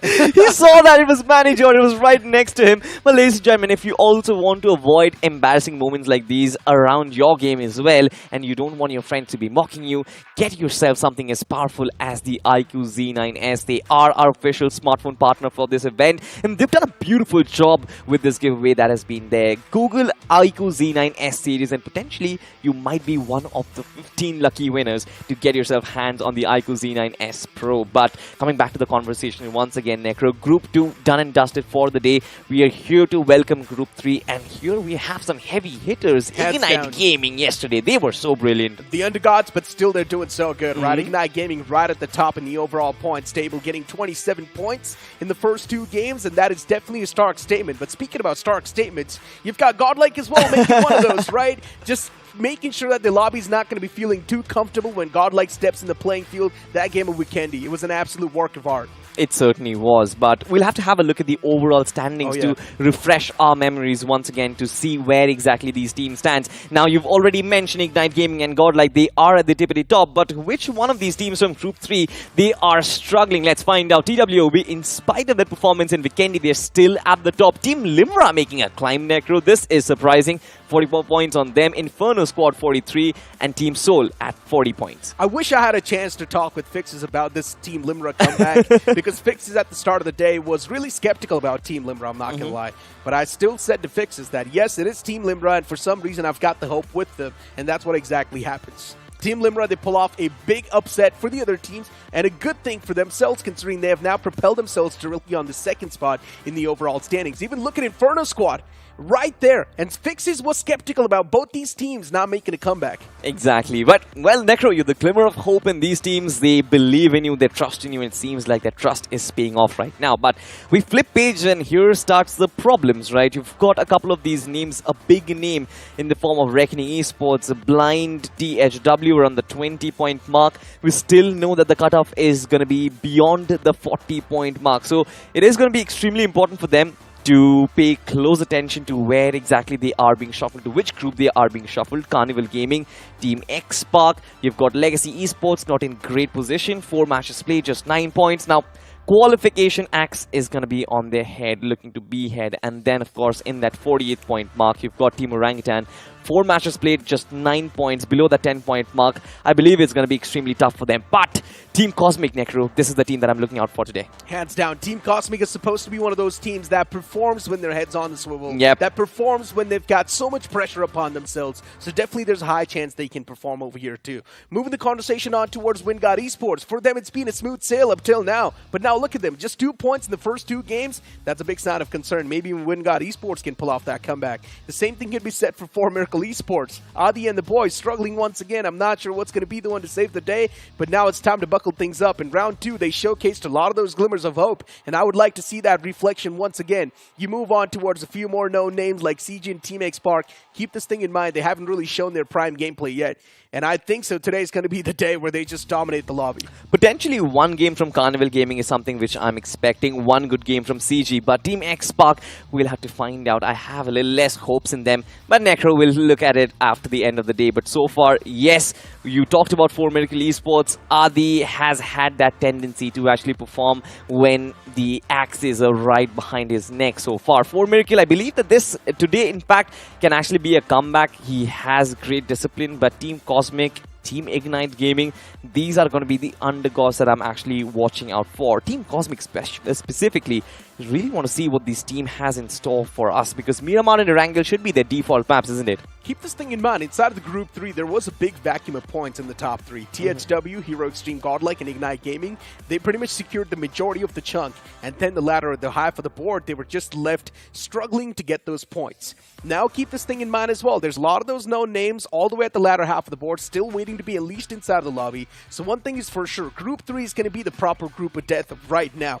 We're going to see a lot of those comebacks happening. We're going to see a lot of those teams instantly catapult themselves on the first half of the board. Metal Esports, Rival Apex. This team has been quite phenomenal. Even GLITCHxREBORN, Gujarat Tigers, an aggressive banner. Even for this team, I think so comeback's not going to be a tough pill. Exactly. The conclusion basically is that even the middle pack in this group, they're not safe at all. And of course, we've seen how ruthless the top 3 have been so far. Ignite Gaming and Hero Extreme Godlike, I'm still expecting one good game from Godlike. Maybe the map of Miramar can be theirs.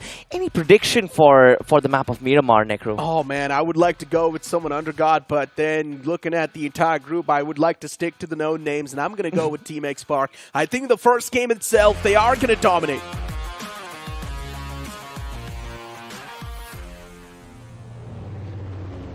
Well, we'll find out if Miramar does actually see some sort of lightning or if they can actually feel the spark. But Team X-Spark, they will definitely be in my eyesight lines. But as of now, ladies and gentlemen, the flight is up and we definitely have the flight path in front of our screens. We fly from Tierra Bronca and we move towards El Pozo. Of course, the map being pretty big, majority of the teams will avoid the extreme southern ends of the map, but we are always going to be watching out for that Picado region, because I believe there is a high chance that Sarkar Gaming and Carnival Gaming might duke it out in that location once again. Hands down, man. Looking at the plain flat path, as you mentioned, just completely tilted on one extremity. And now if you do want to move down south towards Los Leones, Puerto Paraiso, that's going to be out of contention. You would need to go for a pit stop, get your hands on the basic weaponry, get your hands on the vehicle, and then maybe move down south towards your designated drop locations. But looking at the plain flat path so far, I'm of course sniffing out for a few drop collisions, but it does not feel like that's going to be happening, because Once again, Godlike moving in towards Torre Muda. You've got TSW as well, dropping in towards El Azhar. You've got Camp Militar acquired by the players of DOD. Sarkar Gaming as well. Recently, they have been in a top-notch form, and I would like to see them perform the same way. Well, talking about Sarkar Gaming, are they moving towards Picado? Are they taking that drop clash against Carnival Gaming? Will definitely be our prime concern. Ignite Gaming moving up top, moving towards El Cabrera. And Team NUMENxFOREVER. They're also out on their merry way as well. Sarkar Gaming has dropped up north, right underneath Oasis. So they're not really going to go for the drop clash anymore against the players of CG. They have learned their lesson, and they do not want to explore the grounds anymore, especially against CG. They have lost the battle in that area so many times that now SG knows qualification has to be the main priority than to be stubborn inside of the lobby. Numen as well, right next to the players.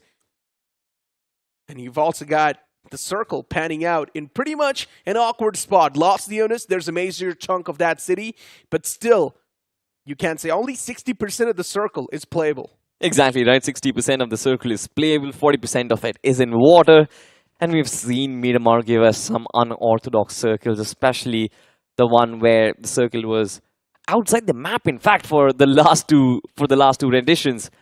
But we move towards one drop clash, one potential drop clash that we might have. It's between GLITCHxREBORN and another team. Talking about GLITCHxREBORN, not really the best of starts, but yes, they've done enough to kind of put themselves in the middle pack. But today is a day where I feel like GLITCHxREBORN should start redeeming themselves. Get at least those 30 points on board. And it starts off with this one. They need to perform exceptionally well. But unfortunately for GLITCHxREBORN, they're facing off against IG, Ignite Gaming. Carnival Gaming, here comes the push. And this is the CG we all were missing for such a long time. CG facing off against the players of Rival Apex. As Rival Apex now, there's a high chance they might just start to face the brunt. But the shotgun's there around the corner to welcome the players of CG as the first man gets struck down. And what a shot that was. Looking lucky to Noob as well, just swarming the players from the back. For Rival Apex, they've got the advantage when it comes to the position. For the players of CG, they've got no clue. They just stepped into a spring trap. All the four players from Rival Apex, they're right around the corner to provide that cover fire. Exactly. You talk about the shotgun connection, you talk about the amount of damage being dished out. Rival Apex, they certainly were well prepared, but the revival has been completed, and lucky to know was not given any sort of space to actually capitalize on it. Carnival Gaming, they're back in the hunt. Yeah, here's the problem though. Once again, they dropped down another man, and he will be instantly confirmed. And Pasha will be knocked out as well in return. Rival Apex, they're doing a great job in making sure that they're dealing with the players of CG. For CG, they've taken too much damage. Shogun's down to barely any of HP. UMP45, only 2 bullets in the magazine. Now he goes for the reload. And now he's not going to have a lot of the bullets in the mag anymore. He only had 2 bullets in the spare. Rival Apex, they do want to go for the reset. And the same thing can be said for CG, considering there's a revival coming through over there as well.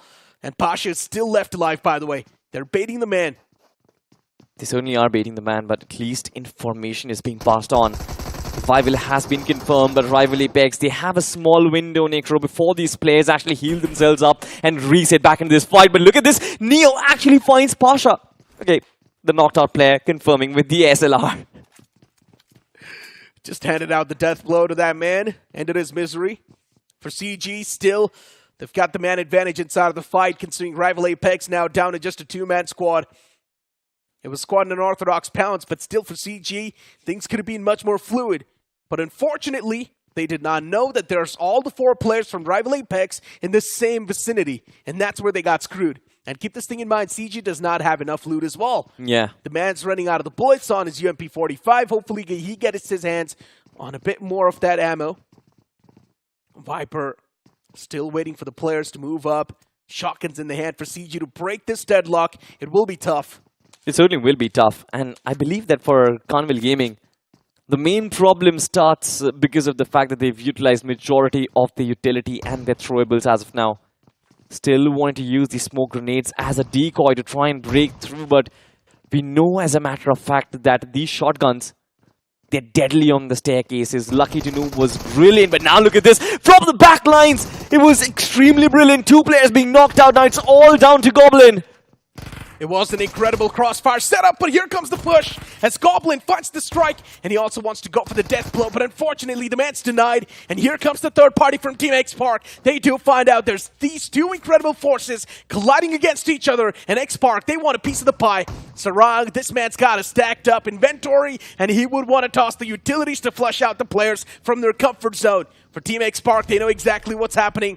Two players from the side of Rival Apex, they will have the recovery, but unfortunately not enough loot to be there and patch themselves up.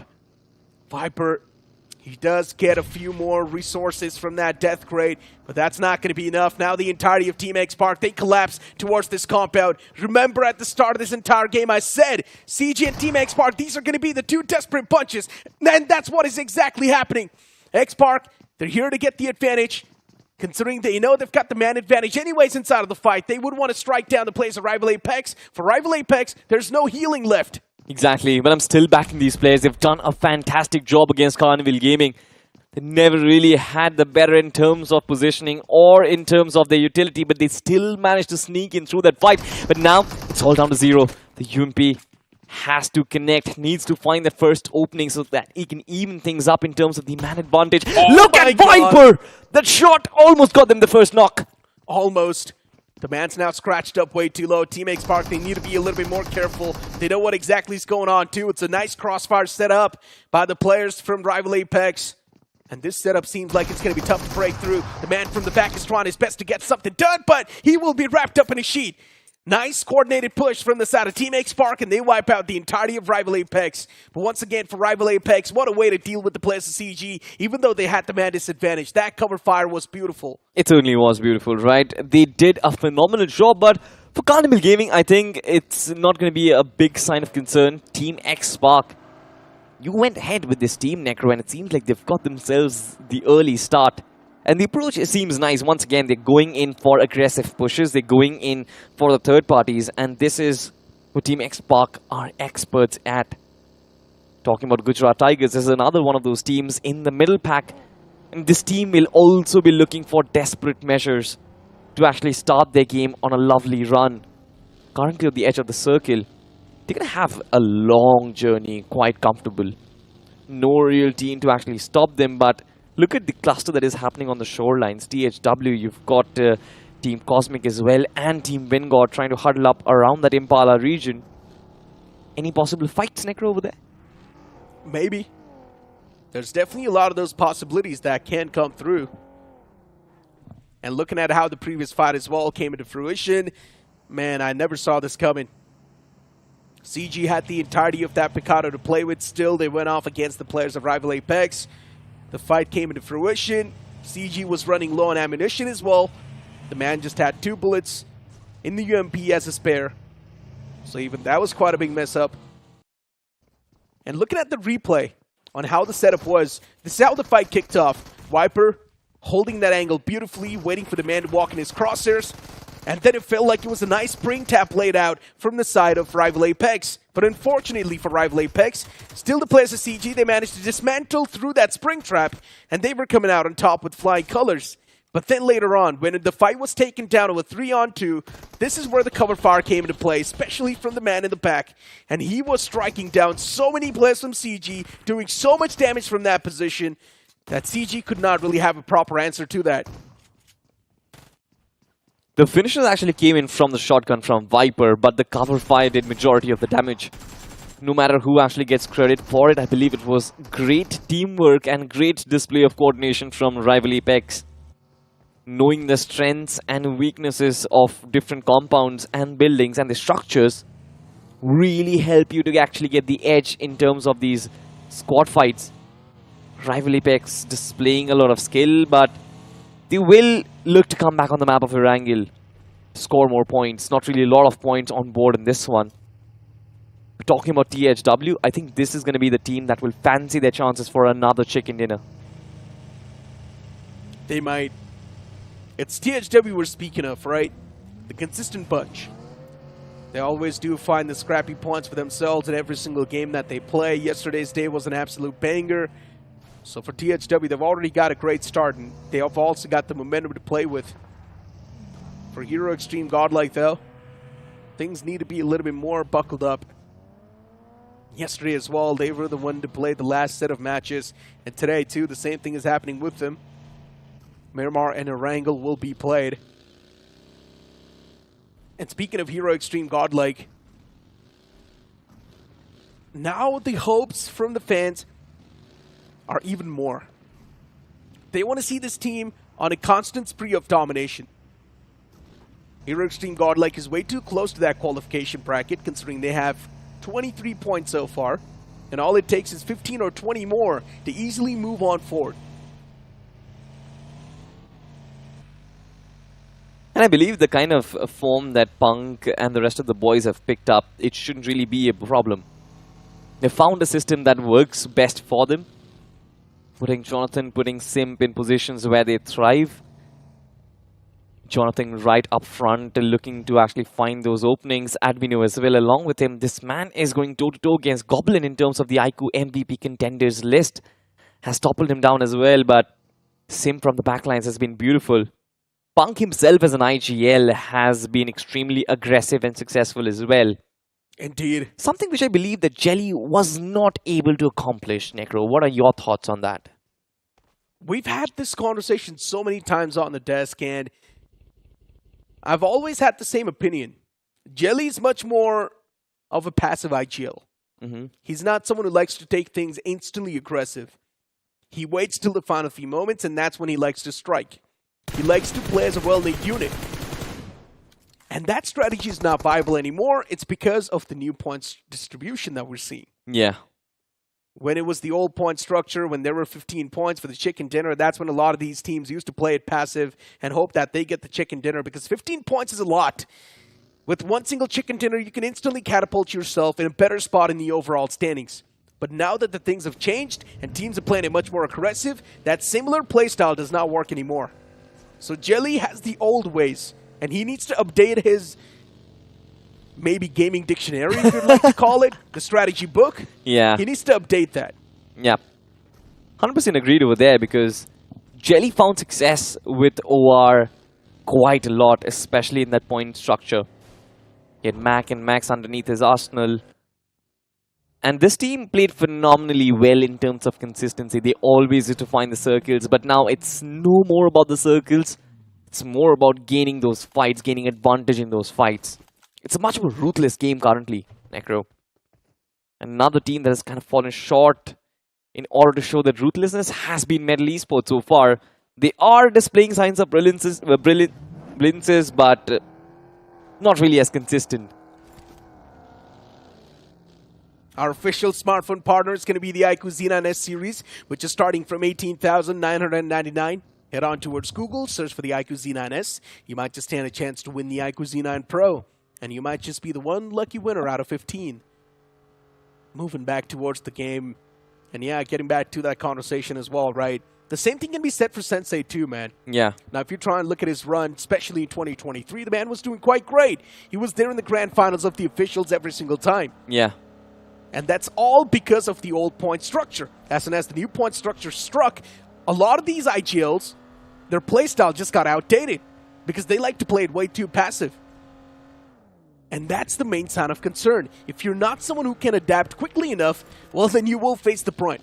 And that is how every single esports looks, right? Every single time there will be a new meta, there will be a new point structure to kind of keep things fresh and to keep things updated. And the IGLs, it does take a toll on them to kind of keep themselves updated with what's going right. Yeah, but that's the problem, right? Some IGLs do want to adapt, and some IGLs are just pretty stubborn. But look at what just happened, Wicked! He just jumped outside of the moving vehicle and gifted that elimination point away to Godlike. What exactly is going on with the players at GLITCHxREBORN? Now they're starting to make a lot of these rookie mistakes, and here comes Godlike with their strike. 2 easy elimination points already acquired, and now if Godlike wants, they can make the pounce on top of the players at GLITCHxREBORN. They certainly can, but will they actually gain something on the bigger picture? That is going to be the question. Punk droning down, trying to spray this player with his Scarl, but I believe that the Scarl is not going to be the ideal weapon. Even Jonathan, as a matter of fact, not connecting majority of those bullets. GLITCHxREBORN, they survive a massive scare, but look at what they've done to this vehicle. The rear tire blown off. LeBron barely will be limping away to safety, but at what cost? Losing out on 2 players. Wicked just ejected outside of the moving vehicle. I'm not sure what happened to him, What exactly is going on with teams making rookie mistakes? Even in the previous group, we saw a lot of those happen. KARUNADU Esports was a prime example. Correct. And now over here, this is what happens. The zone, though, it shifts up north. On the land itself, Team XSpark, they might just backstab the players of Godlike. Godlike is way too focused in the front. Hopefully, they've got the knowing that there's one more team in the back lines, and that, too, it's going to be the Goliaths. But honestly, the circle shift, it's going to favor Hero Xtreme Godlike quite a lot. Talk about their positioning, talk about their blue zone hugging their backlines. It will be extremely tough for Team XSpark to actually hide their presence. Look at this, in the PIP, of course, GLITCHxREBORN still trying to duke against a couple of those players. Now Simp starts to charge in against Sarang, but he has got no support whatsoever. An opportunity for Sarang to actually capitalize, find the opening, but where are the rest of Team XSpark and where is his comrades? Look at Sarang! Here comes the strike! The man strikes at the right instance. Perfectly done for Team XSpark, exactly what they were waiting for before Godlike surrounding awareness lacking. And this time around, the points are getting caught off guard. Sarang is constantly spamming through, even Punk was chipped up. For Godlike now, this is going to be the reality check handed out. They need to be a little bit more cautious and careful. They did get those 2 elimination points early in the game, but now Godlike knows who they're facing off exactly against, and that's going to be the formidable force of Team XSpark. Cautiousness has to be there, and speaking of that, it's lacking from the players of Metal Esports as they're making a pretty rash rotation. We were talking about this, Necro. Adi and his last-ditch comebacks once again. Metal Esports has been shooed away from this fight. Yashu spraying down Encore. Some of those shots connect, but not majority. Encore being the last survivor from this team. 4 miracles. They've got themselves 6 eliminations. In fact, 3 points of this fight. Will look to kind of hold on to their fortress, but as of now, they're still quite away from the circle itself. Metal Esports also looking to make that entry in, but the surprising factor in that fight between XSpark and Godlike was the fact that Godlike had the circle. They had no intention to actually move up against Team XSpark. I have no clue why Simp went ahead and did that movement. I'm loving this spot from Team Cosmic. Yeah. Look at No Love. He's got so much of that coverage. Spots out the players of NUMENxFOREVER. He went for those shots as well, but unfortunately was not able to get anything done. No Love, he's got so much intel to play with. Now, this is going to be quite crucial. Team Cosmic, even though they do not really have the best of the spots inside of the zone, but still intel's going to matter a lot. These 2 players on the top, they're constantly communicating with the 2 players in the city towards Impala. And now they're going to have that heat map, knowing exactly where each team is positioned. And in the future, if the zone moves out in the open, they can pave the pathway accordingly. NUMENxFOREVER on the screen. 3 players left standing, even NUMENxFOREVER. It's another passive team. Maybe they need to move on with the aggressive suit. Autobotz Esports on the screen, and for Autobotz as well, now it's time to make the go call. The zone shifts out in the open exactly as we expected, and for GT, it's quite a late breach. It will be a late breach for Kusha Tigers, but look at this. Godlike once again striking down the players of Autobotz. Admino finding that knock. But will that result in something fruitful is going to be the question. He's still out in the blue taking in some damage, and this is stage 4, so it's not going to be that forgiving. But the rest of the players, they're still waiting for the gatekeep, Necro. Oh, Admino needs to be careful. There's one man from the side of Autobotz in the flank, and Admino can be bit.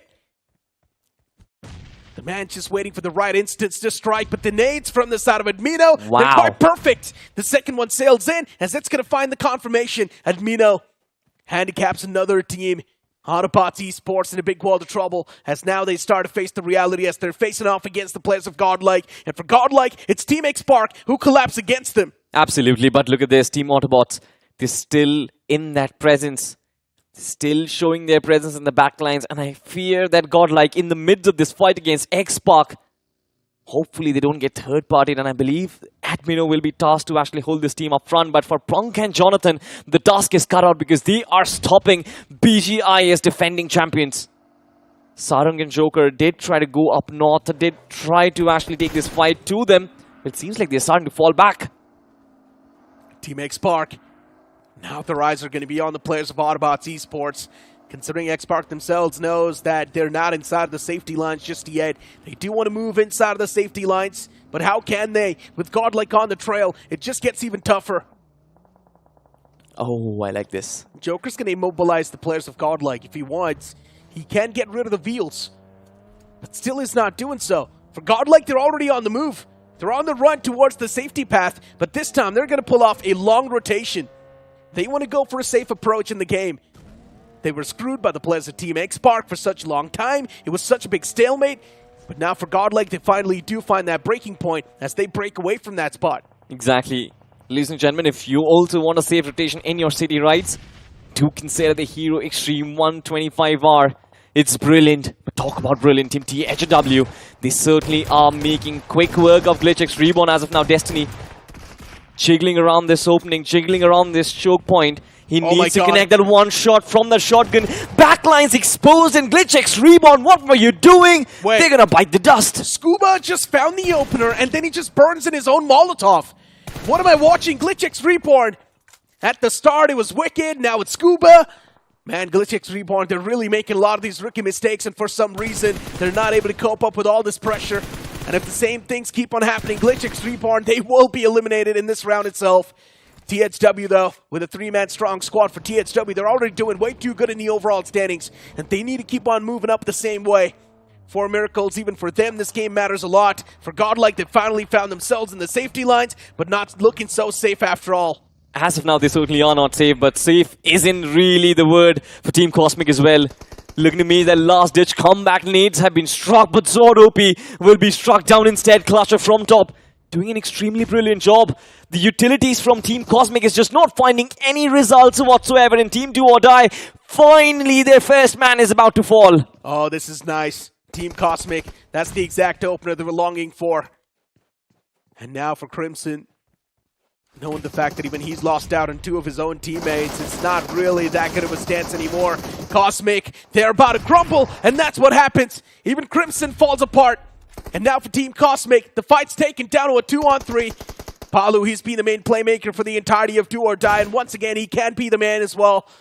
Stepping up by margin, UMP45 for the up-close and personal combats, but the man's still not pulling it out as he wants to get the revival on the fallen player. Clutcher patches himself up. Do or Die now, once again, looking in a pretty good shape and form. They certainly are.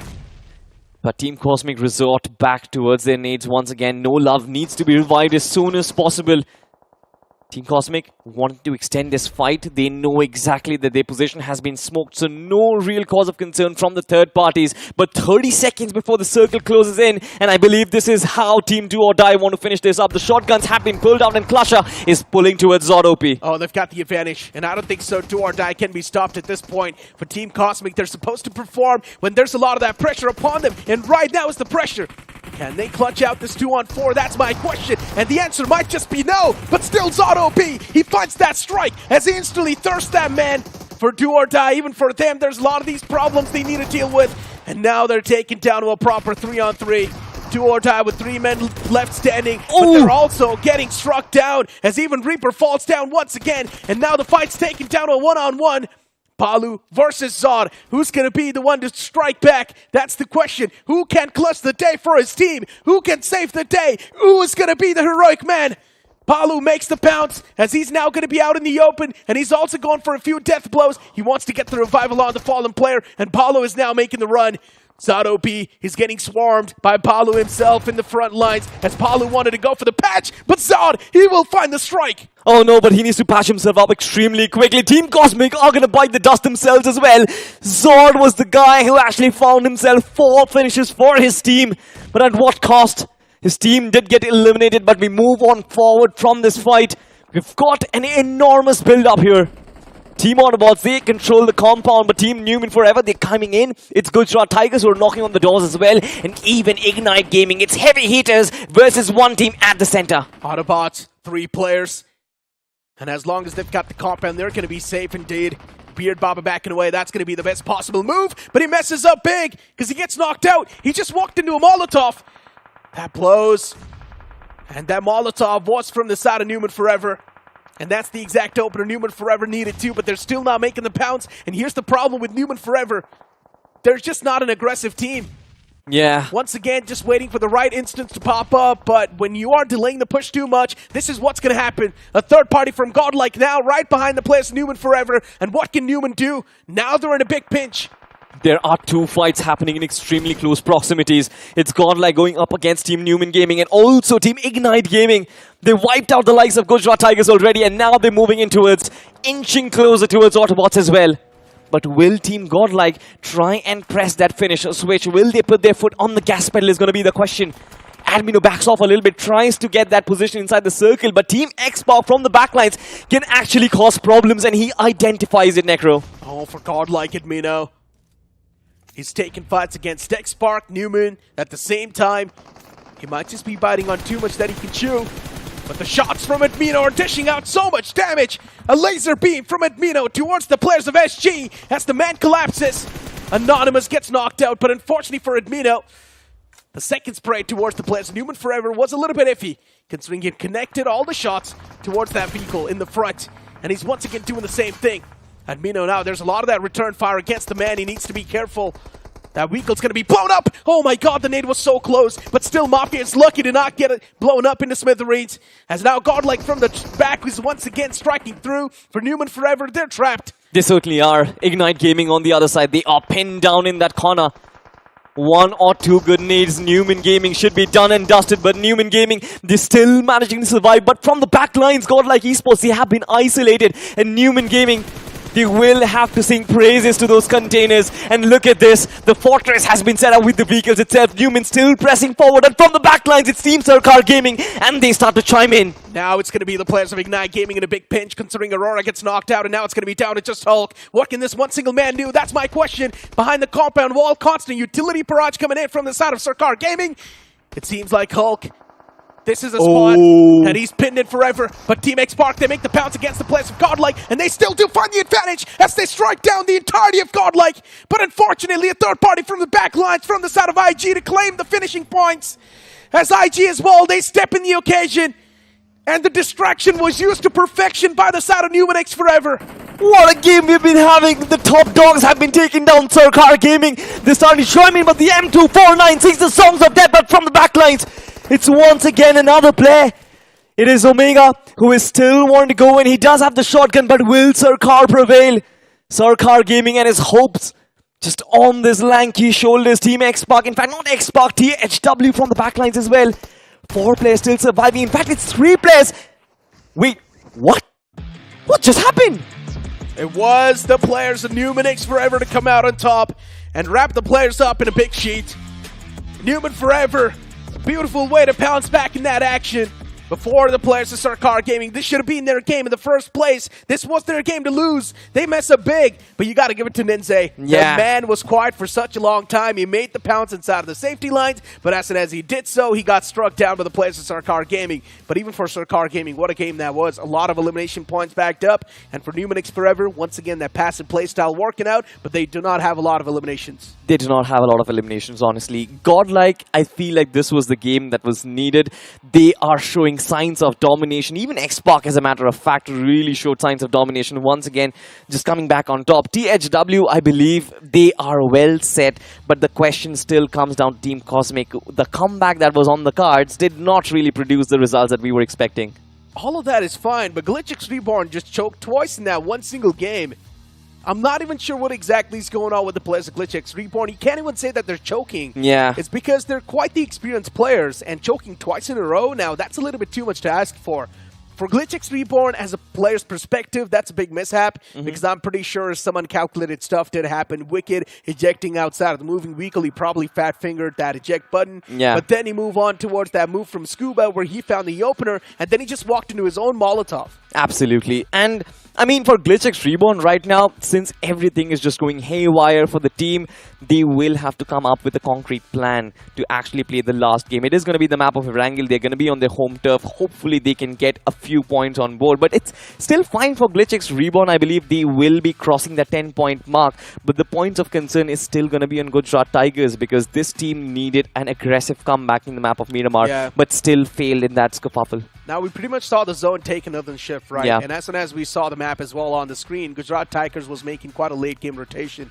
We also saw that pop up. And for GT, they were spread out way too much when they were trying to make that rotate, and then the players just getting caught off guard in that rotation. There were too many teams surrounding surrounding the players of GT, you could not really do a lot in that scenario. How many teams can you fight at the same time? For GT, the only way they could have made the comeback in that game, the only way they could have pulled off a rotation was by a flawless manner. And still that seemed a little bit too much. And this is how even the players of Godlike faced off against the players of Team XSpark. For Team XSpark, they did find the upper edge, but unfortunately, it wasn't them to come out on top. It was NUMENxFOREVER to pretty much strike down the players of SG and steal that chicken dinner away. Absolutely. Well, for NUMENxFOREVER, I believe that this was the game that was needed. A lot of their confidence will be bolstered back once again. Faith will be restored back in Mafia, but there were some very close contests over there. The nades dropping right next to Mafia, and Mafia still managing to survive. I believe Lady Luck had smiles and kisses on NUMENxFOREVER in this one. Yeah, for NUMENxFOREVER, they've only gotten 13 points, though, from that chicken dinner. Yeah. Here's the problem, right? Now, the minimum points you would expect from a chicken dinner are 17.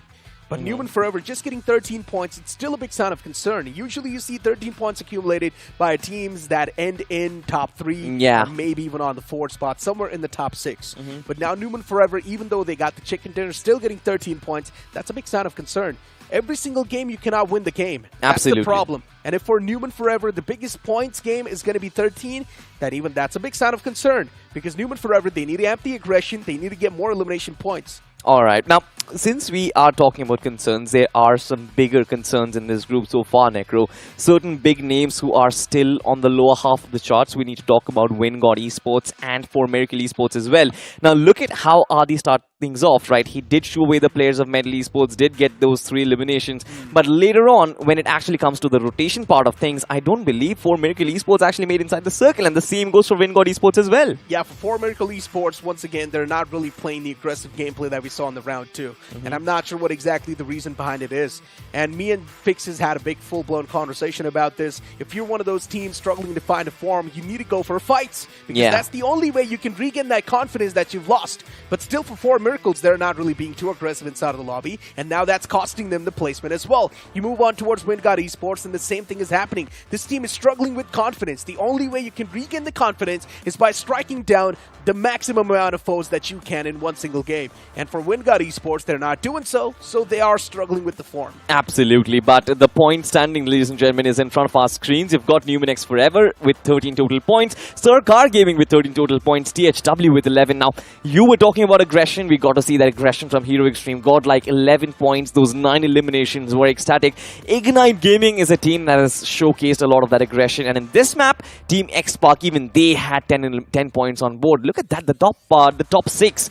All of them have double digits for themselves, Necro. Yeah, it's a big vacuum created, right? And then later on, the teams are just struggling to get the points. Even for Do or Die, they were in quite a big kerfuffle themselves. They got taken down in a big choke. You move on towards Metal Esports. Once again, the signs of concern. Even for CG, they collided against quite the force. And even for CG, they broke down in quite a bad manner, I'm not going to lie. I expected a lot more from CG, but unfortunately, that was not the case.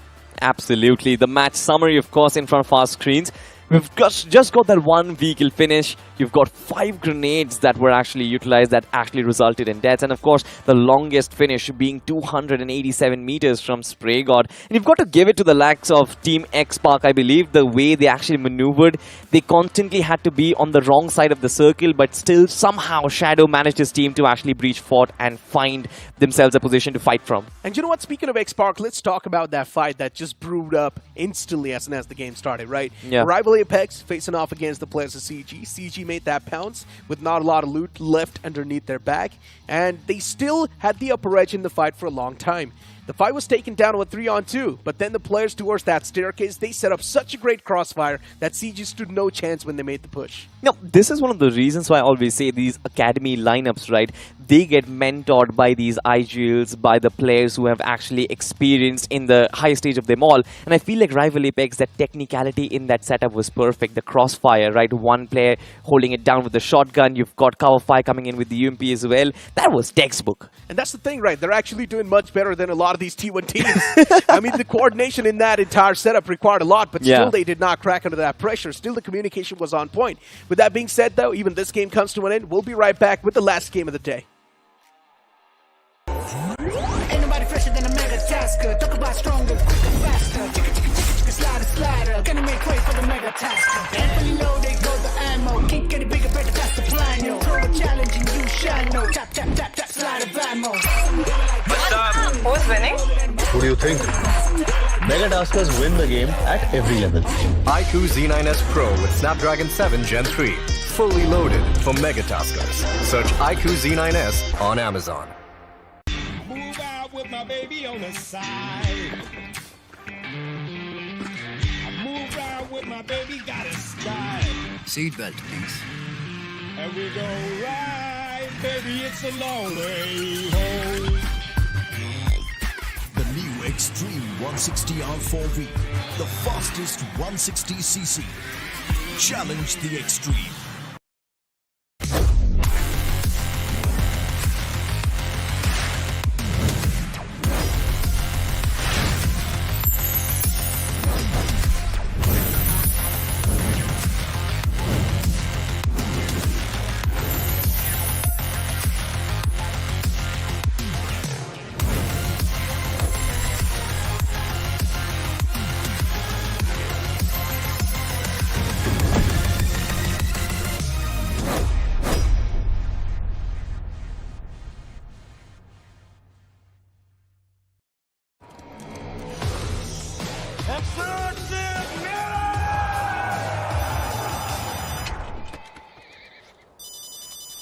Mummy का phone है, एक minute. किसी और को बात करनी है क्या मम्मी से?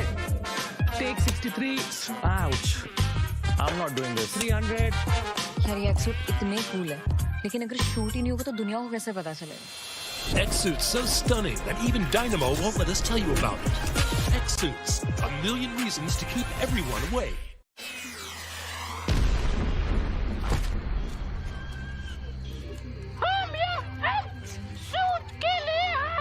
भाई इसको कोई एक्टिंग सिखाओ यार। क्या हो रहा है? Cut, shoot cancel. आना प्योर। अबे बंद करो बे, आँख में छुप रहा है। Cut, shoot cancel. हार पूरी रात निकल गई, अगर शूट ऐसे ही चलता रहेगा, खत्म ही नहीं होगा तो ये लोगों को कैसे पता चलेगा? X-Suits, a million reasons to keep everyone away. Welcome back after that short commercial break, and now it's Fixes with me on the panel. Fixes, you were pretty much sitting in the back lines looking at that game, and the entire action broke off by the players of Rival Apex when they were pounced on by the players of CG, and that entire standoff that we saw, it was quite awkward, I'm not gonna lie. Oh, it certainly was, especially considering Carnival Gaming, RIVALZ, both needed some good, decent points, could not get a lot out of that one. That was really surprising and a shocker, considering it is the final game before that reshuffle happens. And for Carnival Gaming, yes, round 1, round 2 has been ecstatic, but this time they're having those tough time, right? They have to weather that storm. I hope in the next game they come out swinging.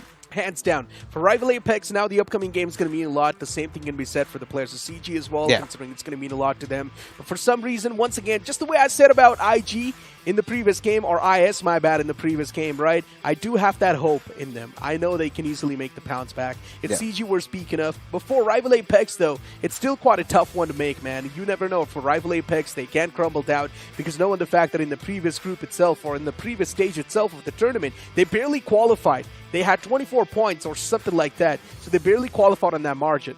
When you talk about RIVALZ, honestly, the only thing that really comes around your mind is how good they are with those rotations. But if you are getting off picked off really early on into the game, that is where the trouble arises. And quite agreeable of the fact that, yes, RIVALZ, they haven't shown their A game, at least what they were showing in round number 1. But we again have that little bit of that hopium. But you do not need any hopium or copium for this device, the iQOO Z9S. You can grab one for yourself right now. It starts from 18,999, and I heard they're running a contest also. Hands down, if you move on towards Google and search for the iQOO Z9S, you might just stand a chance to win the iQOO Z9 Pro.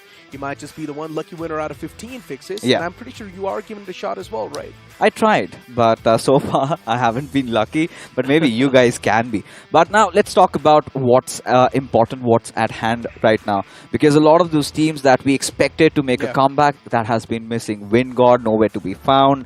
Even for the likes of Numerical Esports, just 3 points. That's not really acceptable by any means, because we want them to stage that comeback. For the teams that have been playing really well, they're getting those chicken dinners, they're getting those good points. NUMENxFOREVER, they've been quite consistent, nothing to really worry about. Even for Hero Xtreme, Godlike, Team Xpac, they're all doing good. Yeah, even SG's been quite consistent, I'm not Yep. gonna lie. Even the yesterday's 2 games, they were doing pretty nice. Even now today as well, finishing things off in the top 2. SG, they're hitting on the mark. But you move on with the conversation towards WindGod Esports, 4 Miracle Vibes, and then you move on towards another banner, and that's going to be GT, Gujarat Tigers. And now for GT, I'm not even sure what's going to be the pace that can bring them back inside of the game, because the previous rotation that they try to pull off, they were surrounded by a lot of those teams, and there was a big split between the players. They were spread out evenly, and that's where they got picked off by a lot of these teams. And for Gujarat Tigers, honestly, the pressure is starting to creep up right now. Because when you look at their DNA, this is a team that loves to get aggressive, that loves to get right on your faces. Now, they're also starting to feel the blow. Considering the brunt is on them right now, they now have to be in 2 minds, whether we play our natural game or we play circle to circle. Regardless, they need one biggie.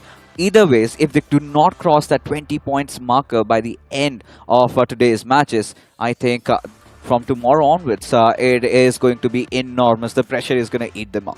Hands down. And the same thing can be said for the players of Metal Esports too, right? Yes. Metal Esports as well is quite a banner that's known for comebacks at this point in time, because in the iQOO BMPS 2024, that's what they've been pretty much doing. And looking at the overall standings, you also do see GLITCHxREBORN. And speaking of GLITCHx, they've made a lot of those rookie mistakes in that previous game. Wicked, he got knocked out of that moving vehicle, considering he jumped outside of it. And then Scuba, he ran into his own Molotov.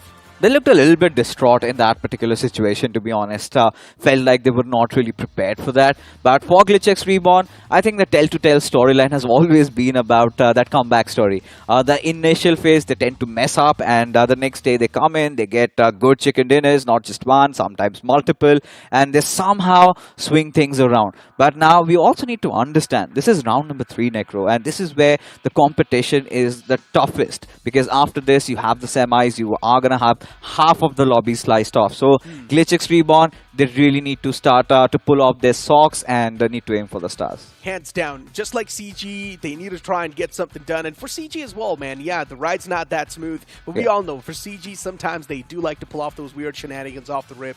Because looking at the way they took the fight, especially against the players of Rival Apex, they had no clue what they were walking into. They had no clue that there's all the 4 players in that same vicinity, and that's why the players of CG got screwed, especially when the remaining 2 players moved in and surrounded the entirety of that compound. CG could not really do a lot. Match up on the screen, and these are going to be the teams once again duking it out against each other. For IG, it was quite a consistent game. Even for the side of Godlike, SG, and Newman, it was quite the consistent finish, but we're still waiting for the known names to try and make the pounce back. For example, Metal Esports, Rival Apex, GLITCHxREBORN, Gujarat Tigers, and the names just keep on adding up. Yeah, they certainly do. But when we talk about Carnival Gaming, I think one thing you must have noticed in round 3, they are having a little bit of a different approach. Even if you compare the games from yesterday, they've been opting for those healing strats. We've seen Hector get a lot of those first aids, but this time they did not have the opportunity to do so. But then again, another argument really comes in that CG, the 2 games where they went in for those heal strats were in the off-map, Sanhok and Vikendi. Now they're back to their home turf. It is going to be Wrangle. I really hope they come out swinging, because they have what it takes to be at the top. That's not even a question. It's CG we're speaking of, right, at the end of the day, and I still think so. No matter what's going to be the outcome, they pretty much will qualify in the upcoming stages. That's pretty much confirmed, right? CG has confirmed their slot. The real conversation over here has to be about teams like Autobotz and Do or Die, because between the Goliaths, these 2 Davids, they are definitely struggling. For Autobotz Esports as well, with the way they're trying to create the rotation pathways, they're always getting camped by a few teams on the edge lines. So for Autobotz Esports, they're being suffocated to death. The same thing can be said for the players of Do or Die as well. Do or Die, they faced off against another team, which was Team Cosmic, and they choked that fight big. Yeah, I think that Team Cosmic fight really went down to the wire. Eventually, even the final surviving member just succumbing himself to the play zone. That was a whole different story, because Wrangle is going to be an entirely different ball game. Everybody's going to be quite comfortable. We'll be heading on into the greener pastures and find for ourselves who is going to be the final victor.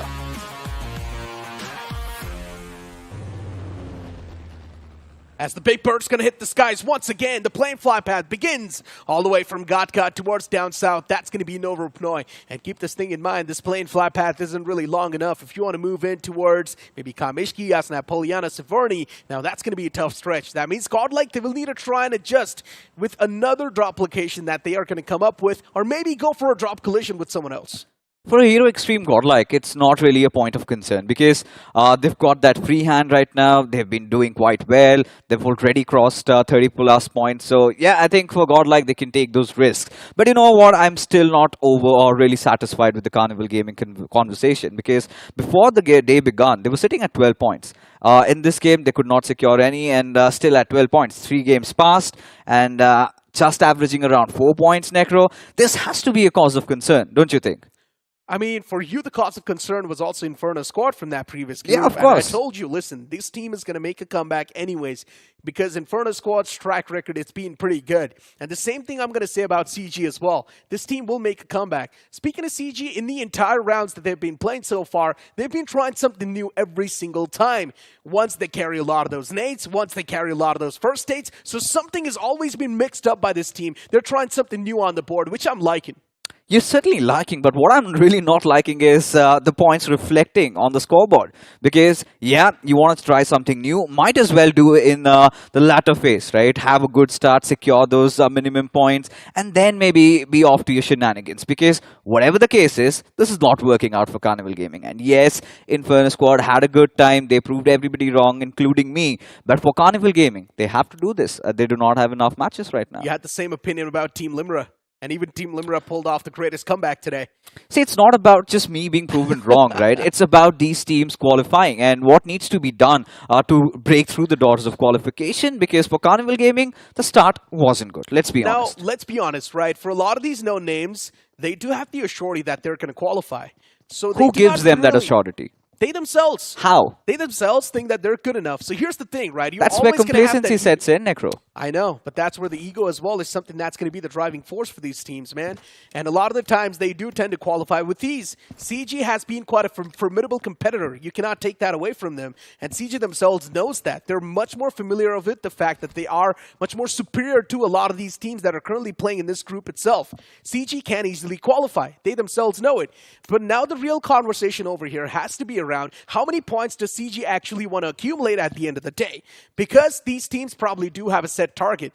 And a lot of these teams, considering they do not really want to reveal their main playing strategy, they do not really tend to perform to the fullest potential. Instead, they just try to get away with decent amount of points, just try to have that consistency on the board. I think it's all a farce, at least for, when you talk about all these teams, knowing they just need certain amount of points, they know all of that. Because if that was the argument, then Team Tamila should have been with us because they were touted to be one of the finest, in fact, to have made it to the top 3, at least with the run they were having. But we'll get back to the conversation, Necro. Now we've got a little bit of a standoff over here. THW against Team XSpark. Now we've seen Team XSpark dropping down at Nova Ripnoy. That has always been their plan B. But THW Esports, this is a team that you do not want to mess up with because they have been definitely on a hot form right now. Yeah, but again, you're speaking of Team XSpark over here as well, my friend. Yeah. It's Team XSpark clashing against the players of THW. Now, once again, the question is, considering when two formidable forces collide, the collision has to be on equal levels. We might just see the damage dished out equally on both the sides. It's all going to come down to that positioning aspect. It's all going to come down to the utility utilization as well inside of the fight, considering that will be the opener. That's Team XSpark or even THW is looking to fight. But so far, both these teams are quite busy looting up. Team XSpark knows what exactly is going on around the fray as well. The same thing can be said for THW too, and none of these guys would want to push in the enemy territory. It's all about that waiting game. SprayGod has that high ground control over him, but Ignite Gaming up against DOW, and as of now, Aizen did manage to get a knock, but the numbers did overwhelm him. And as a reason why Clutcher, he gets taken down, but Bhalu gets a trade. Nothing to worry about, do or die. But in the grand scheme of things, yes, do or die, they've been struggling quite a lot. But coming back to that previous conversation about XSpark and THW, we saw that SprayGod, he was playing with fire. He had that high ground advantage, and that is potentially the best spot. But that sometimes leaves you quite vulnerable, especially if your cover is blown, then you're in a whole world of trouble. Hands down. But, speaking of this fight itself, yeah, Aizen, the best performing player from IG, is not there in the game anymore. So maybe one single game is going to be left out from the side of IG, considering the best man not in the playing for. Now just taken down with a 3-man squad. This will be a tough pill to swallow for the players of IG, but considering they're doing so good in the overall standings, it's not going to affect them anyways. And still looking at teams like Ignite Gaming taking things way too cautiously. Knowing that these teams are already way too comfy in the overall standings, I want them to go full-on aggressive against the teams that are struggling. Now they know they're facing off against the players of Do or Die. If they want, they can spoil the game for them. I think for Ignite Gaming, like you said, nothing much to worry about, but definitely could throw a spanner into the works of the players of DOD. That's some nice spotting coming in from Hugs' side. We know he's quite known to smash his opponents around. And for now, especially Ignite Gaming, I think even if Aizen gets taken down, we've seen his heroics yesterday especially, but we also have Hulk and Vermithor and cannot rule these players out as well. Of course, it's a team game, right? Yeah. The entirety of the team, the playing for, they have to be intact to pretty much make those plays. But look at what's happening over here. Shadow 7, the man suffocating to his death. If he gets spotted right here, it's going to be a big problem for Team X-Park. But Ninze's got no clue. And Shadow 7, this man is going to be the shark in the water, just waiting to be unleashed. He's waiting for the right moment to pounce. Ninze's still got no clue. As soon as Shadow, he finds himself that little bit of the playing area to play with. As soon as he lands his foot on the ground, he's going to strike down the man in the front, but still, he instead gets slapped around by Ninze as he turns around and takes away the man. But Ninze himself is now way too low. For Team X-Park, down to a 3-man squad, it's a bad way to start things off. This was a genius move gone wrong. We could see that Shadow, he was taking damage from that water, the depleting oxygen. And all he wanted to do was keep distance, because the moment you come afloat, I'm pretty sure Ninze would have gotten that auditory cue. But the moment Shadow decided to show himself, that is the point where he really messed up. That AKM not really being his best friend over there. And Ninze, he was quite fast on that trigger. And Team X-Park, right from the very get-go, this is going to be such a tough pill to swallow. However, the silver lining is that Spray God's position hasn't been compromised, but he needs to strike. Oh my God. And he misses. Not exactly the Spray God in that scenario. Whiffed a lot of the shots in the man. And now knowing the fact that that's going to be another lifeline given to the players of THW. For THW, all the 4 players intact. They've got the man advantage against the players of Team X-Park. Spray God whiffing so many shots. That could have been the opener Team X-Park was looking for. But considering he whiffed so many shots on the player, now this leaves Team X-Park once again in a big state of discomfort. Even the Wall of Death is chipping away the damage. For Team X-Park, they're running out of the resources as well. What can you do? No, that's the thing. When you've got 2 Titans colliding, there is going to be that collateral damage. And even in this situation, yeah, of course, Team X-Park, they have the backseat in this one. THW, they've got a better control. Spray God's position has also been compromised. But now THW, they just cannot back off like this. They have to see it till the very end. And that is going to somehow be a huge concern in terms of them trying to get inside the circle. But the only good thing about this particular fight is THW, Team X-Park, both of them are doing pretty well in terms of the overall standings. But seems like Spray God might have a thing to say about this. Sams gets spotted out, but would not be a big concern dodging that grenade. Team X-Park is still waiting patiently for the players of THW to walk into their crosshairs. Heal them out. Right underneath a big threat for Joker. He knows exactly what's going on around the playing field too. He knows there's a man right above him, but he does not know on what floor. Joker once again just backs away to that shack. He wants to play it safely. Wants to wait for the cavalry, that's for sure. But look at the resources. As I mentioned, the players are running low onto it. Joker's got no mets to play with fixes. And the man's going to be suffocating to his death soon. Team X-Park, they need to take the fight against the players of THW as soon as possible. And here comes the collision. As Spray God's going to find the first knock in that and also hands out the confirmation as even Ninze gets strike down. For THW, now fight's not looking that great. This clash is going to pan out in the favor of Team X-Park. And what just happened? It was such a systematic dismantle. Yeah, for THW, they really blew off a lot of steam over there. I really felt like the moment they took down Shadow, they should have been the aggressors, rather just backing away, overthinking. And that is where Team X-Park, did manage to get that control over the situation once again. But hold on, Necro. Still not out of the woods yet.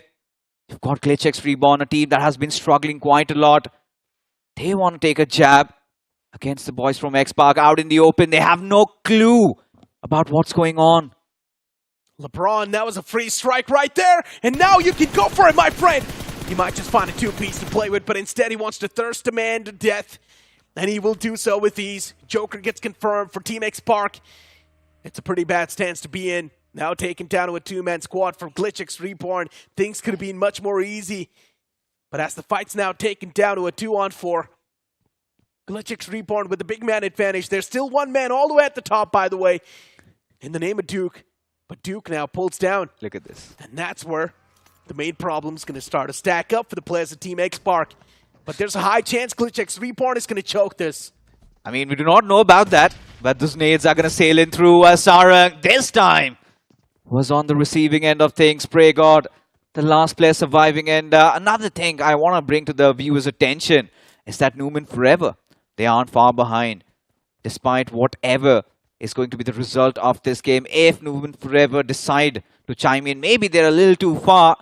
Maybe they have not really heard those gunshots. But if that were the case, if they decide to come in through, I think GLITCHxREBORN, this would be really hurtful. That's not going to be happening. Let's be honest. They're way too far away, pretty much completely on one side of the military base. So I don't think so they're going to be hearing anything that's currently happening over here. Wishu hands out the death blow to Sarang, as now Team X-Park's taken down. It's just Pray God. With only 4 eliminations accumulated for Team X-Park, it's a big dip in the performance. Consistency lost in this game itself. I'm not sure what the players can do to try and regain it. But the one last man from Team X-Park, he can go for the placement game if he wants. But it's still too much to ask for, considering already the zone's formed and the players have taken all the prime spots. At this point, I'm starting to ponder what must be going through the heads of the players of GLITCHxREBORN. Do they still want to continue on this witch hunt? Do they still want to find out Spray God? Because we know Spray God and what he's capable of, right? You give him that one slight opening, he's going to dish that death blow. He's going to get those extra few finishes, and who knows, if he's having a good day, he might just take the entirety of the squad down. Because, of course, he is in fact having a really good day. Was the iQOO MVP of the previous game. So, GLITCHxREBORN, I think they will have to be very cautious when they're taking an exit from around here. As like discussed, NUMENxFOREVER deciding not to engage, had no idea they could have third-partied in this situation. They will be heading their own merry ways from that western bridge. That's what they're doing. And NUMENxFOREVER is one of those teams that would not even go for the early fights. We know them. Even if there's a chance to get the easy elimination points, sometimes they can walk away from those as well. That's just the classic NUMENxFOREVER. So far, the approach is working out perfectly, but I'm not sure how long that's going to keep on working. I genuinely think so NUMENxFOREVER, they need to amp up the aggression by semifinals itself. If they don't do it, well then in the semifinals, it's going to be a tough stretch. Sarkar Gaming on the screen for this team as well. They have been playing it quite passive. Even for them, it's been working out perfectly well. And if you get your hands on the official smartphone partner, that's going to be the iQOO Z9S series, which is starting from $18,999. Even for you, a lot of those things can work out smoothly. You gotta start off somewhere, and this device is gonna be your perfect weapon inside of your arsenal. But for now, hold on, DOD. Already satisfied with that previous fight. This time they decide to go against the Mammoths and Shogun. He is going to give them an opener, and now it is going to be a push till death. But eventually he's just going to be chased down by Clutcher. And there comes those trades. Carnival Gaming now in a whole world of trouble. As there you have Neo arriving, but Reaper getting the better out of Goblin. Carnival Gaming again in tatters. Yeah, CG's now starting to choke this fight. I'm not exactly sure what's happening with the players of CG. The first man, he got pushed up so quick, he just never saw it coming. And now the second man, he went for the revival, which was Goblin. And even Goblin messed up big. The nade's going to be tossed. Shogun's on the verge of being confirmed, and that's what exactly happens. Even Goblin gets confirmed. And now, all of that burden's going to be on the shoulder of CG. These two players, they get picked off from the back. A beautiful stance coming into play from the side of DOD, as the man from the back will collect all of those elimination points. A little bit of that assistance also coming in from Numerical Esports. As DOD get 3 over here, and one finish of Hector being secured by somebody from 4M. They were also in the nearby fray, and this is where, at this particular moment, as you can see, DOD did have that early finish, if you remember, around that Milta City. That one player from Ignite Gaming picked off. It was Azen. So 3+1. There you have those 4 finishes, and for Miracle having that 1 finish was from Hector. But this is something I want to discuss. Now, 4 games done and dusted. CG could not even secure a single point out of the matches today. 12 points out of 4 games. Do you like your chances? Still 4 more to go, right? Look at the brighter side of things. And I think so now, considering they have been slapped tidily with the reality, CG's not going to pull off the shenanigans anymore in the upcoming 4 games. They better get serious. Of course they will. That's definitely going to happen. Because with the way CG's taken the early game fights, let's be honest, they're quite unorthodox. Instead, CG could have actually moved on inside of the zone much better, prioritized the upcoming circle, but still they went for that fight. And it's not just about them engaging in the fight. The only chances where they could have cut on their losses, but seems like Gujarat Tigers want to go after the players of Team Cosmic. No love. Already getting overwhelmed with the numbers over there pouring in. As where is the backup? Where is the cavalry for Team Cosmic? And this is what you wanted from CG, right? The moment you knew Shogun was done, just cut on your losses and make an exit. Instead, them deciding to fight back. That was quite an unorthodox fight to pick, and they had to be slapped back on their faces as Crimson. No. This time, he provides some assistance, but the trades are definitely dread. The man's hands were way too busy, and GT, now even they're starting to crack under that pressure, but eventually they do eliminate the entirety of Team Cosmic. For Team Cosmic, when their head's on the swivel, they're supposed to perform, but this time around, they're cracking. Now they've got 4 more to go tomorrow itself, and I'm not sure how well Team C can perform. For Team Cosmic, I think again it's that Hopium story alive, that comeback game. But for GLITCHxREBORN, they took a fight against the big boys, X-Park, and this time they've got their eye set on a struggling Medal Esports. Top Dog, he's got some higher ground advantage, but instead decides to back off. Needs some assistance. Sahil OP just on the backlines. But Medal Esports, at this point, Necro, they are in 2 minds. Do they engage? Top Dog can really thread the needle. Yes, he gets the opener. Yeah, that was a great one, too. And for GLITCHxREBORN, just dropping down in the man number like this, it's not going to be the ideal stance they wanted to have. But still, even Silo P gets struck down by Duke. And that's going to be the important knock the man just found. For GLITCHxREBORN, they're still trying their best constantly, as even Duke gets knocked out. And now it's just down to this one last string that's still alive in the game. But luckily enough, LeBron, he's still got things in check, as he takes down the man that was up close and personal for Medal Esports. They have been eliminated from the game, but now it's time for the players of Rival Apex to step in the playing field. GLITCHxREBORN, all the 4 players that were knocked out, they can be brought back to life, as now Viper's looking to toss those utilities, and that's not going to find any success. It's going to be free food. There you have it. 1 already down. Viper gets that conviction there, and now GLITCHxREBORN knows what's coming their way. Duke instantly backing off, while Lebron still trying to trigger that revive, but Rivals Apex, they know they've got the players of GLITCHxREBORN pinned down. But instead, they take the pacifist route. They want to back off.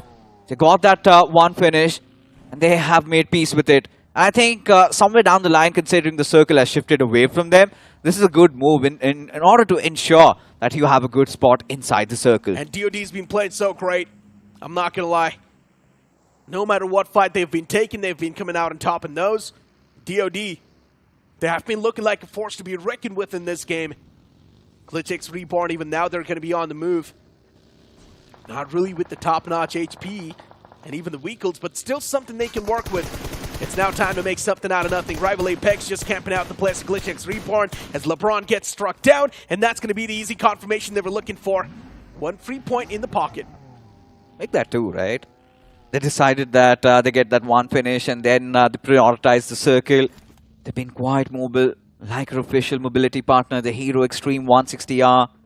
And whoever gets to be the MVP during the grand finals is going to walk away with this sexy bike cruising through those beaches of Kochi and driving it home. But now, as things are, even Duke, he falls prey to the place on a lot of fights being taken on early, especially that standstill against Team X-Spark. They deplete a lot of those meds on them, whilst Hero Xtreme Godlike, they haven't broken a sweat yet. A very good rotation coming in from the northern side, nothing to worry about, but now they want to inject themselves, Necro, from that eastern side. Now you've got NUMENxFOREVER to deal with, you've got the likes of Sarkar Gaming. This is going to be a real test for Hero Xtreme Godlike. It indeed will be. It's one of those stages where you can't really stay outside of the zone for too long. The teams, they need to prioritize the safety much more. Hero Xtreme Godlike, they found themselves quite a decent compound to play with, but once again, they need to make the pounce inside of the safety lines, and that's where the real struggles will be seen. NUMENxFOREVER as well, pinning down a team in the front, constantly taking shots against them. I'm not even sure why they're taking shots over there. It's next to impossible to find any sort of knocks. But they're still constantly causing a bit of that ruckus towards the players of SG. And SG, they're in a constant disagreement with the players of NUMENxFOREVER too. It's a big state of discomfort where SG does not exactly know where to go, but still they found themselves a bit of the safety lines to play with, but now they're going to be pounced on by the players of NUMENxFOREVER. Look at this, Sarkar Gaming. Seems like they do not have the best of positions to play around. And they are caught between a rock and a hard place from the front lines. It is going to be NUMENxFOREVER. From the back lines, it also could have been Hero Xtreme Godlike, but they decided to part their merry ways. There's murky smoke saving KSR for a while, but look at that spread. And look at that artillery barrage coming in as KSR having that lower ground, but the remainder three players of Sarkar Gaming, they're at a very promising spot, Necro. They indeed are. KSR 7, the man's cooking up the utils as well as he tosses the nade in the front against the players of NUMENxFOREVER.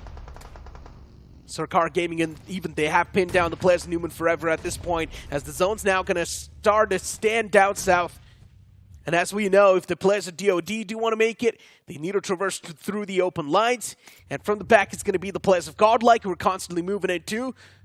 It will be tough terrains. Even WindGod Esports, they found themselves in the late game. Every single team, they're giving it all they've got to get this game in their pockets. Indeed, one final push. Like we said before the reshuffle happens, this is where they need to collect as many points as possible. Get a lot of finishes in their bags as NUMENxFOREVER. They're having a really good time. Previous game, getting that chicken, a lot of points secured, already crossing the 25 points marker. But look at this, DOD. This time, they want to pick a fight against the players of RIVALZ. Viper already down on his knees. But now, these are not the only two teams in this vicinity. You've also got Hero Xtreme Godlike. And boy, oh boy, they're having a really good form as Bhalu. He's been taken down as well. RIVALZ, they need to make some quick work, otherwise they will be in real troubled waters. Oh, here comes the third party onto the players of Rival Apex from the back. It's going to be the players of Godlike, as they do already find the first man. The knockout comes into fruition, and that's the exact one Godlike was looking out for. And now it's going to be a spring.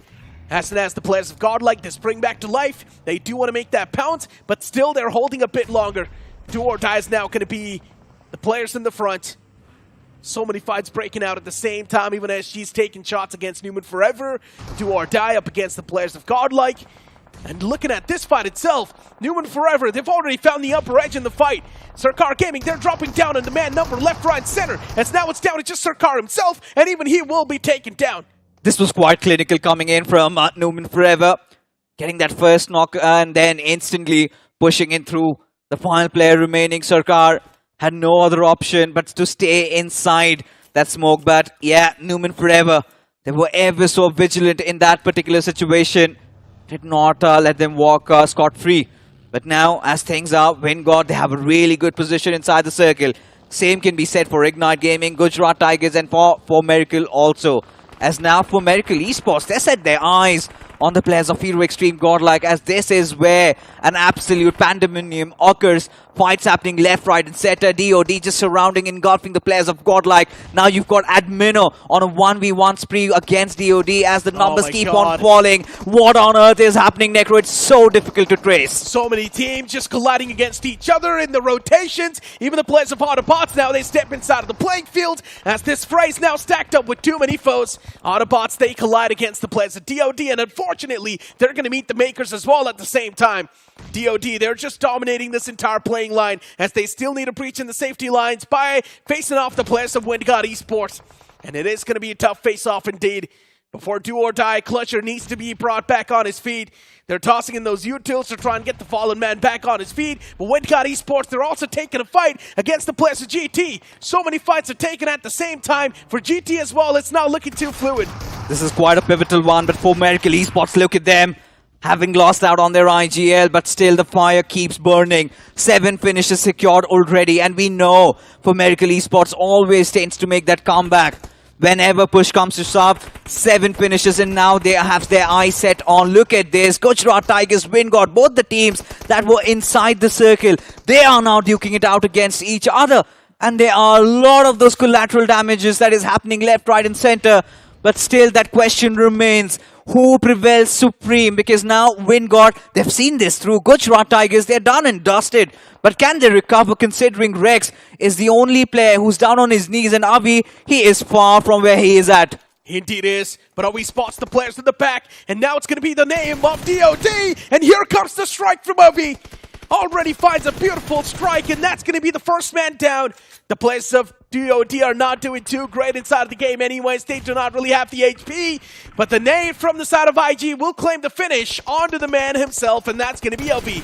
WindGod Esports down and dusted from this game, as now Ignite Gaming, they shift their focus on the players in the front, and that too, it's going to be in the name of 4 Miracles, 4 Miracle Esports. They've got the zone advantage, the best one they can ask for. All they need to do is play the patience game, but even a smoke wall is being laid out by the players of Ignite Gaming. As Azen was taken down, we all thought the chances for Ignite Gaming to come out on top are going to be next to none, but still they're right here.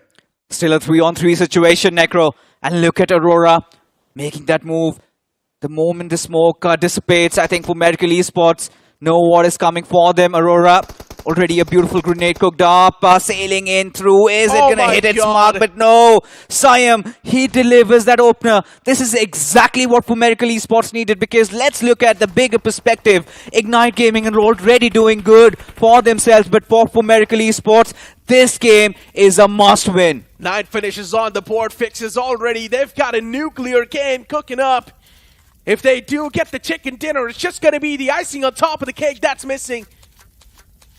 4 Miracles still playing that patience game as we all wanted them to play. And here comes the push from the side of IG. It's going to be the one final sprint to make sure that they can secure the chicken dinner, but the chances are still going to be quite low. Thor, the man is still laying out the smokes over and over again as another smoke's going to sail through, even for the side of IG. They're making sure that they're at least dishing out the equal amount of damage against the players of 4 Miracle Esports as Sayum gets knocked out. And now the stance is taken down to a 2-on-2. Hulk in the front, even he's getting chipped up too much. For IG, they're moving inch by inch. And every single inch that they move counts a lot. But unfortunately for the players of IG, they're already running low on smokes. They've already tossed out all the utilities they had. And now it's time for the nades. But the nades are not really going to reach the mark, considering still IG is way too far back, and the wall of death is now constantly pushing up. IG, they're going to be choked to death, as now they're also going to be taking the damage from the blue itself. And for 4 Miracle Esports, they've got the exact advantage they needed. Fermi Thor gets struck down, as now it's going to be down to just Hulk, and there's not a lot he can do in this scenario. Not a lot, especially considering how the circle has been his enemy. Has to get inside, and now we've got for Miracle Esports, they've got enough of that breather. They can somehow recuperate in that situation, but they know where Hulk is, and there goes those grenades, sailing it at his direction, but miles afar. But this one could be quite devastating. The other one follows up. This had to be the final blow, but somehow this man is still alive, Necro. But this one ricocheting, how is he still surviving? Yeah, the nades are just overshooting. They're not exactly falling on the mark. But the wall of death, anytime it's going to start to move, my friend. And that's where the real problems will be there. But eventually, they toss in the entire inventory that they had. And that's going to do the deed. As it's going to be the players of 4 Miracle Esports to claim that final chicken dinner. Especially striking when it matters the most. 22 points in total in the overall storyboard.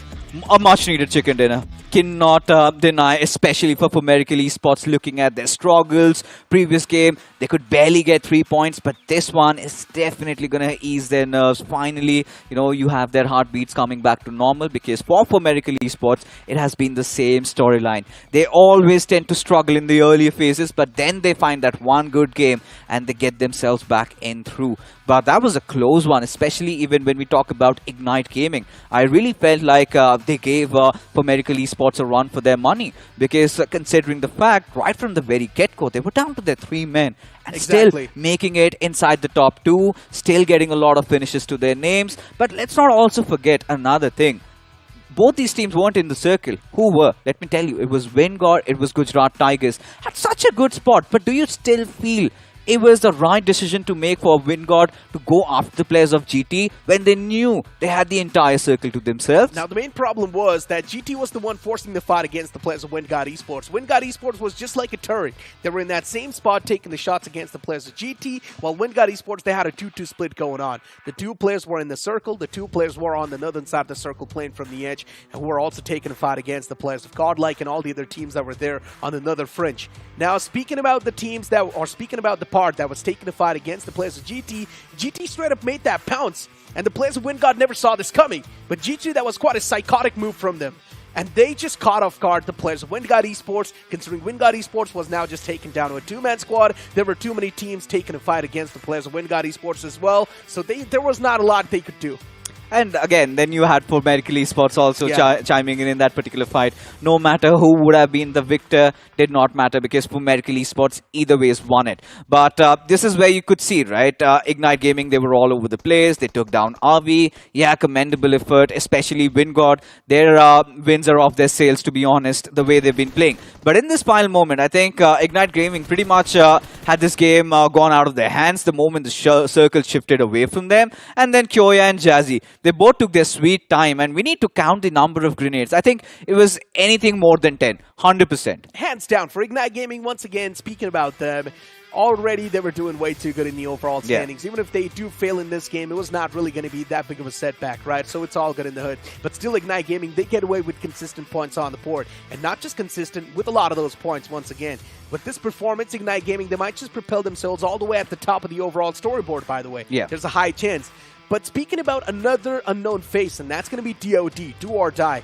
This game was quite great from them. They were converting so many of those fights. They also were taking fights against the players of Godlike. Unfortunately, later on, getting third-party by another foe, that was quite tough for them to deal with. But still, they also had a lot of those points. It was a mad dash, especially in that particular situation. You had DOD, you had Hero Xtreme Godlike, then you had Miracle, you had WindGod. Everybody just wanted a piece of the pie. And in a moment, everybody just got wiped out. I do not know what happened. But yeah, DOD, a decent game. Even for GLITCHxREBORN, a decent game as well. And especially considering they took a fight against Metal Esports. They came out swinging. We saw there was another team. I think it was RIVALZ that came in for the third party. Eventually, GLITCHxREBORN were dealt with. But still, considering where they were at, it's a move in the right direction, finally showing the intent of taking fight. But again, the concern for Carnival Gaming is still there. Just 12 points, this time also 0. Could not collect a single one. They have to make it wild tomorrow. And even the clash between THW and Team Xpark did not result in that good manner. For Team Xpark, they got wiped out in that clash itself, and then later on, things were not looking too fluid. As the point standings are on the screen for Miracle Esports getting 22 points. DOD, as I mentioned, they had a lot of finish points. Yeah. They've gotten 13 points in total. That's a great way to kick things off in the overall standings. You've also got IG with 10 points. Once again, double digits on the board. WindGod Esports, decent performance with these 9 points. Even they're going to propel themselves in a decent spot. Even for GT, they had a lot of points to play with. You flip the page, and you'll see a few known names over here, too. Rival Apex, another big upset. Team Xpark, a big upset from them too. SG, consistency now finally dropping down as they collided against NUMENxFOREVER. Really do not know if we can put a blame on Team Xpark, who are they getting a little complacent after winning that fight against THW. You know, when you talk about... Let me finish. So what happened was, they took down the players of THW. They still had 3 players surviving, right? Shadow was the only one picked off, but it was a clean one. TSW had no answers after that. But then GLITCHxREBORN, they just come out of nowhere. And Team XSpark did not see this because two players were so out in the open, and within a jiffy, another one, I think it was Joker who got picked off. And then Sarang and Spray got, I think the numbers were just too overwhelming. But I think for XSpark, they're still in a very decent spot. So you pretty much answered your own question, right? You mentioned that were they getting too complacent after that squad wipe? No, it's just not complacency. Unfortunately for Team XSpark, they just never saw that coming. Yeah. GLITCHxREBORN, who's going to stay there all the way back in the blue, considering the zone's panning out up north over and over again. As a normal, sane human being, you would think that, yes, all the other teams down south, they've already rotated up north. But even NUMENxFOREVER was still there, by the way, down south. But luckily enough for the players of Team XSpark, those shots were not heard by the players of NUMENxFOREVER, and they could not really go for the third party because they had no clue what's going on. I think this is a lesson learned for XSpark. You can never be too casual, especially after winning a fight. Not enough time to celebrate, but who knows, there might be somebody who's watching from the far fray. And this time it was GLITCHxREBORN. I'm pretty sure the players of XSpark, if we could have their reactions, they would have been taken aback as well. Quite startled because for XSpark, again, these are those newer territories. We've seen, I think from even the BGIS, Nova Ripnoy has been their second drop location, especially after that tussle against God's Reign. They've been always on the lookout for a different landing location. But this time, I think the permutation combinations did not work their way. They were not prepared for GLITCHxREBORN, but maybe next time they will. But when you look at the overall storyboard, okay, Medley Esports, we expected a little bit of a comeback from their side. That did not happen. Carnival Gaming, again, a very disappointing day from their side as well. Team Cosmic as well, they also look quite struggling. Yeah, for Team Cosmic, I'm not sure what exactly is going on. Maybe they're just waiting for the swords to be around in their neck, especially when they've just got 4 more games to go tomorrow. Maybe that's when Team Cosmic's going to start to perform, because that's been the storyline for this entire banner. When they do not really have a lot of those chances left, that's when they tend to perform, when the pressure's literally right on top of their necks. Now, moving the conversation towards the Day 2 itself, right? Yeah. Day 2 is supposed to be the day of comebacks, and we indeed see a lot of those as well. You saw the players of Inferno squad pull off a big comeback. Team Limra pulled off a big comeback. Now over here, 4Miracle Esports, even WindGod Esports getting that decent starting for themselves. So we did overall see a decent amount of comebacks in today's day. And yeah, and there were already those consistent teams also playing quite well. When you look at Ignite Gaming, even for TWOB, we haven't seen them drop a ball even once. Team Limra, finally, it soothed my nerves that they have made a comeback. Inferno squad, yes, really happy. Even for iQOO Soul, getting that chicken dinner over there, that is also going to be quite refreshing. But this is something that every esports fans, in fact, the majority of the esports fans love to see. iQOO Soul, Hero Xtreme, Godlike, sitting together at 40 points each. Hands down, for iQOO Soul, we all knew that this was going to be the case. They are going to pull a comeback, and once again, that's what they exactly did. My pick, by the way, I picked for iQOO Soul at the start of the day. You flip the page, and you still see a few names there down in the slumbers, and one of those is also going to be FS Esports and Blind Esports. Now, speaking of these two teams, we had a lot more expectations from them, but at least you can say it's a step in the right direction. At least for FS Esports, and Blind, still alright, but for FS to make that climb, to have that one good game which earned them those 17 points, because before the day started they were sitting on single digits. But then there were again those disappointments that continued. I think the biggest one has to be Orangutan once again, still not having any good games. That one game of Vikendi, yeah, they had our hopes up, but even Reckoning staged a comeback, so I'm really happy for them as well. Global Esports continuing that run, and this is what I was talking about. CG sitting at 14 points, Necro. This is looking quite concerning, even when you've got the likes of WindGod. Yeah, that was a recovery. Medley Esports also. Raw Officials, Orangutan. Oh my god, so many of those big names out there. Just 9 points from OG. Team C as well, just getting 7 points. Raw Officials with 6. GENxFM with 2.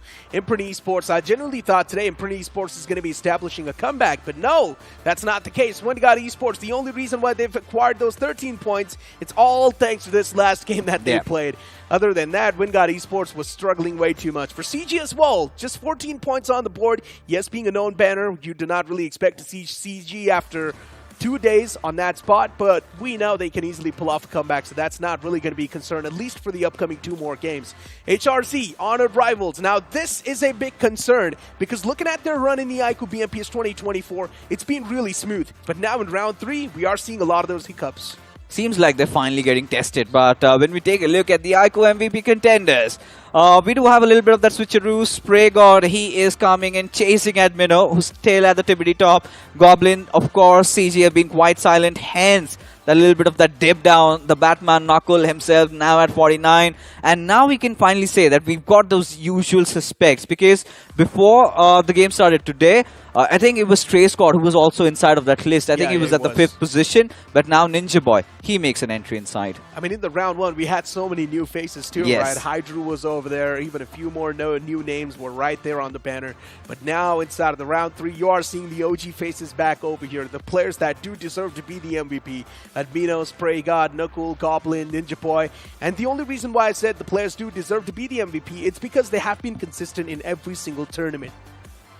And when you talk about Admino, I think he's been having the tournament of his life, because never has he had this team of Hero Xtreme Godlike help him in trying to get there. But when you talk about the casters prediction, all right, Necro, I think it's your umpteenth time that you've won the casters prediction. Yeah, you get nothing out of it. Just keep gloating, and yeah, there's no prize. And hence, I'm not even going to try hard, because I put my faith on Orangutan. We saw how that panned out, really. Man, OG. Maybe that's one of the main reasons why OG wasn't able to perform today as well. It's the salty curse. Don't put it on me. Actually, you know, that might just be the case. Since this man's back on the panel, OG has been struggling. When he was back on the panel as well, Revenant was struggling. So, yeah, something's definitely going on. It's a proper pattern. It is a pattern, actually. And this is something that, you know, even I told Salty. It's not just the women that complain that you're a red flag. Seems like all these teams are also complaining that you might be a red flag for them, because his associations there, he was a part of OG one time. He was one of the content creators. We all saw how the previous officials went, and now with Revenant, I do not know if they're even going to come back from the dead anymore like this. But regardless, I think overall, if you have to sum up this entire day, I think it was a great day in the office. We saw those teams that have been playing exceptionally well, have been doing really good.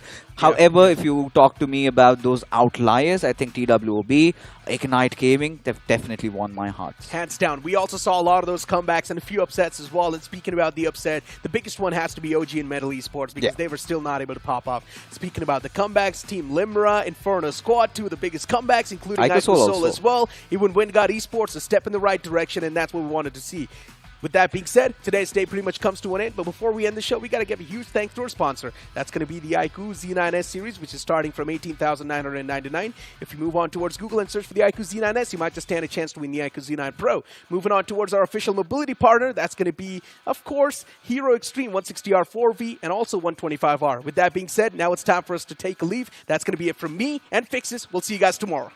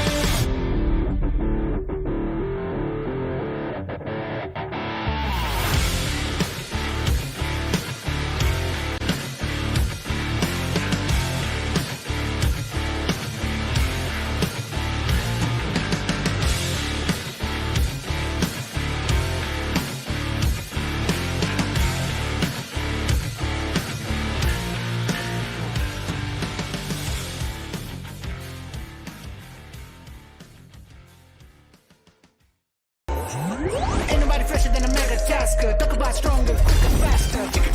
Slider, slider, gonna make way for the mega tasker. And fully loaded, go the ammo. Can't get it bigger, better, that's the plan, yo. Throw a challenge and you shall know. Tap, tap, tap, tap, slide of ammo. Who's winning? Who do you think? Mega Taskers win the game at every level. iQOO Z9S Pro with Snapdragon 7 Gen 3. Fully loaded for Mega Taskers. Search iQOO Z9S on Amazon.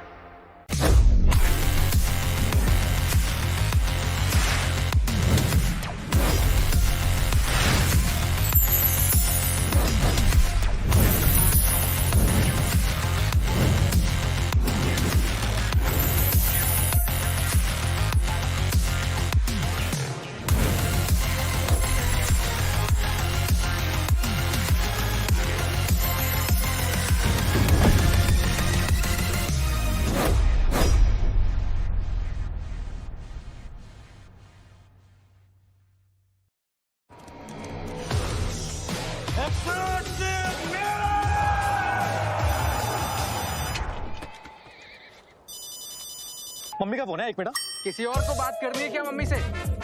Take 63. Ouch. I'm not doing this. 300. यार ये एक्सूट इतने cool है, लेकिन अगर shoot ही नहीं होगा तो दुनिया को कैसे पता चलेगा? X-Suit's so stunning that even Dynamo won't let us tell you about it. X-Suits, a million reasons to keep everyone away.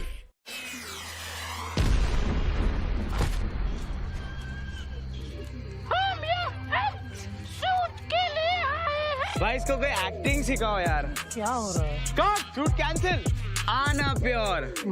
अबे बंद करो बे, आंख में छुप रहा है। Cut, shoot cancel. यार पूरी रात निकल गई, अगर शूट ऐसे ही चलता रहेगा, खत्म ही नहीं होगा तो ये लोगों को कैसे पता चलेगा? X-Suits, a million reasons to keep everyone away.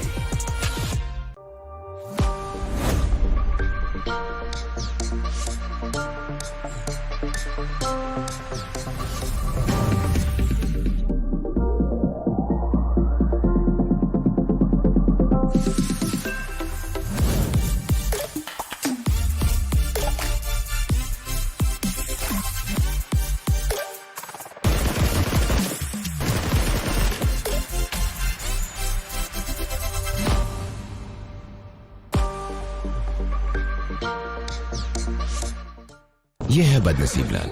इसने अपना नसीब बदलने के लिए काफी टैक्टिक्स ट्राई किए। कब चमकेगा मेरा नसीब? पर नसीब चमकता ही नहीं, क्योंकि हमेशा थर्ड पार्टी हो जाता है।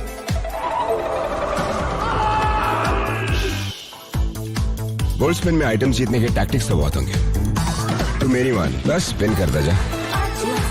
अरे मिल गया। Let's get spinning.